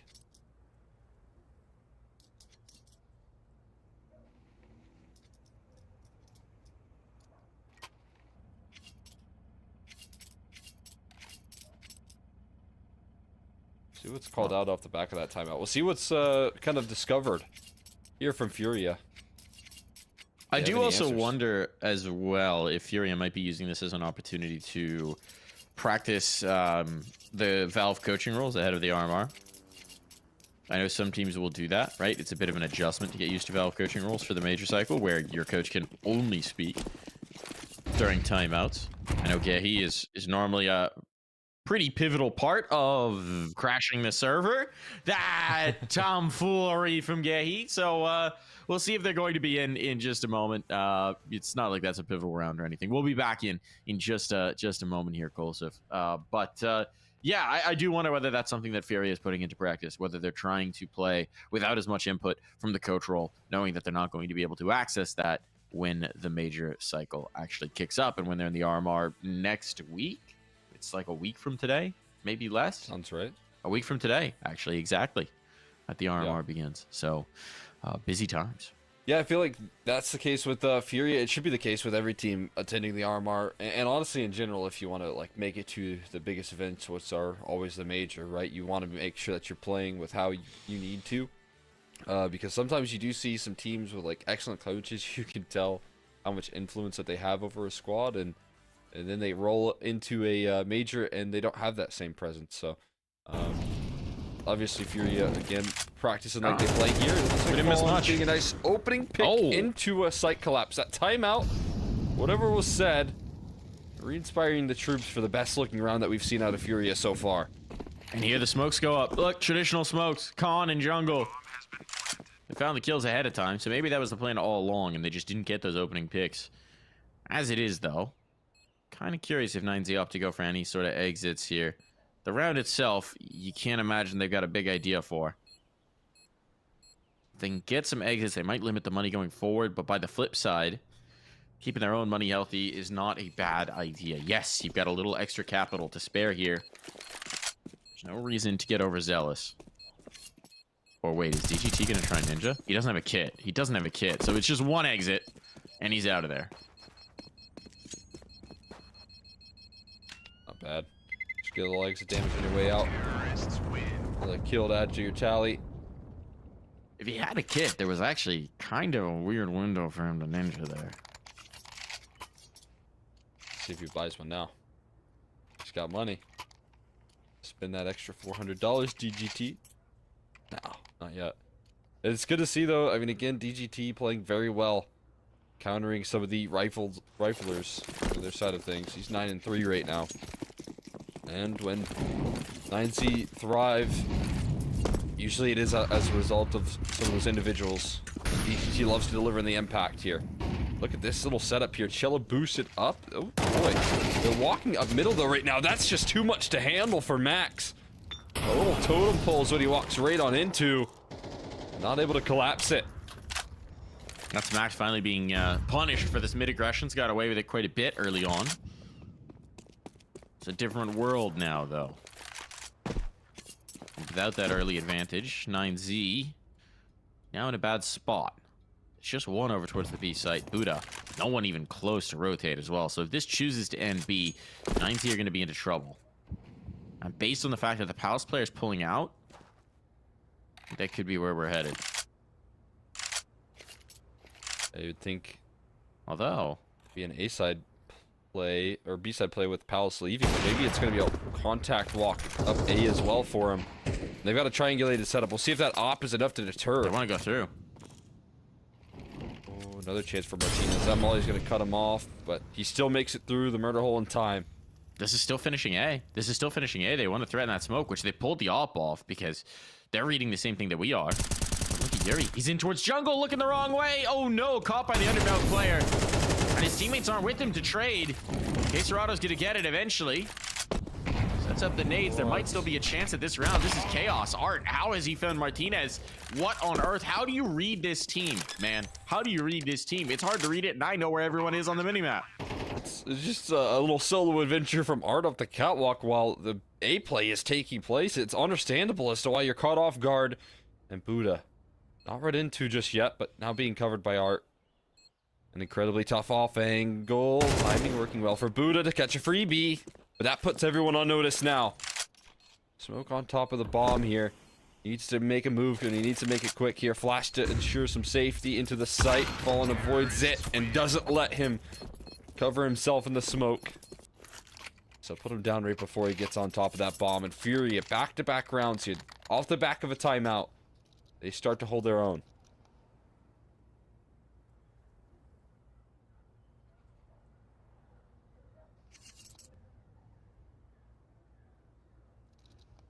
So timeout will come back the other way. This from the 9Z side of things. As they look to rally, figure out what's been going on, what they can change up, and maybe, just maybe, what the heck they can do economically. We've got 3 players who could buy, 2 who not so much. So a little bit of financial advice might be needed here.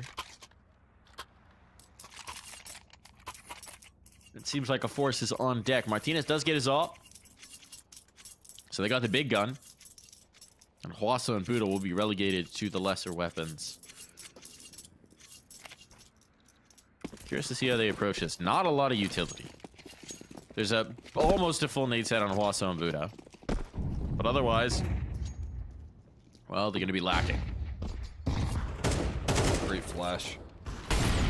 Art. They're going to play off the gap in the smoke.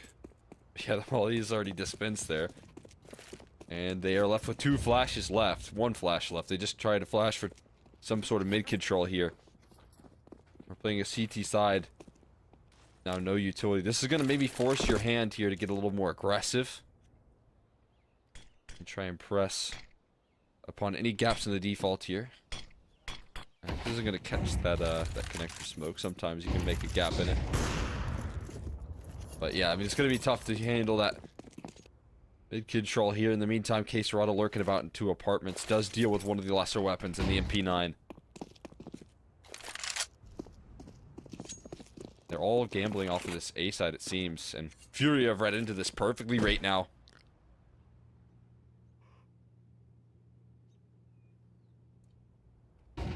Hwasa's in for a world of hurt. 5-7 from this range with nothing to stall them out. Godspeed. Good luck. What you got, Hwasa? 5-7 clip of the century. Nope, not happening. I was going to say it, a rival Cadian's P250 clutch, but no. Not going to be the case. And with Max lost, remaining 2 will desperately try and hold on to what they've got. Furia continue this clawing back of the half. As they stack a 3rd round in a row. Presumably this is going to be the eco around these 2 saved guns as well. So this is starting to get very condensed in the scoreline. Some of these rounds are a little bit more chaotic here, or equally chaotic, but I feel like Furia have a lot more direction in them as well.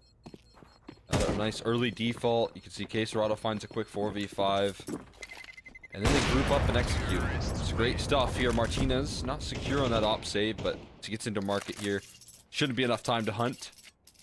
Safe and sound, with 2 guns held on to.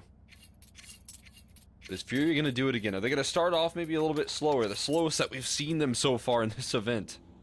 But step up to the plate. Time matters. It is crunch time, making sure that they could complete this mission.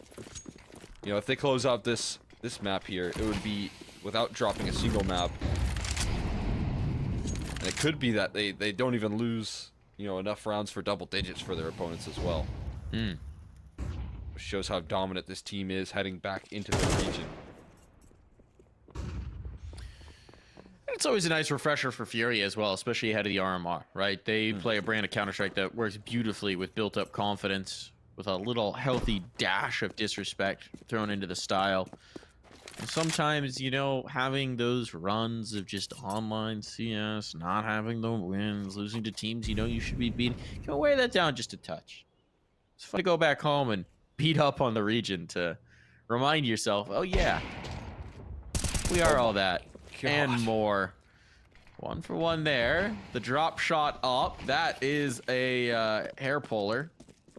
That'll make you a desk slam. But at least 1 for 1 trading it is not bad here for Martinez. And a team I might be able to retrieve that gun. At least it's held on to. Off of Martinez, got that Hwasa peeks hands. He doesn't even rattle a shot off though. And DGT edge shot. That's not fun. That is really not fun. Sheldon spams that box every time he runs out. I love that. I love that that's just ingrained in his brain right there. Give it a couple bursts, see what you can do. And this time it pans out. But the last couple times he's entered in towards that A side, he's given a shot to that box right there. And Buddha gives a shot to Art's head. That's it. That is all. So the road to recovery continues here. Shouldn't be an alt for Martinez unless he wants to. Ooh, glass cannons. Okay. All right. Glass cannon Martinez. The betting the house once more. as I want to do. It means if they don't win here, the pocketbook will be empty for the final round of half. And off we go. There's a second op thrown. I think there's a retake rifle thrown in spawn as well. Is Arch just gonna pop a shot and then leave? He just wants it for the mid fight. Oh, interesting. He's ahead of the box. He's ahead of the box. The X-ray couldn't quite figure it out in time, but yeah, this is spicy. So now he's put him on notice with that. Oh, the gun's been ferried over for him to swap back around. He's continuing to keep both, making sure that they don't get the AWP in their hands. And now it does seem like this wants to finish into a B play, but as always, Furia are a little tough to read the intention of. Art going back on in to throw a little bit of mid utility, window, smoke, and top connector. But they already passed this utility. They got this mid setup that's going to realize this is a fake, and they're going to realize it quickly if they don't meet any resistance here. So Fallen is going to throw the utility, but yeah, it doesn't last long for Art. And now, you know, you ready your anchors, you ready Buddha here. Tell him to prepare himself as the chase is coming through. The Molotov keeps him in apartments, but Yuri has an entry to crack things open. Meanwhile, Buddha on the site, he gets nothing. He gets devastated here. We're also Peak running in the flames right into Queserado's open arms here. You'll be able to close out on him, and now jumping into the site, it's Max to save the day. He still gets shut down. Queserado looking to do it all, and he finds the last as well. Martinez can't track him in time, and Furia will keep the spree alive. Reminder that Martinez was glass cannon, so as soon as that first shot connected, it was over. It was over. Beautifully done there from Queserado. Tremendous work. The Brazilian star, the best of the region. And now, yeah, 5 rounds in a row. Looking for the 6th here are Furia and 9Z. As good as this game started, have to be starting to feel the frustration here. So many teams know the challenge of trying to contain Furia. He's like, we're getting the A approach this time. It's just Yuri who's left behind. And this might be a more straightforward A play. They look like they want to make contact before they send out any util. So they want the element of surprise. We've seen Furia do this a lot. Not just throwing the smokes, not telegraphing this. Oh. And that's exactly why. Now they throw the smokes. Now they get the util set up. And boom. Vision blocked Martinez through. Beautiful. Martinez dead as Fallen anticipates it. Got to get up pretty early in the morning to catch out Fallen slipping. Has his teammates back in a big way. Look at this. He's even watching the flank. The bomb isn't so secure now. That actually does get Fallen off the flank right now. That'll allow for this to come through from Max. The bomb just been dropped. The chaos in the server is kind of catching them off guard. No longer a man advantage. It has slipped quickly. And now it's up to Yuri and Queserado to save the day again. Well, you want no one else. No other duo to try and make this happen. Yuri is trying to draw as much focus as possible to set up Queserado. That's exactly what happens, and that's why you want that duo alive. When they're up, when the fangs are sharp, and it feels like they can do anything, and they'll send us to the break.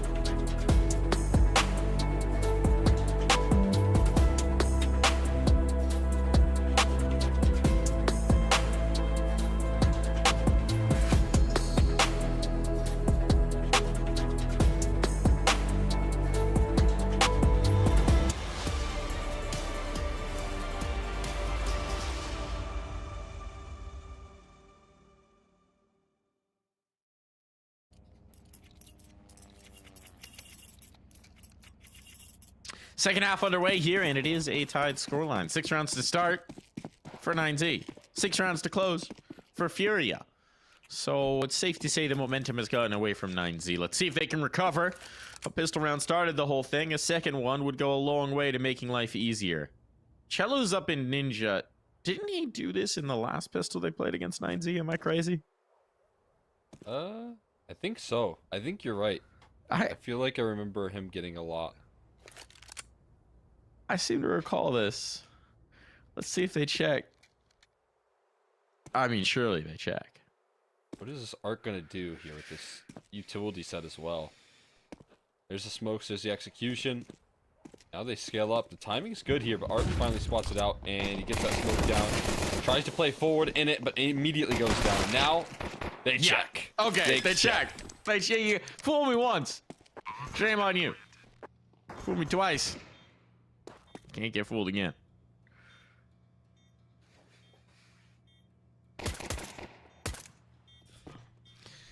And that, folks, is why it's important to mix up your pistols, especially when you're playing the same team in 2 days on the same map.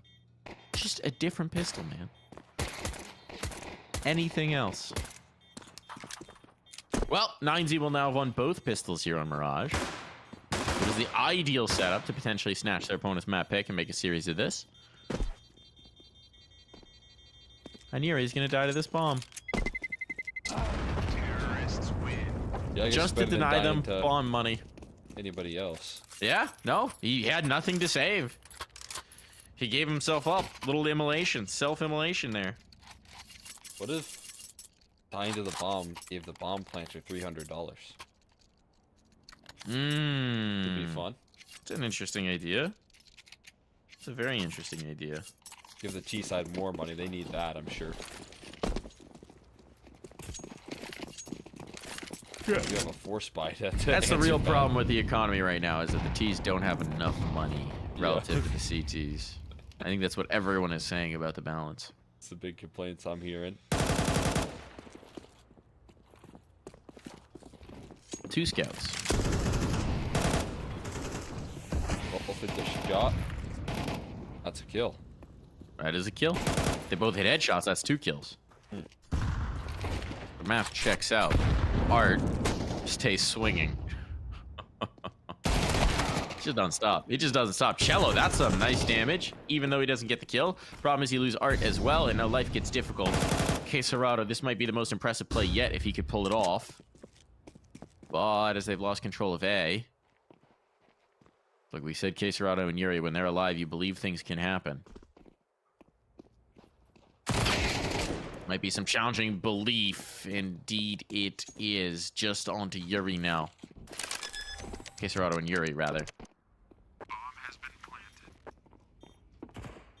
And delivery of an AK-47. Ooh, Martinez.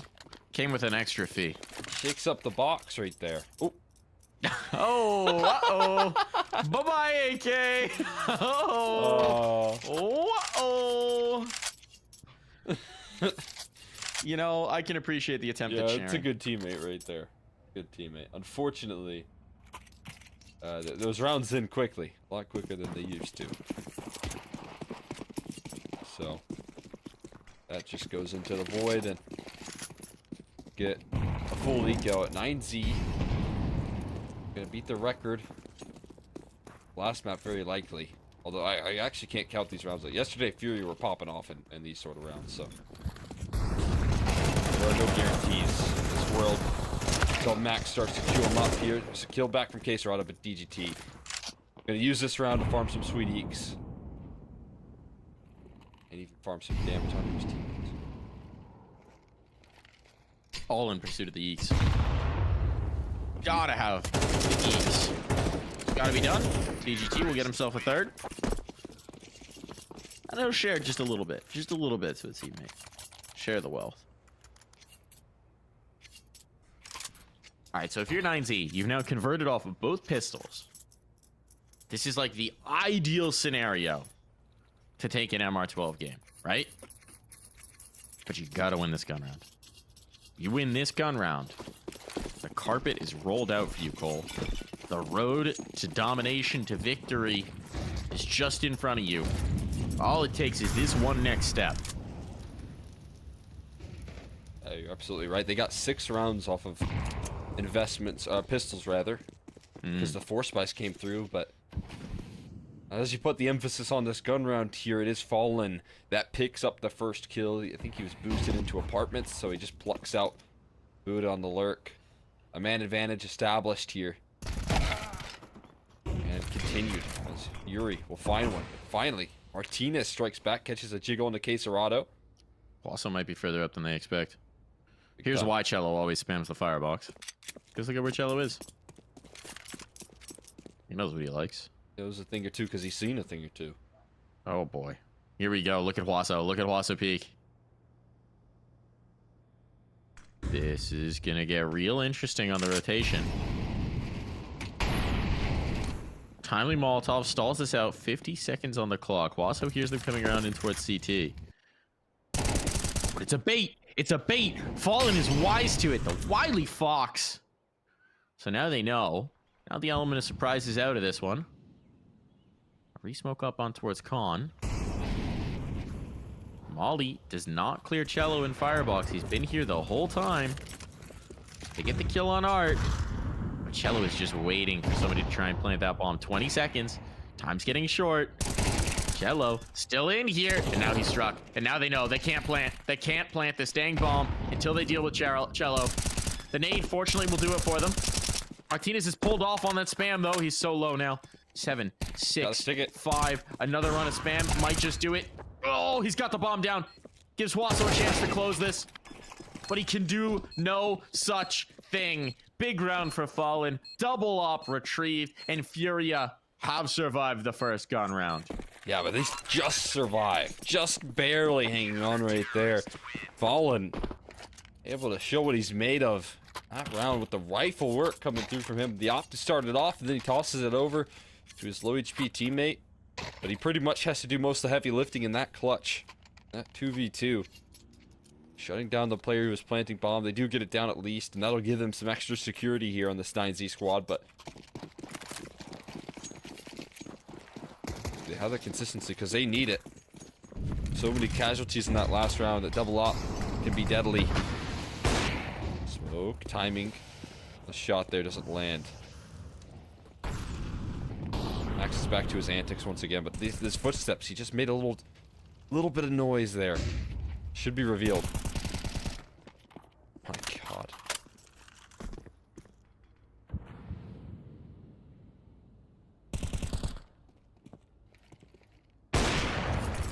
Ooh, Fallen. Collects on the first. Buddha able to trade out towards window, but there's a lot of presence here, and yeah, kicking the hornet's nest. Well, you're gonna get stung. Martinez and DGT, what do they want to do here? They've got some util to try and make something happen, but it's mostly just going to be looking for a pick. They've got a minute to try and make this work. But 4 targets on the other side to find.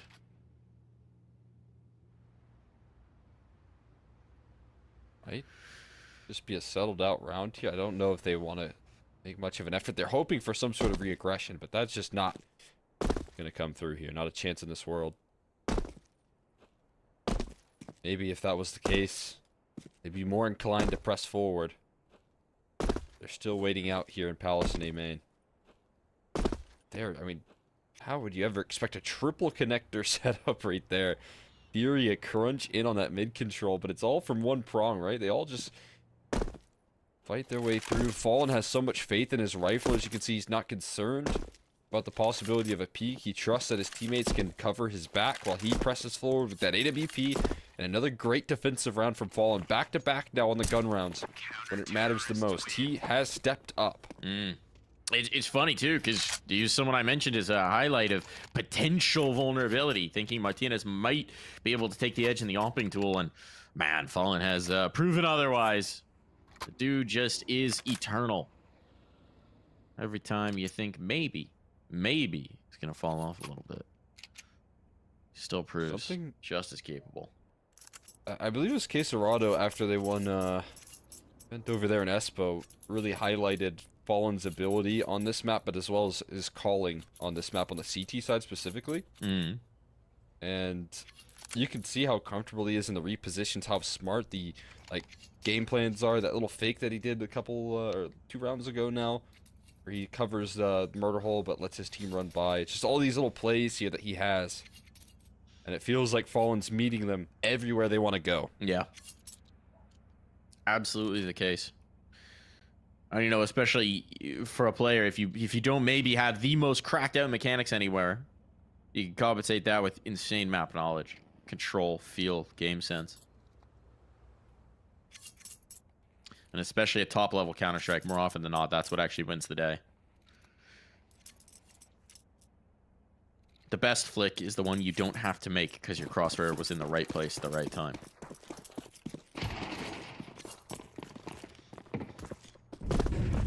Poetic. Yuri looking to test the waters early. That is just no respect here. Off the back of a little bit of a pause in this round here, they come through high energy towards this mid side, but it does leave A a little bit vulnerable here. They got to prepare themselves for a potential walkout from 9Z. The question is, when can Fallen get his eyes around? He's really wary that someone's coming through con, but he's got support for it. Whoa, now there's the pressure. Run! Fallen hits a quick flick. He's lost his teammate, though. Fallen will have to do more work, and this is exactly what he was worried about. The play through con comes in late, but it works out. At this point, Yuri, left alone, is probably going to have to save. He wants a fight, though. Yeah, it's a little overzealous, perhaps. Going to back away. And double digits will be found by 9Z first. Where's the money at? The money's not great for Furia. They've lost a few casualties in this one gun rounds. So it's likely... It's going to be a tough reinvestment. Cello's got some money to drop. I'll bet an AWP, right? But this will be tough. Falling back on that gun. That is if they want to go big. But yeah, you're exactly right. It is tough decision making. GT might make the decision a little bit easier right there. Extra cash flow, and yeah, Cello immediately invests in the op, tosses it over to Fallen. So they do continue to place faith in his ability. He starts it off well, finds a big pickoff, but we're expecting Max. Max with another incredible play here. We got another 100 ADR performance from him. Your Mirage standing alongside DGT, this dynamic duo that we've talked about playing together for so very long.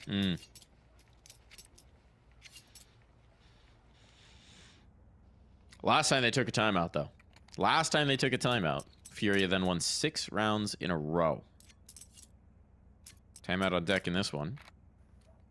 And a buy scrounge together. What are the words from Kehi, the coach? What are the magic words whispered in their ear? Click heads. Kill them before they kill you. Another such insights. Last time they won 6 in a row. Off the back of it. They get any sort of that magic manufactured once again. They'll be in a good spot here. Up, elevated. Doesn't quite connect on a Caserado. He's lucky. Heard that shot rattle off there. You'd imagine Martinez had him in his crosshairs for just a split second there, but not long enough to kill.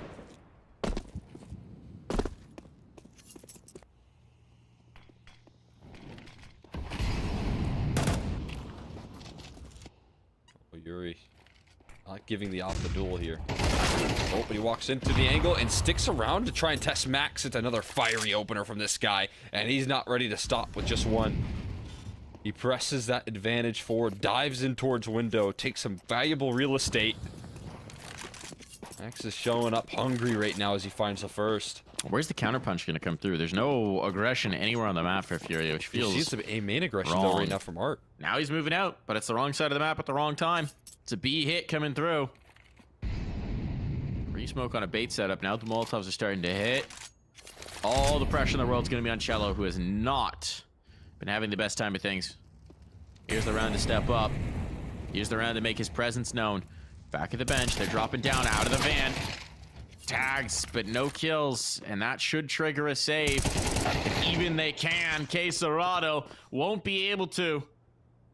Bomb down and planted. 11 on the board for 9Z, and Furia might have to swallow their pride and play for overtime. My God. What an excellent call right there, Max. He keeps Quesarado planting his feet right there. Cello is not getting any help on that B bomb site. So he finds the opening duel, and he, in doing so, just calls the perfect round by keeping Quesarado left in towards CT spawn and Cello on in no man's land with never a chance to work that round. And if they complete the mission here, you're gonna have to give this guy even more credit for what he has done so far. And now the op not guaranteed to be saved here. Buddha. No way. No, not to get a fight further. Like you said, I mean, you got to call a full eco here. You'd imagine. You'd imagine. Are they going to do it? Or are they going to try and force it? They're going to try and force this issue. They're buying in. They're risking it all. Or is Art just making the sacrifice? Maybe. Just Art. Buying around the guns. And yeah, they want Quesarado and, or rather, Yuri and Cello on guns in the next. But responsibility on Fallen and Quesarado to try and lift this round up.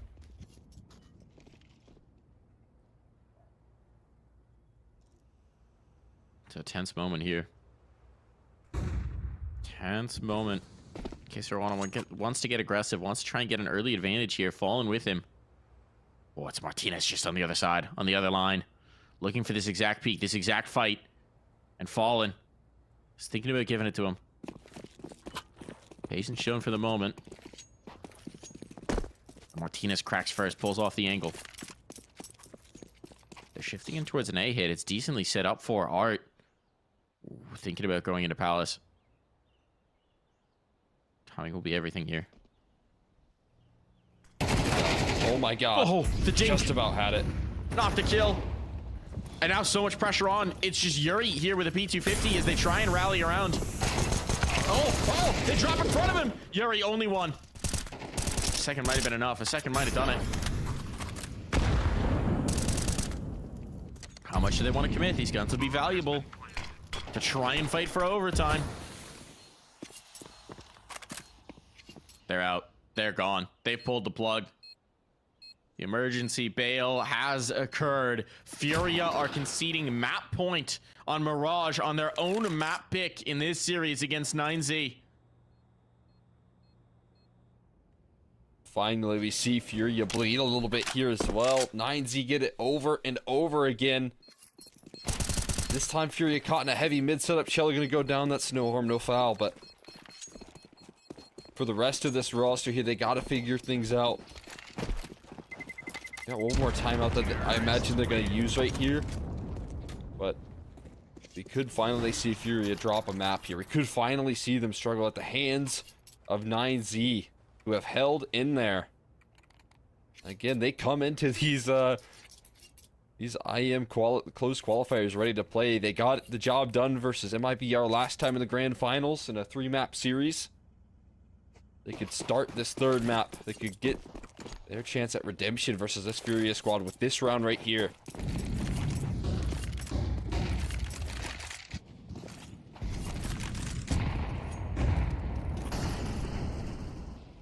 More chances to close. Fallen is down low, and he still dives out towards middle. He still dives through the smoke. You're not a care in this world for Fallen. But he's got to be maybe more cautious. I mean, this is an impossible position to work from. Is a bit Molotov to try and force out the fight, and Fallen has won it. Fallen has won it. He's won it, and he's away. So it works out.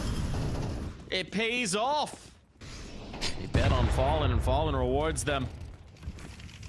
Quesarado has now taken the next. So this one's starting off well for Furia. Still 9Z do not want to give up this A site, but look at the read from Furia. Just about full adjusted. It's just going to be Cello left behind with that op to watch B. Everybody else eyes on this side of the map.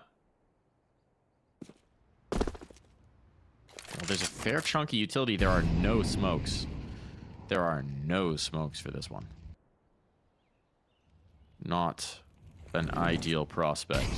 Molotov's being deployed. Oh boy. Art's positioning poor. Had no idea Wassa was in the angle. And now they might be in trouble. But Quesarado, who else? Looking to bail them out. Only gets one. Back into a 2-on-2. This could be the map.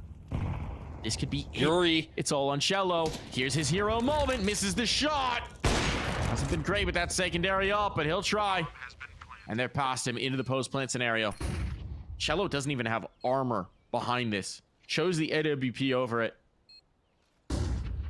What's he got? Ooh, not the shot. Backing him off of it. Martinez on the line. And we're going to a third. We're going to the decider. We're going the distance here in this matchup. Cole, I didn't think we'd get here. I didn't think we'd get here at all. But we're going Ancient. Yeah. I mean, and it's still going to be a tough battle here. We saw what Ancient looked like yesterday, and it was still dominant from Furia, but so was Mirage. This was another map that Furia picked into here, but they stumbled. They couldn't find their footing in time, and 9Z off the back of some excellent work there. DGT and Max still playing as this powerhouse duo. We saw Martinez with some big defensive rounds early as well, and it's enough to close things out. I mean, again, massive credit to this 9Z squad as they give themselves a chance to qualify here. They do indeed. They give themselves a prime chance, and now we head to Ancient. I'm so curious to see what this is going to look like, what this is going to be. We'll find out when we come back from this break.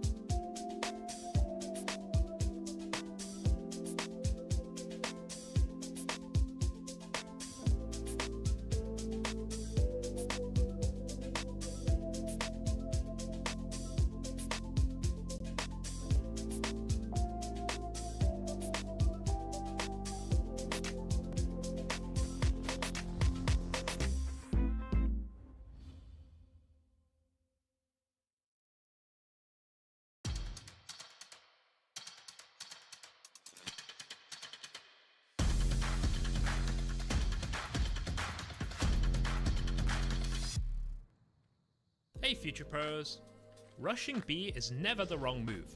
Well, maybe it is sometimes. Anyway, here's a long smoke you can throw from spawn that would help with those B rushes. To throw the smoke, line yourself up with this brick. Aim at the top corner of this brick, then walk forward and jump throw the smoke. This smoke will land as your teammates would arrive, so it can be a great addition to a Hail Mary B rush. Rush on, Future Pros.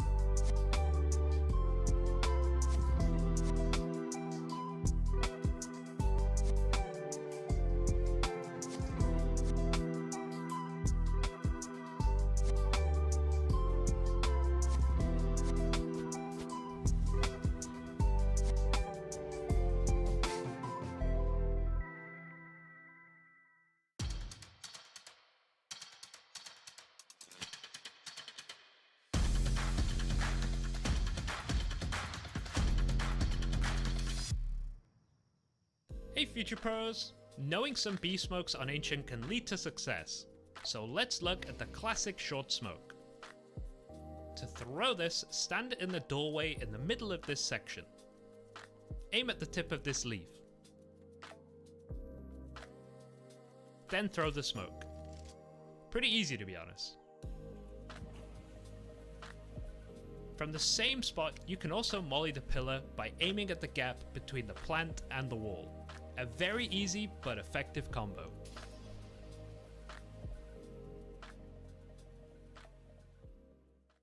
Don't go chasing your demons and ghosts, 'cause you might find what you're looking for. You might find what you're looking for. Don't go chasing your demons and ghosts, 'cause you might find what you're looking for. You might find what you're looking for. We both we're not the same without rock bottom.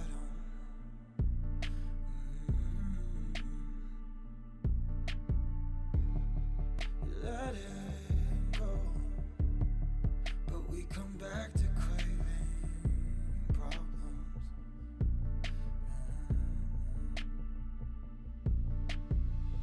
Am I your favorite kind of shame? Do I make you wanna?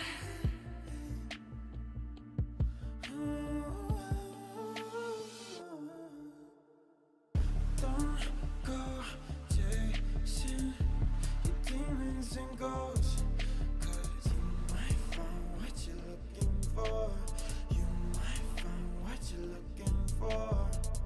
Don't go chasing your demons and ghosts, 'cause you might find what you're looking for. You might find what you're looking for.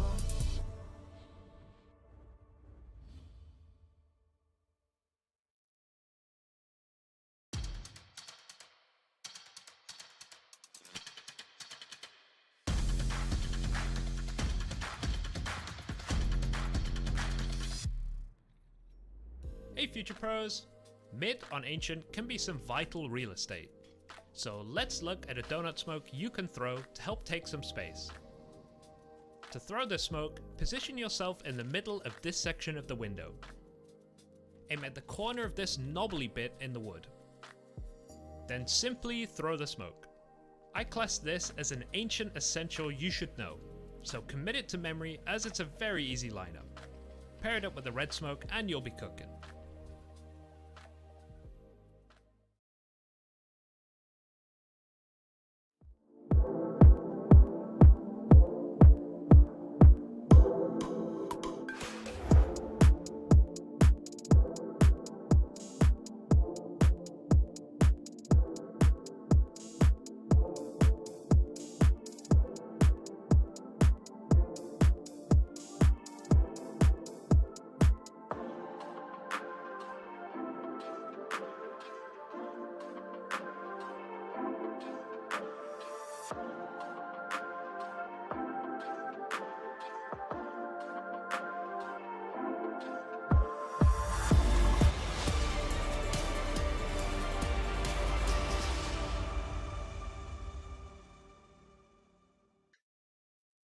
We got a third map.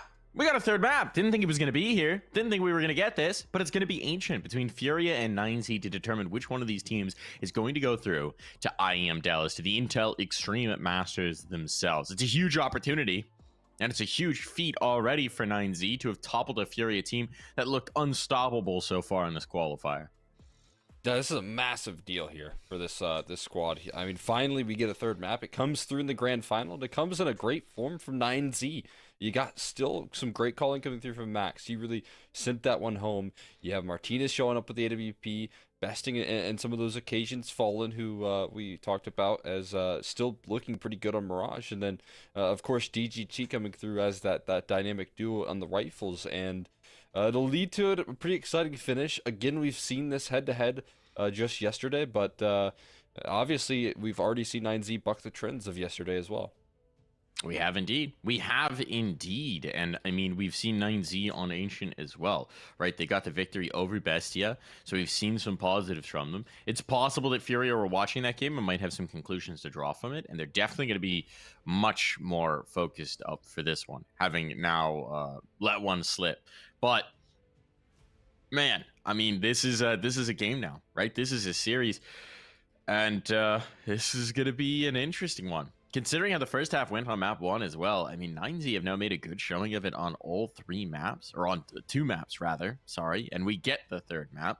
I kind of believe it could happen. This Furia team seems to be making some questionable decisions at time, to be making some mistakes, to letting things slip, and they can't afford to do that anymore.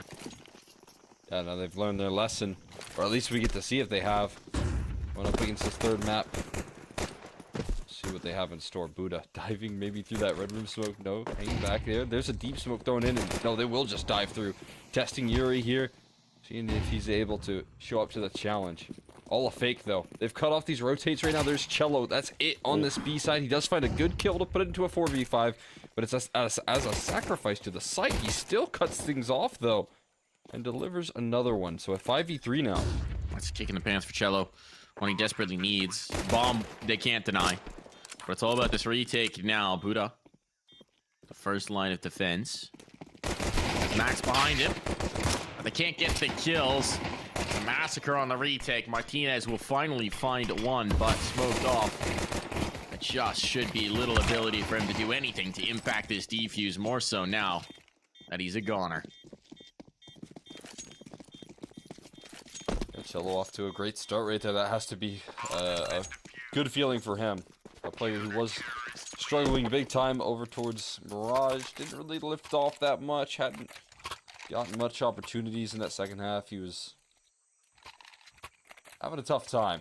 But this time around, you know, he shows up. He's fiery out of the gates. 3K on the pistol and 3 sharp shots to ensure success for Furia.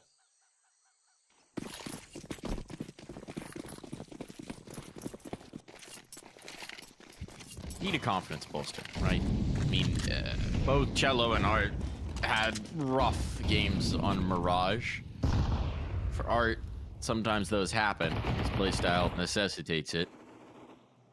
Cello, it's a little more concerning. So they're definitely going to want to get him going early on here. It's going to be Fallen who's going to be tested. Op, second round. 9Z might not be expecting that, but they have emphasized it. Oh, the boost up into tree. Fallen's ankle didn't see this. So they're actually completely past Temple. Fallen's ability to do something with top here might be limited. Quesarado down for nothing.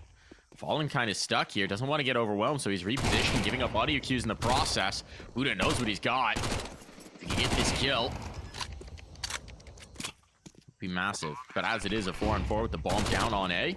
Control of Donut. Martinez is the next big piece. He's got Max to help him on this particular fight. The 1-2 punch, the wombo combo, and Art not close enough at hand to do anything about this on the trade. It's falling apart for Furia. The force fight for 9Z is good. Art has to save Furia. Come out the gate swinging, but the counter punch is swift, and 9Z land a jawbreaker.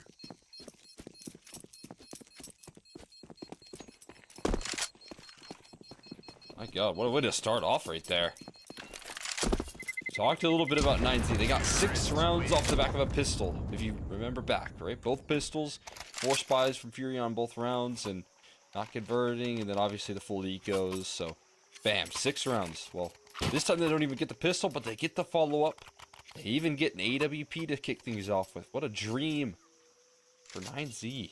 Yeah, a gift given over on that one. That's the risk of getting the second round op-in. When it doesn't work out, it is kind of a curse for you now. So they got this one rifle. They'll put it in the hands of Yuri, who has been hitting this whole qualifier. Get aggressive with it. Okay. A little labored on the spray, but eventually he brings it through. All 35 bullets expended there. And able to back away. So 5v4 found. Yuri rewarding them for the faith early on. Oh. Oh. Old Jiggle puts Max on high alert. But it's a long road to making this force by work.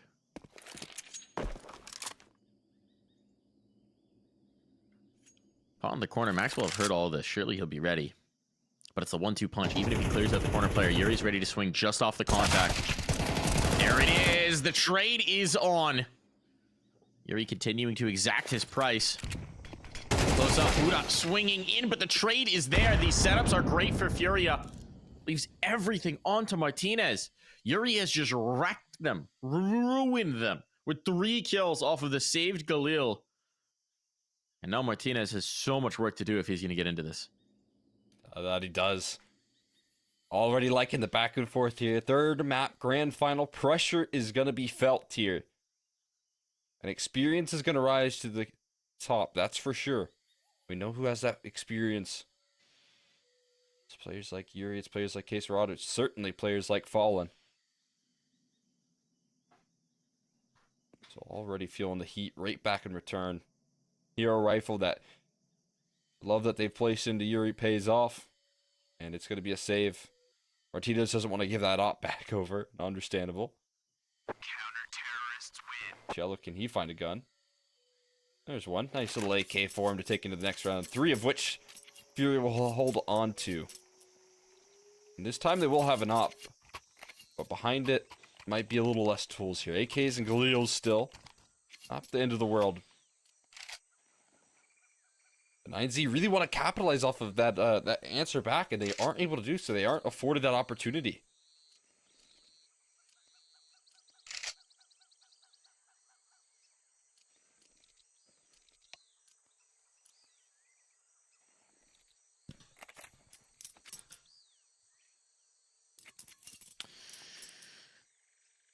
Time off the clock here, so we get an issue resolved.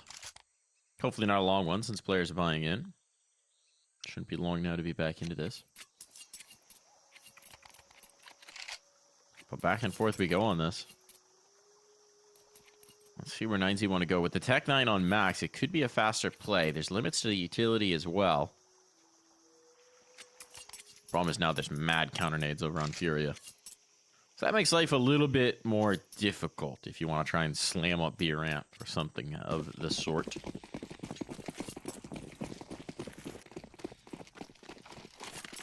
Insta mid smoke, really shallow insta mid smoke.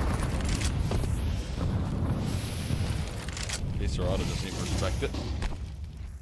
But they do have to worry. They're feeling a lot of that pressure in the middle. Look at this B main This control, side. Right.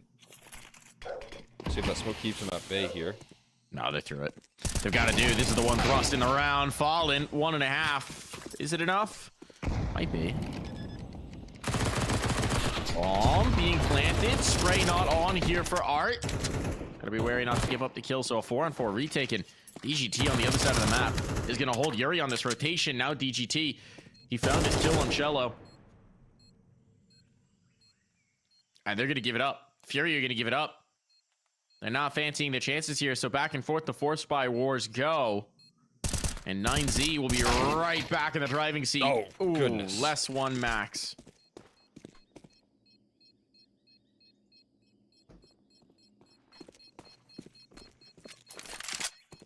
So back and forth to kick off this third map, and it's great to see if 9Z can keep punching back, keep showing up. Disrespect that A utility right there. They run right past it. Not a care in this world. Crack through that A side again. That's going to be something Furia need to solve quickly. 9Z are throwing these plays out, and it's catching Furia off guard. I mean, as you mentioned here, these are the two maps that 9Z had to go back to the drawing board yesterday and take a look at. Meanwhile, Fury are probably coming into this one expecting similar styles, but 9Z just continue to switch things up. A lot of fast A plays, and another one immediately called out here. That's the only player. That's the only player. Case Rado down. That's the site. And unless you get a couple spam kills through the smoke, you're going to be off to a save. Again. It kind of looks like it. Desperation from Fallen on the spam, but no, they're going to concede. They're going to give it up. 9Z doing it the hard way here, but getting these kills and now getting this bomb planted. Furia will just continue to try and keep this buy going, to keep it sustained on life support. So a very different look from what we've been seeing from Furia so far, right? This is massive respect now being shown over to this 9Z team. There's no forcing or pushing or charging in. Trying to be very collected on these saves, and what's a different look?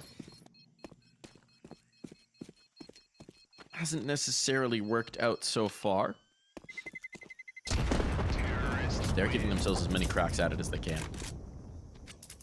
Yeah, which is nice. Always have some sense of firepower in these rounds as long as you're saving like this, but it is kind of a sign of what 9Z are also getting away with. Another fast A play. 3 of which have worked out so far for 9Z. They are finding themselves a fantastic spot where they feel a weak point on Furia's defense. And now they're going to have to patch those holes. Are they going to start to put more players there? 9Z going to be able to read into that in time here. We'll fast out middle this time around. And the mollies and 8 cheese will tick them down. Great start to this defense. Quesarado blinded up. Doesn't matter. He still finds himself another. And they switch it up here, but they run into a brick wall on this Furia defense, and we might just get another tied scoreline. He can just echolocate you. He's like a bat. Just sense your presence, even if he's flashed up, even if he's blinded. Buddha and Martinez looking for some damage, looking for some sort of an inroad. This is a minute 15. They don't really fancy just sitting on a save, and I can't blame them, especially with how tenuous the Fury economy has been. There's still a big opportunity here. But so far, they've been denied any engagements. They're getting a lot of space towards B, perhaps more than they'd expect, as Furia holds super passive. Shot onto Yuri. This could be a bomb plant. They have to cross. The ramp player. Molotov should allow them the possibility. There's the catch. Oh, okay. I was going to say no one's watching, but Cello managed to snap around in time. The Molotov distracted just a bit too much, and Martinez has missed his window to plant. Down he goes. No casualties for Furia. An op retrieved. And a tied scoreline. Well, that's always the value of saving 4 guns right there. It's not much of a save ever. Yeah, 9Z have had no relief in these rounds here. They've had to win it always the hard way. Always up against rifles in some form or fashion. They're able to, again, scrape a big mid defense down. And Z, they've had success over towards that A side here, but they're struggling to work elsewhere on the map. You're going to have to be able to take all sides here, especially if Furia come through and reinforce that A side eventually. I'm sure they will. So far, no answers just yet elsewhere. Man, this dominant control once again being established. They take this B side ground. Here we go again. Maybe another walkout with the palm. Send Buddha in. He might have been deterred by that HE. Definitely deterred by that smoke. I can see they really don't get much early. Just left behind this set over and over again. Into another slow crawl.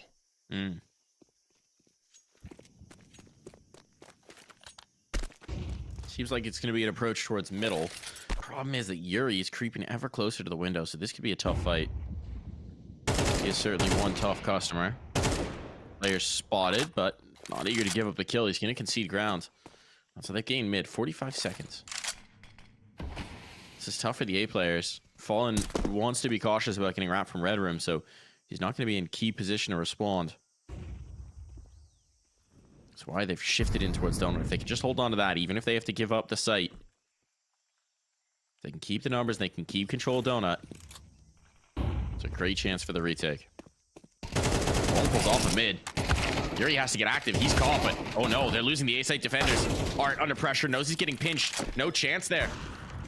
And what a shot. What was Fallen looking at? Spooked by his own teammates' footsteps, I think. Cello now just trying to retrieve the gun and get out of there, but he'll be able to do no such thing. It's a team ace for 9Z. That's a brilliant round. I mean, they just got to keep on testing this A side. The defense is just not rolling through there. 9Z are able to crack open at every seam. Perfectly timed aggression. That push and pull of attention coming through there from Donut. There was no safe place for Fury to stand. And this timeout almost certainly has to be, guys, what are we doing on this A side? We got to figure this out ASAP. Another force spy is going to be called out as well from Furia. I feel like they want to keep this back and forth rolling. And Art can afford an op. But this is shocking to say the least here. This squad has no answers for 9Z's executes. This time it's a little bit slower. It's not that off spawn call. But in doing so, they wait out the utility of Furia early. They take that mid control late. They establish control towards A main, and it just takes them a little time. But eventually it all works out.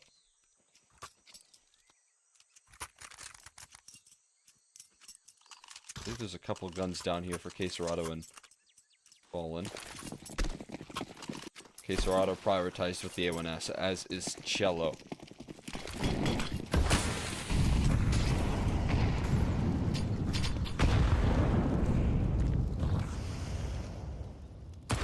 This B main crunch could be huge. There's two players elbow. Do they boost up for it? Well, they try something, but Quesarado's able to punish. Now he's got this ground, and he's got Yuri to play around. We know how deadly these pair are together, but it's DGT on the other side. DGT, they don't know he's here. The flashbang is lethal. And now, Furia put on notice. Tried to up the pace in this round. Tried to go a little more high octane. Didn't want to get caught in one of these slow creeps.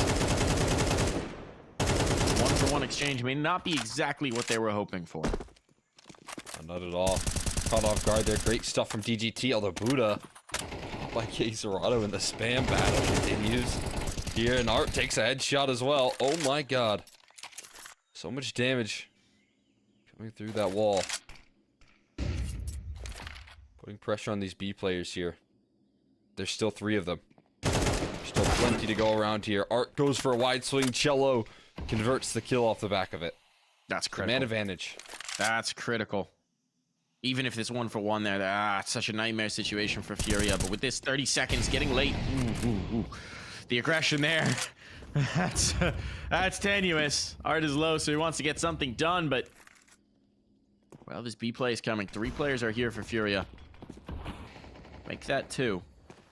Cello has to stand tall once again, and he's not able to do so. Puts all the pressure on Quesarado. Wants to try and deny this ball, and he won't be able to do so. So Fallen alone with an MP9. No hope, really, of getting back into this, even with the damage done to Buddha and Martinez. It's unconfirmed. And this is looking like a 5th T-side round on for 9Z. An upgrade for Fallen, but with no kit, this is all that it is. And 9Z, Cole, this is... They're putting together quite a resume, quite a case to be the team that we see represent South America this next Intel Extreme Masters. Well, not this next one. There is Chengdu in there. They'll also be there, though. Oh, there you go. Well, they've already made a resume then. There you go. Back-to-back IEMs. It'll be exciting. I mean, again, this is a roster that made a great run at Pro League as well. So it feels like they're able to really make a namesake at these big events, these flagship events here. And it's super exciting. If they could actually pull it off, I thought no one was going to be able to stand and resist Furia in this qualifier. That was everything. All the signs were pointing at Furia taking this position. There's something about 9Z and their hunger to make an appearance at these IEMs that is flaring up. And it's giving them an incredible T-side already manufactured here. The money is shot. So we're going to see this squad have to pretty much give some more space here. Zeus. Whoa. Bye, Cello. Best out for this round. Art gets a Zeus kill. Likely result, 9Z round win. Now, Art may still get a Zeus kill, and there may be a 9Z round win. But we do know Furia are dangerous with these mixed media buys. Fallen, forced out by the Molotov. Eesh. 1-for-1 with that rifle in an unretrievable position now. Not ideal. If he'd gotten that kill and gone away, life would have been peachy keen, but the Molly ruins his plans. And now Furia are full rotating to reinforce this B site. 9Z methodically clearing out. Making sure they're not going to get caught. Did they hear those audio cues? I think Budo must have heard. Budo certainly heard that. There's a little barrel. Oh, there's Underfoot. a player. Stomping on through. AK up and out, and Art immediately pulls the Zeus. Immediately pulls the Zeus. To be fair, with his health, with no armor, Zeus the only way he's getting this kill. Why not peek? There we go. Que Serrano. Aim got himself. Can he bring this? No. Aim punch too much to bear. While there's a little bit of damage in this round, at the end of the day, it's 6 on the board for 9Z, and that's all they care about. And through an excellent T-side here, establishing a foothold. It could even be dominance as well. They've got room for more rounds. We're talking a double MP9 bias the next gun round. Fallen doesn't have armor. He bought utility. He's playing glass stapler. Glass stapler? Sure. Yeah, I like it. I like it.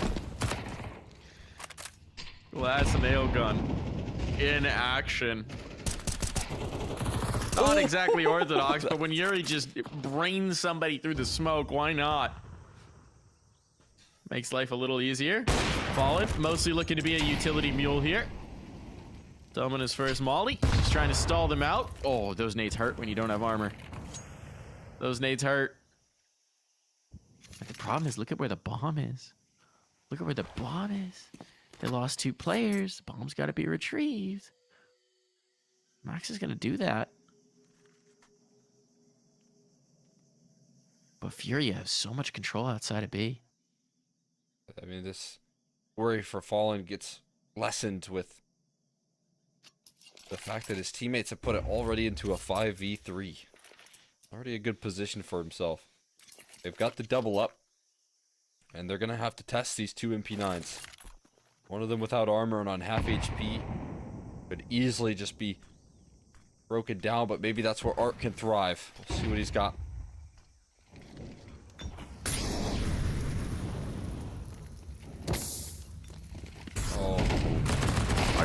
Artican Fallen! A 2-piece! Who needs armor? Just don't let them shoot back! Unarmored glass cannon MP9 and Fallen still gets 2 kills. What's your excuse?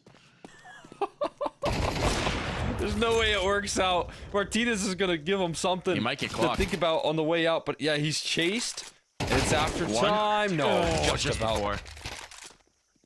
Seal it. That's an incredible round, though. What a save from Fallen right there. He prioritizes the utility. What a team player right there. He makes sure that he can at least delay them for his other teammates to find success elsewhere. Keeps that A play shut down. Finally, that's been a thorn in their side. They've never been able to hold off on that A side defense. And yet finally, it's Fallen that does it. And he does it with an MP9 and no armor.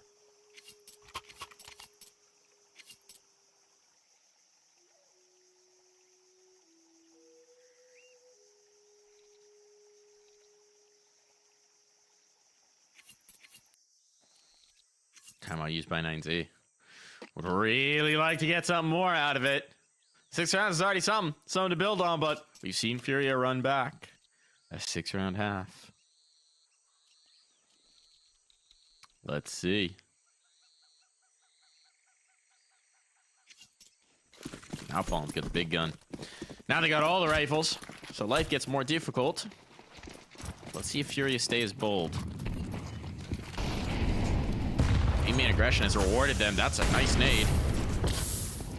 The Molotov to follow it up. Martinez down below half early on. We got A-main aggression this time. Queserado's been put in a position. And they're going to let him work. That was like work and cook. Blended into one word. I like it. Oh, I like that as well. All right, Chef sure Art does. Just keeps on tossing some shots down range, and a lot of those right onto the head of Buddha. And now Queserado pulls the pin on this flank. It's a bold call to making this 4v5, but I tell you what, it's going to win you this round if you play your cards right. But the one caveat right now is his position for Max. He could be the hero. There's Queserado spotted out on his flank.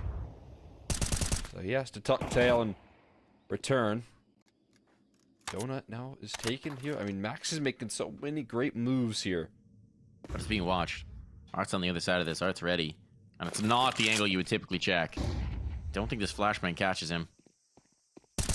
Max is thinking, how much of this rune do I get? And, well, there's the answer. Not enough.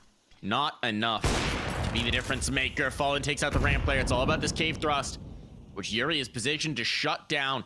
Oh my god. Huaso slipped past him, though. But there's no time. There's no time. 15 seconds. They have no idea. Here we go. He needs both. He knows he needs both.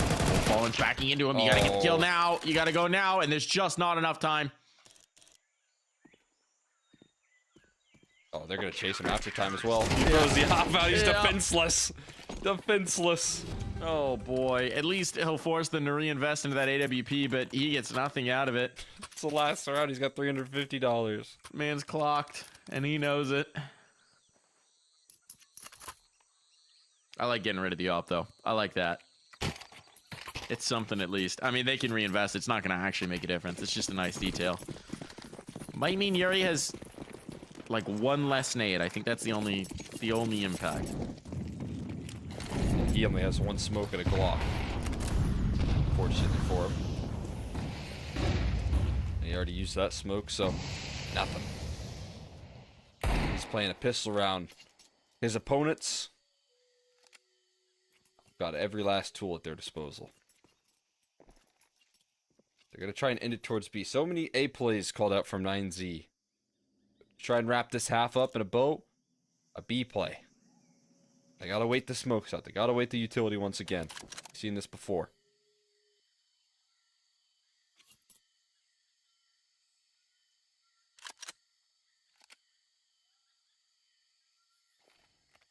Molly here would just ruin their day. The smoke instead. This one they might go through. They're going to. Flashbangs on. Shallow right up in the mix. In the blender. And he's the one blending. It all falls to Buddha. To try and keep them off of a tied scoreline here at this half. But he is corralled on in. This smoke ain't going to make that much of a difference. The kill certainly will. They don't need to deny the bomb. They know that.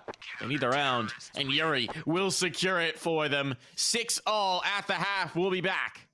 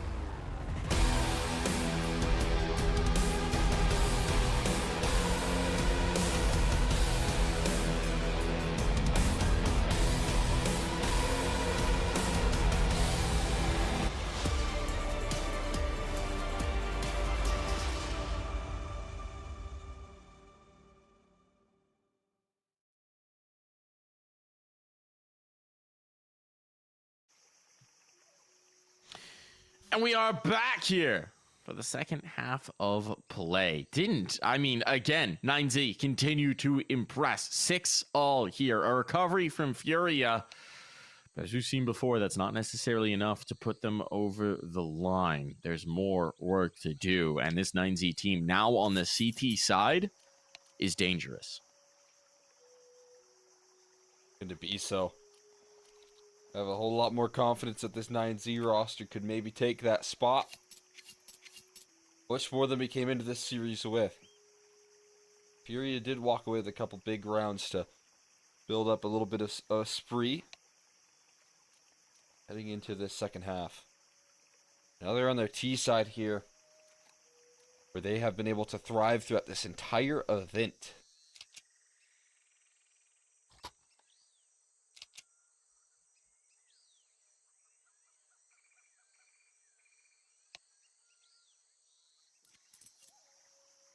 Seems like we have a little bit of an issue with one of the coach spots. Should be getting them back in just a moment. But what do you think this play is? 3 Molotovs, 3 smokes, no flashes, only 2 sets of armor. What are they running here, Cole? I've seen Looks like a B take.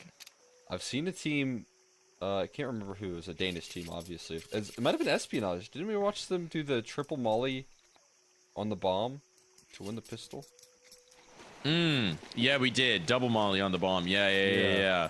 From back at, like, ramp. Yeah, so maybe... I mean, that's what I imagine these 3 mollies are going to be used for. They drop it. Let's see. Might get a test or tell. Let's see. Yeah, I think it could be. Yeah, the Molotovs, at least one of them is out of hands right now.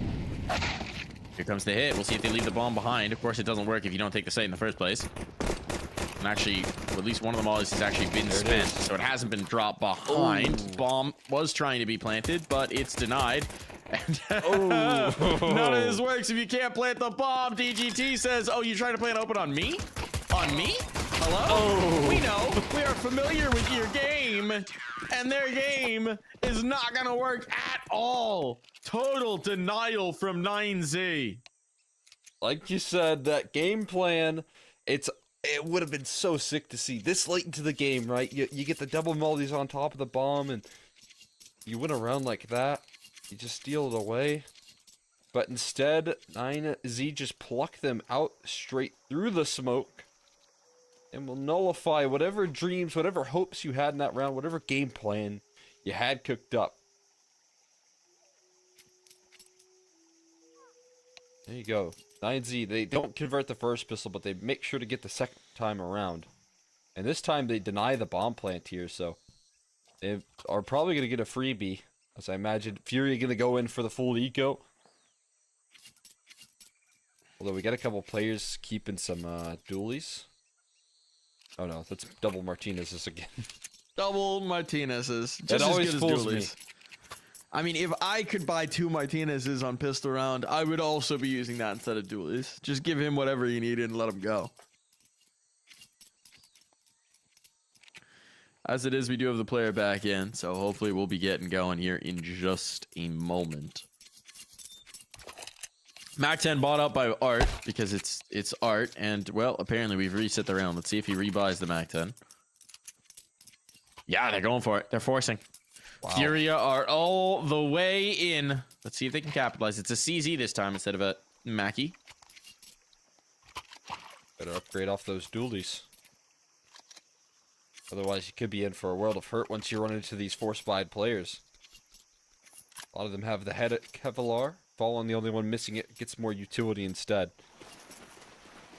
A lot of MP9s in the mix as well. So weaponry advantage is still there, but it's not as severe. You also go for a force buy and a B rush as well, but the utility, oh, the utility is working. It is absolutely cooking them. And they are just leveled out. Force buy, swiped aside. You got 2 to pick up the pieces here. And maybe you can do a little bit of something here with Art's position, but he's left all alone. They're jumping all around him, but it doesn't matter here. He's spotted out as well. Buddha denies any sort of damage. And there goes a full force buy. Now no bomb plant on the force buy, no bomb plant on the pistol, no impact for Furia, no kills on either one as well. So the bank's starting to swell here. Martinez gets the op out. And 9Z are playing themselves into a very good CT start. You gotta be very concerned at this point if you're a Furia fan.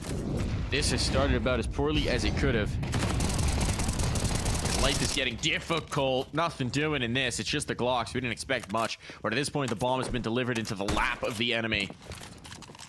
And they will sit on it like a dragon protecting their horde. Or they'll just charge forward. Never mind. They are not sitting on it. This dragon is flying.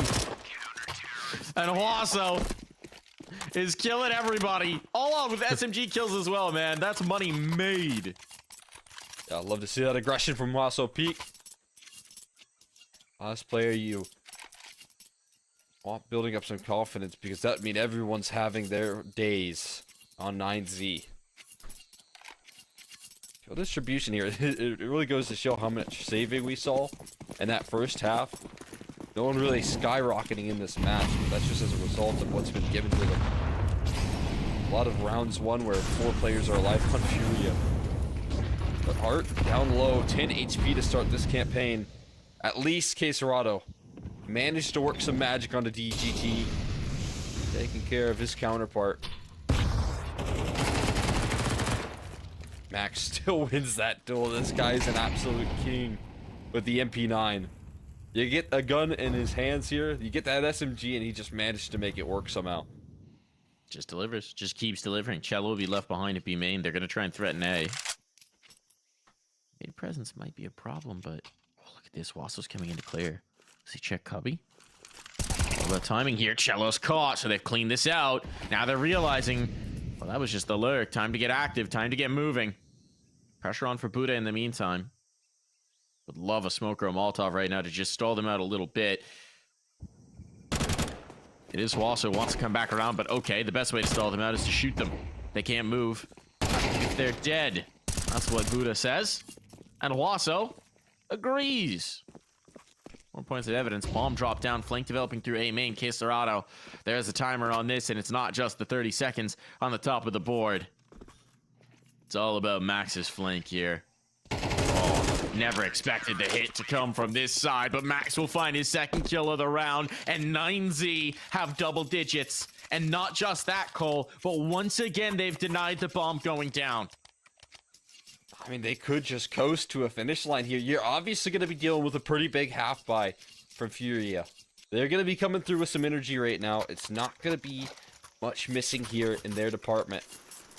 As you can see, they'll give us a little bit of flair, but there hasn't even been many kills in this second half for us to talk about. Furia haven't even been doing that much in these T-side rounds. And 9Z are getting close to their qualification. If you can't stop them, if you can't do some damage, put a scare into the squad, what are you to do here? Art might have spotted something, but this double up is good. There's some vision, there's some something. The reload treat here, but it's still not capitalized on. He still can't find Max. Max, he's playing with fire, but he sends it back in return. What a risky fight. So many times I could have gone against him, but Max somehow survives, coasts over top of them, and now he's got a double setup in cave that should just be nigh on insurmountable. Okay, they bail out of that. Leave Buddha behind. Buddha in somewhat of a tough spot here. And it's going to be the B take, it seems. 55 seconds. They're grouping, they're massing, they're sticking around in this. No push down mid. So Max is the one who goes looking for information. He's about to find a whole lot of it. Maybe more than he expected. Oh, a whole lot more. Courtesy of Fallen's Deagle. Still no push from the mid player. DGT playing it cool. He's rotating back around instead. They'll group numbers in sight. 30 seconds on. Here comes the hit. This could be the round that Furia need. They have to close this gap. They have to find some more kills. Good flashbang. Lethal spray. A TK is part of it. Now the numbers have swung against them, but Fallen is still lighting the way with that Deagle. Finally, a bomb plant on at least, but the round, not quite. Fallen, the only one able to chirp up there in that round. And the excellent counter utility. Whoever threw that flash really saves them from that round collapsing on 9Z. Fallen starts to crack things open with some nice Deagle work, but the counter utility and the stack that 9Z called out right there was so incredibly quick. And even if you had that 4v5, you did get that big info play late into the round, spotting out pretty much the squad there of Furia. This gun round is going to put Furia in a position where either they can stay afloat or have to win 6 in a row. Already finding an opener here, good for Art, but he's so quickly traded. Wasso Peak does not let the success linger for long. We're equal.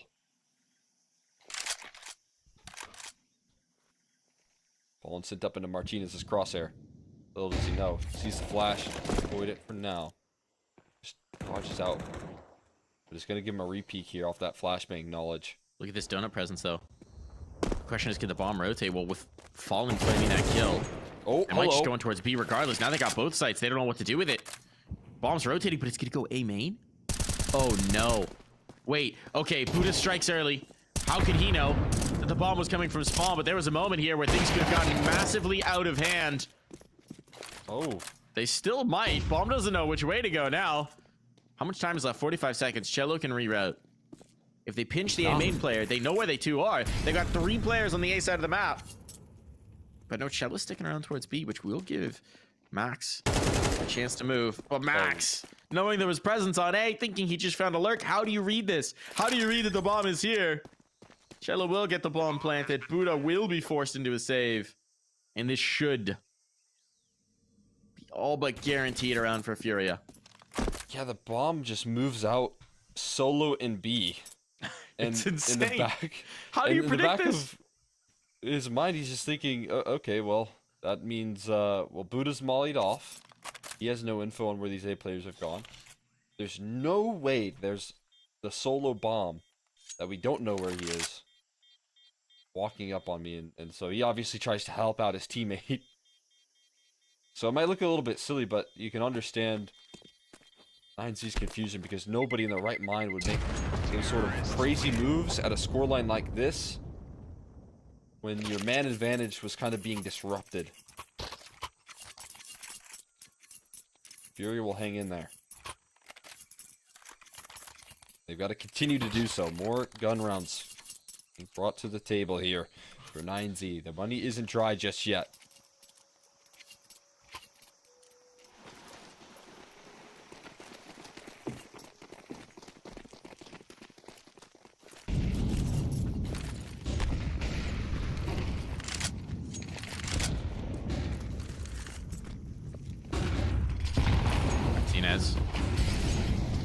Sorry, it's Huaso. Once again, the numbers have faked me out. Huaso in the angle. Max has just killed 2 in elbow. So a shutdown early on as 9Z looks to completely isolate. Furia's 1-round win. Cello on the edge of this smoke. As it fades. Huaso, whoa, in trouble. Got some damage on Fallen. Now the A site is under siege. Problem is they don't have any more smokes. So they're going to have to do this with the guns. DGT swings out. DGT. Oh, no. Had to commit once he went through, but tried to do the best of both worlds, and he split the difference. And it all falls to Martinez now. This site control has fallen apart.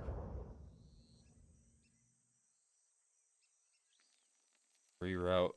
Completely avoiding Martinez for now. Martinez definitely good in the clutch, but Fallen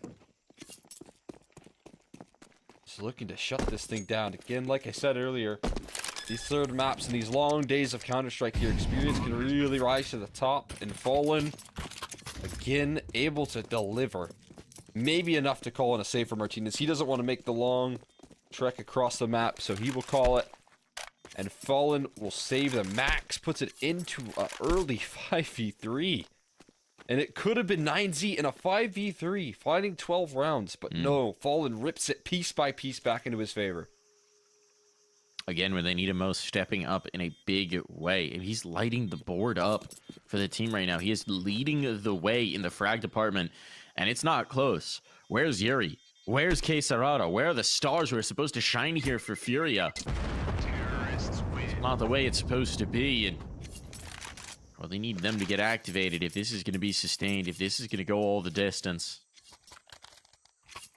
He's bought his teammates time. That's what I will say for sure. K Serrata and Yuri, I've just gotten that luxury with Fallen doing that sort of work right there.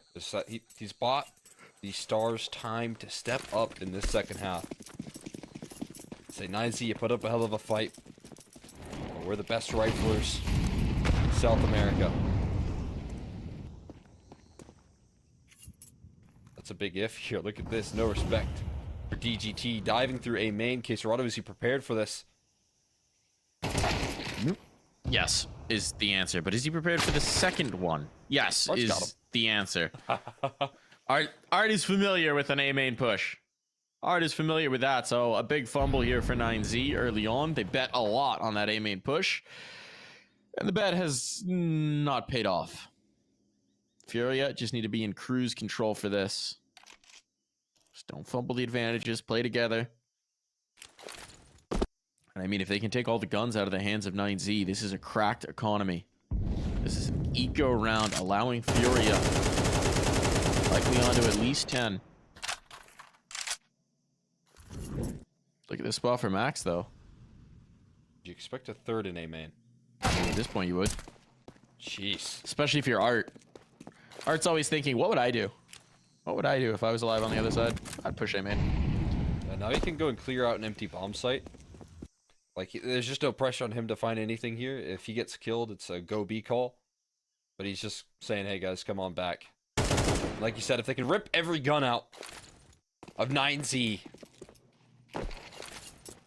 it's going to be a 2-round game and likely even closer as the back and forth continues. And again, Furia give themselves time to get back into this game. They want to hunt Martinez down. They know he has the op, right? So it's all about finding out where this guy's playing. And the one place you haven't really tested too much is cave. And Cello is aware of that fact. He will find him. Martinez hits the deck. They already have an op. He doesn't pick it up, so all good there. And 9Z, they call in a second timeout to stop this Furia momentum. It's going to be tough to do it in this round, right? Just going to pistols, presumably. As you look to get the full buy up in the next. Nade stack, though? Oh, nade stack, though? Oh, all right. All right, now they're speaking my language here, Cole. I do like a good nade stack. Elbow would be the classic one. Elbow or B ramp are the classics here. Yeah, where can you get the most output? Those is probably where they're thinking. Sometimes it can be elbow. You can get a free pick, but that sometimes doesn't give you the big damage, big kills. Usually the whole team isn't running out of elbow, especially on Nico. DGT so maybe sold the back. Oh. We'll do the 4-man nade stack. Just the 3. 3 nades. And they'll keep some extra money going. It is, in fact, the elbow. That'd be more damage than given. Unfortunate. You hate to see a good nade stack go to waste. I'm hopping on the bandwagon of B-side nade stacks more recently. Look at that nade. That does a little bit of chip damage there. It's a good popper. That's a nice arc. USP's looking for any sort of chip damage.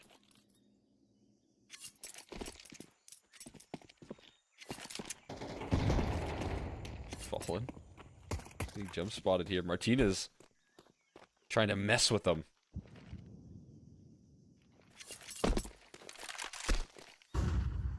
With the full stack in this site, though, and no control for Fury outside of A main. Well, this could get fun. Here's the swing in. 3 players. Never mind. Fury is ready for it. That's going to be a comfortable one for Furia.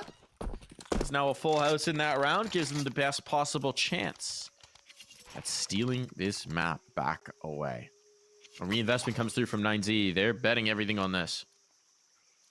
If they don't win here, they're trying to keep them off of overtime. Man. Back and forth here. This third map delivering. 9Z. Again, I've had a couple opportunities, I would say, to get round 12. A 3v5 was one of them. But they have been locked at 11 for quite some time now. Too long in their brains, that's for sure. But back with the guns in hand here. Can they finish the job? Up to the task of this A-side defense. It's Hwasa Peak. DGT also coming to support. Why not bring Buddha involved?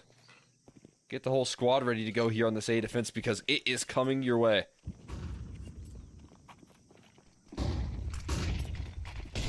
Cello dropped down. Cello checked.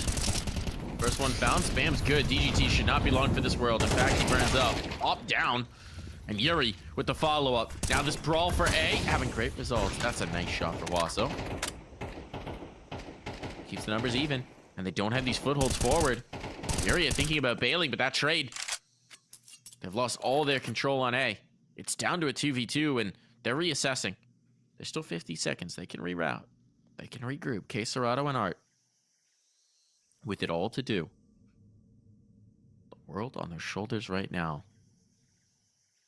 And donut control for the 2 remaining 9Z players. So they won't risk mid. Can't risk mid.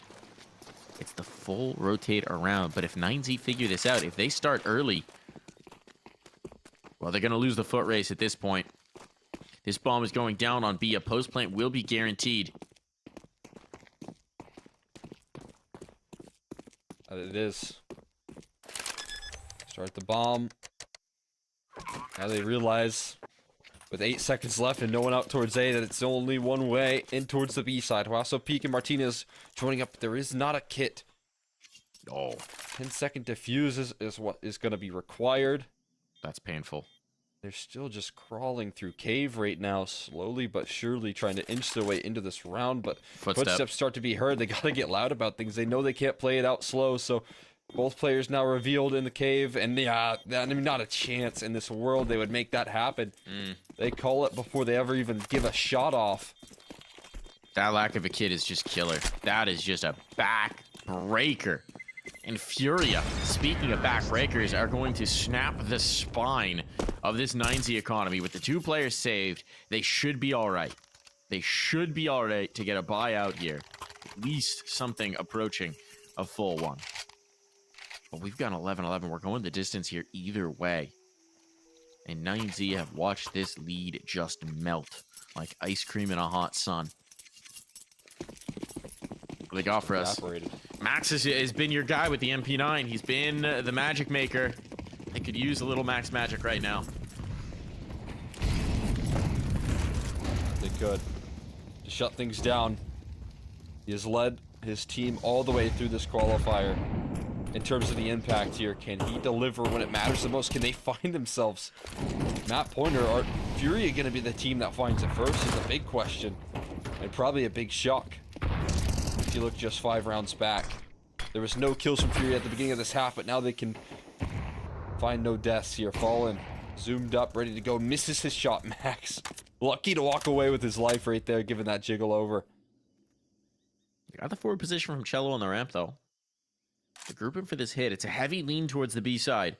Light presence on A. 9Z have read this correctly. The question is, do Furia commit? Because they could try and bail out towards window. With Art starting to make his move, Queserado rather, that might be their intention. Smoke up in the cave, 40 seconds, never mind. No, they're bunching back up, and at this point, time is short. Time is short. This is going to be the B play. It has to be. Queserado, that's enough to pull? Okay, no. Martinez realizes in time. Was about to try the rotation towards A, but it was premature. Here they go. Spam on the Buddha. On the site. 20 seconds. 20 seconds, Cole. Now they have to get through the gauntlet. The full stack is coming through from 9Z, but they've taken cave. That's the first step. Buddha answers it. The op on the angle, though. Bomb's going to be planted open. This is so ambitious that they're still playing. Oh, and it's denied, but the bomb is down. It all falls to Queserado. At least the numbers punched in. Half a second to spare, maybe. They know where Queserado is. They got the idea. They got the read, but then just into his crosshair. Queserado. The star has come alive, and it's just going to be a stick. Queserado's not calling the bluff. DGT's just stuck it. Oh, right under his nose. No hesitation, no fear. And it's series point for 9Z. I tell you what, the best way you can avoid catastrophe is by peeking into Queserado right there if you're DGT. And so instead he just goes for the full stick, and Queserado did not expect that one at all. 9Z, they find themselves on series point qualification to IEM Dallas point first, and it's the last time out here for Furia.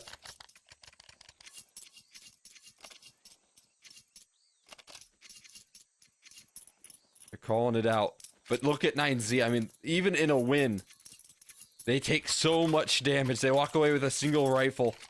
And Martinez still able to bring the op out and influence the round, but what and or who is going to be that closing factor here for 9Z?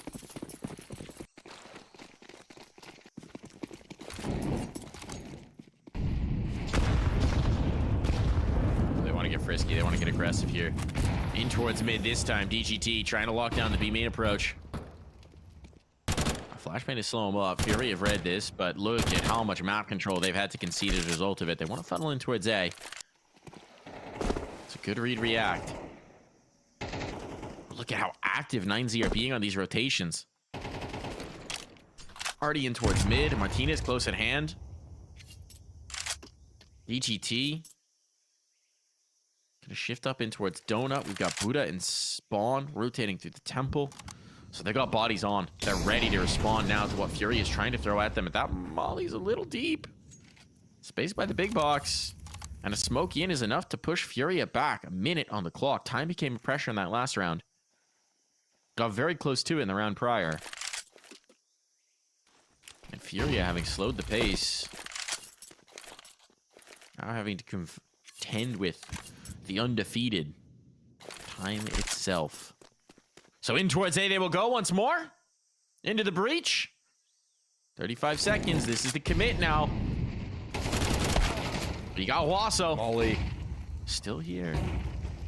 Oh, they're going to think this is clear. They're going to think this is clear. The tick, they don't hear it. There's too much noise on the site, and it's a shutdown. 9Z are 1 kill away from going to IEM Dallas. Can they punch their tickets now with one headshot in case Serrato? The hero of the last. So much more to do here, and Wasso Peak will make sure that 9Z will be at the Intel Extreme Masters Dallas 2024. A victory over the best that the region has to offer. Over the team that so many have pegged as the greatest of Brazil. Well, 9Z doesn't care. They're not from there. They're just still going to triumph. They're still going to go to Dallas. I mean, wow, what a victory. From getting completely blown out in their upper bracket matchup here, Cole, to winning the whole damn thing. What a showing for 9Z. It's just incredible from 9Z, man. The fact that they close this thing out, it really is this roster pulling off the impossible. From what Furia came into this event looking like, from the yesterday's matchup in the upper bracket final, I thought it was going to be the same case than we saw the first map, but I was even more convinced. But no, the reverse sweep coming through from 9Z. They have to dig so deep in that third map as well. And as I said, the experience really matters in the server here, but one thing that 9Z, for such young players and such young individuals, have never really done is crack under pressure. We've seen it many times at many RMRs, many qualifications to the major. We're talking IEM Rio back in 2022 as well. This roster has always thrived underneath the pressure, and they do it again. They qualify to their second IEM of the year, and what a fantastic way to bounce back. Truly an incredible showing. True and incredible showing. I mean, we were counting them out at the beginning of the series, especially after Nuke got away from them. But man, what a showing on Mirage. What a showing here on Ancient. Pressure on, right? Fury applies that pressure. They're coming back into halves, and yet 9Z found the moments, found the times, found the rounds that they needed, and now they get a chance to find what kind of form they can bring at LAN. And the fact that they'll have Chengdu and then Dallas close together, that's going to take some of the sting out for missing the major. That's going to give this team a real chance to show what they can do in a LAN environment, on a stage, in a crowd environment, if they can make it through. It's very exciting. It's very exciting for this team, for a team that has continued to show us some of the best that South American region has to offer. But you know what we're going to be shown the best of? The end of this broadcast, because it's come time to close it on out. Congratulations to 9Z. A hell of a victory here. Clap to them. And thank you, everyone, for tuning in. We'll see you on the next one. Goodbye for now.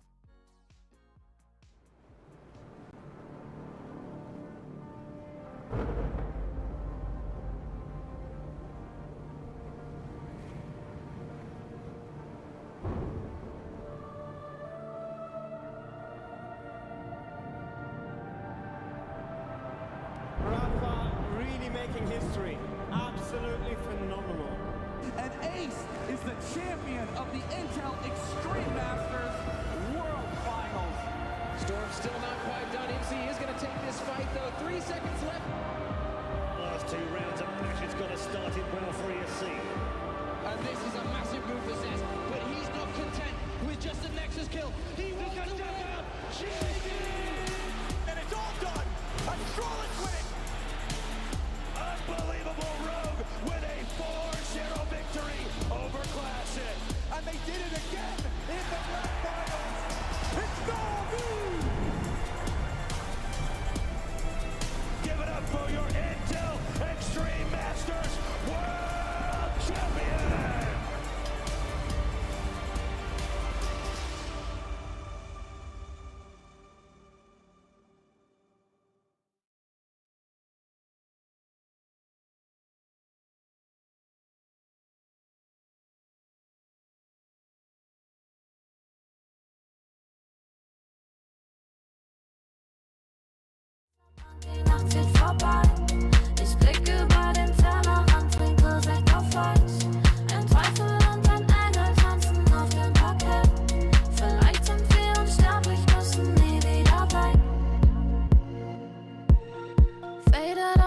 grund zum Addieren.